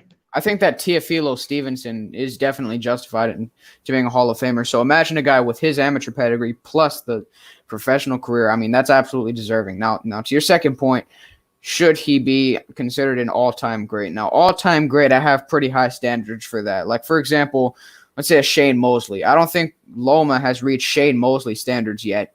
I don't think Shane Mosley is an all-time great. No, what I was asking is, what do you think he'd have to do to become? You don't think he's an all-time great? Why not? I don't think Shane Mosley. Well, that's another subject. But when it comes to Lomachenko, I think he'd have to become undisputed, and then he'd have to. I don't know. I think he'd probably have to win against like 15 or so top 10 level fighters. 15 to 20 top 10 level fighters. About 15 champions. Yeah, well, I mean, he's how did he? Was it 14 fights at this point? 15. Yeah, 15. So it's 14-1. Yeah. Yes, and he has like what? I think like 10 top 10 level fighters. So I mean, if you have like a all-time great list and it's like 300 people in it, yeah, yeah, maybe, but maybe if you're just trying to keep it to the level of, I don't know. I only got like 100. The issue of all-time great is also has to do with level of competition, right? And you can have top 10 guys, and that's cool, but I don't think that gets you into the hall. I think you have to actually either be long reigning in your championship bid, or you have to fight other guys who are Hall of Fame all-time great level. Now look, and he just doesn't have either one of those things. Like, Loma doesn't qualify in either category. For me to consider Loma an all-time great, he would have to dominate Teofimo, dominate Tank Davis, and then beat the winner of Josh Taylor, Jose Ramirez. I think he'd have a good case if he had those three wins. Yeah, he'd have a case. Yeah. But have an all-time great, or just in the Hall of Fame? Nah, as an all-time great, I think. Wait. What has Tank Davis or Teofimo done that would put you? No, I'm just saying, because Josh Taylor or Ramirez. That would be his fourth division that first he would have been undisputed. He'd become an undisputed champion. Then he'd become an undisputed champion at 140. That's exactly. He wants to become an undisputed champion in the four-belt era? And then if you take into account that Holyfield was the only guy to go undisputed in 2 weight classes, then Lomachenko did it on top of it being lineal and 2 other ones. That's Hey, but get the smoke. What I think Tank Davis and Teofimo, I was using their names because, look, they're young fighters who are world champions, and I mean beating young undefeated world champions has a meaning on your legacy, whether you think they're a hype job or not. Beating young undefeated champions. No, it does. It does mean something. I mean, I'm just saying, like, there's a level between how you separate yourself, even amongst the Hall of Famers. And I get 2 division undisputed in a 4 belt era. Definitely could, mark you as a new era kind of thing. Because being undisputed in 1980 and versus being undisputed in 2020, they're just not the same thing, right?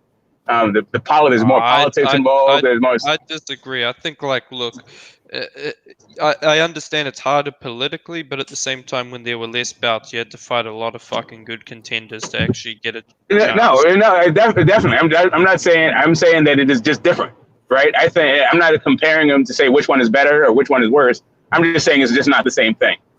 So, like Jermaine Taylor, for instance, was a unified champion in 1 division, but really he beat the unified champion to get there, right? So it was undisputed, bro.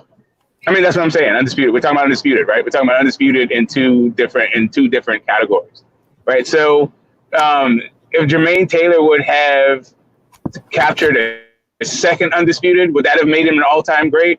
I don't know. So or even Leon Spinks. Leon Spinks was undisputed and lineal at heavyweight after he beat Muhammad Ali, and then moved to cruiserweight. If he had become undisputed at cruiserweight, would that have made him an all-time great?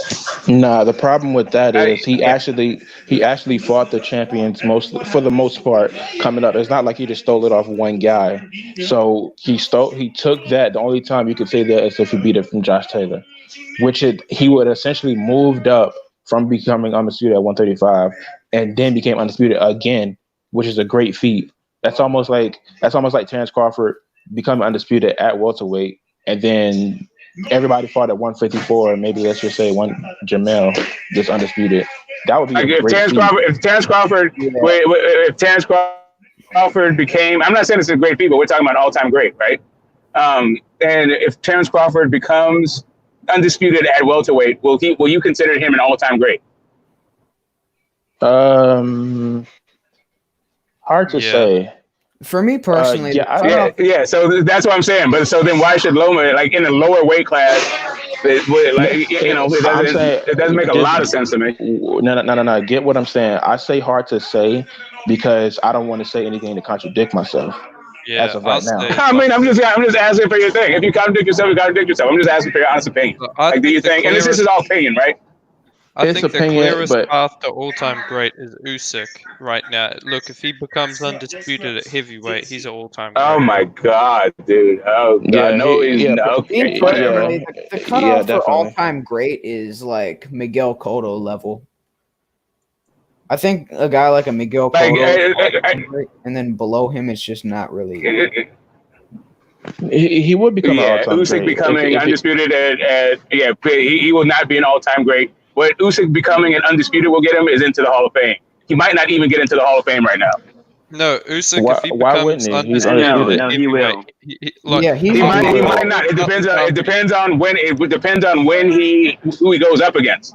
There's a situation where that guy could go up against people and not get the smoke. Let me put it to you this way: if he becomes undisputed at heavyweight, he would have become undisputed in 2 divisions against guys in their backyard.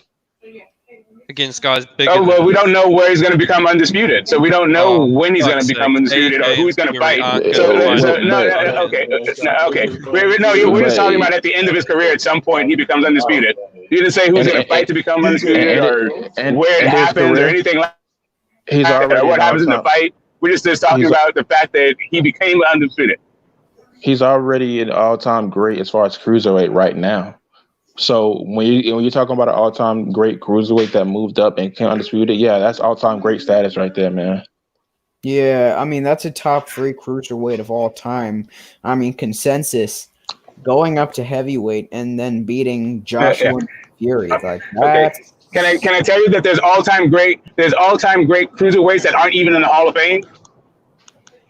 Yeah, but so how is being an all-time great cruiserweight? And there's undisputed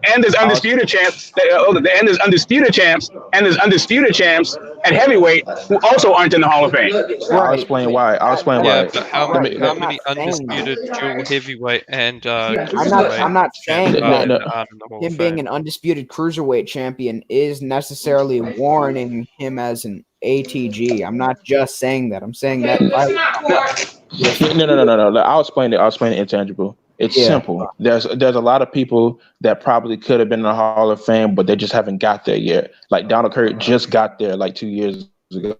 He should have been there. No. I'm saying that their all-time great at cruiserweight is not getting into the Hall of Fame. Not because of when he's been retired. Johnny Nelson is one of the best cruiserweights to ever do it. And guess what? He's not getting into the Hall of Fame. Not now, not never. There's a big difference between That's due time. There's a lot of Johnny Nelson ain't getting in. Johnny Nelson is not getting in. He is an all-time great at cruiserweight. All we're looking at is cruiserweights. Johnny Nelson fits that bill. But you know what? He doesn't even qualify for the Hall of Fame. With that moniker. So just because Usyk has the same moniker doesn't mean that he's going to all of a sudden be an all-time great. As far as what? Are you talking about top 10? Are you talking about top 10? Yes, as far as top 10, yes. As far as top 10 cruiserweights, Johnny Nelson's name is there in the history of the division. Usyk is top 3. So that's. I mean, are you talking about? Whatever. What I just said, right. But what I'm saying is Johnny Nelson is not even in the Hall of Fame. If you could probably say the same thing for another division. Maybe we could, but we're talking about the cruiserweight, so what does it matter? I'm just saying that just because you're an all-time great cruiserweight and you become undisputed doesn't all of a sudden make you an all-time great. Period. Like, you can become undisputed, and I think Usyk can get into the Hall of Fame. If you take into account how he beat those champions and then the fact that he moved up to heavyweight and beat another champion for undisputed, yes, he would. Because the fact of the matter is, he'll definitely be in the Hall of Fame. He's not going to be no all-time great. You know what these guys are doing in the all-time. You know what Evander Holyfield did as an all-time great guy. Yeah, he became a multiple-time heavyweight champion. But I mean, even he is one of the greatest fighters of all time. Like he is all-time great. All-time great. He would still be one because what he did. There's of all-time greats. Like what he did is rare. It's very rare. You don't see that happen. Are there multiple tiers of all-time great? Is there multiple tiers? Yeah, maybe. There's levels to it. I mean, let's talk about it. I'm not mad at it. I'm just wondering. Are we saying now that there's tiers of all-time greatness? Yeah, because as far as the numbers, if we can break down where he stands as all-time great, of course, if you're getting over a certain number, then it's going to get ridiculous. People are not going to take you seriously. So if we're talking about the top 100, would he break the cut? Probably, but it would be no. Maybe, I don't know. I mean, all-time great to me is when I think of it, I think of the best that ever did it, and outstanding and all these things like Yeah. I know we all have different ones, and I'm not saying that mine is the way. I'm trying to open up a dialogue for everyone to say that there's what their standard is, and not pretend like there is a standard that we can talk about. All this shit's subjective. Yeah, right? But what I mean tiers of all-time greatness is that this is all subjective at this point. What I mean by tiers, what I mean by like levels is Fritzy Zivic is an all-time great, but he's not on the level of, say, Sugar Ray Robinson as an all-time great. Like, there's a clear distinction between the two, even though both are all-time greats. Well, yeah, I'm saying that because Sugar Ray Robinson is far below Fritzy Zivic as an all-time fighter. That's what I'm saying, actually. Yeah, that's what I mean. Fritzy Zivic, greatest Croatian boxer of all time. Yes. Some people that's why EJ said what you're saying was very disrespectful about Marvin Hagler, because being the greatest Croatian fighter of all time means dick outside of Croatia. You have to take into account when it comes to these fighters and they're fighting, at this level. He would have been he will likely be top. If we're taking into account being a champion at heavyweight or become undisputed, he would be the top, I'd say, 2 fighters or top 3 fighters of his generation. You know, if we're not counting, Terence Crawford becoming undisputed. I think he'd be better. I think he'd be the best fighter of this generation, just because becoming undisputed, it does mean a lot historically. Yeah, but let's be honest, dog. There's a good chance that Terence Crawford could become undisputed twice. So. That is true. As far he's but the closest in a sense. With the heavyweight division, the size differences, man. Yeah, I mean, Usyk is becoming undisputed again. I mean, he and Nui and Canelo, I mean, he's probably the better of those guys if he does that. And especially if he makes a defense. I mean, he makes good defenses, actually. He could probably set himself apart from Canelo. So if he were to become the best fighter of his generation, that would warrant all-time great status. That's just my opinion. Unless this era guys, the best of your generation, the best of your generation doesn't necessarily mean all-time great. I would just put that there. I got a good example, GTS. If you look at the top 1, I'll say the top junior lightweights of all time, Ricky Hatton should make top 10, but would that make him all-time great? No, probably not. Yeah, so you know what I mean? Like, you get what I'm saying? Hey, yeah, I'm just saying. For me, I'm like, smoke. I'm gonna have to shut this down soon, so I just want to get some final thoughts. And I know we're having a good discussion, but I gotta go now. I'm sorry, guys. All right, man. That's all good. All right, cool. Yeah, it's all good. Do you guys have any closing thoughts? Yeah, closing thoughts is Luis Ortiz earned his boogeyman status. Thank you, Smoke. Goodbye. No, I'm kidding. Let me finish, man. Dillian Whyte definitely has earned his. Dillian Whyte has now earned his hype, and Usyk, I think, is like bubble Hall of Famer. He could get there. Depends on who he goes up against at this point, but he is definitely a shoo-in if he becomes undisputed at heavyweight.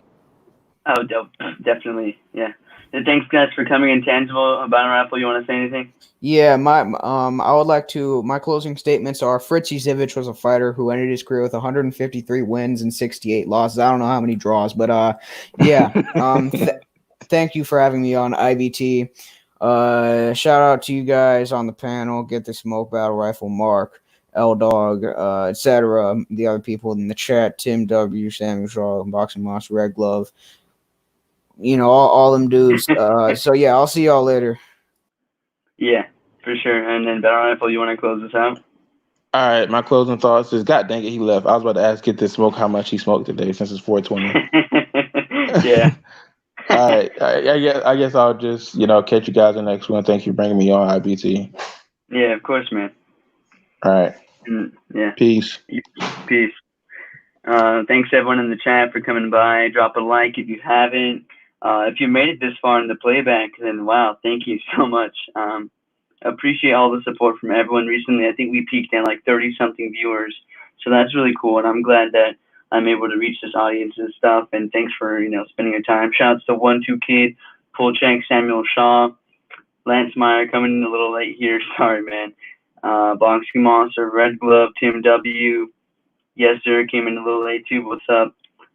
Everyone who came by, really appreciate it, and I might see you guys in another live. Maybe if 1-2 Kid does a vampire live, I'll show up. But yeah, thank you, and have a good day. Happy 420.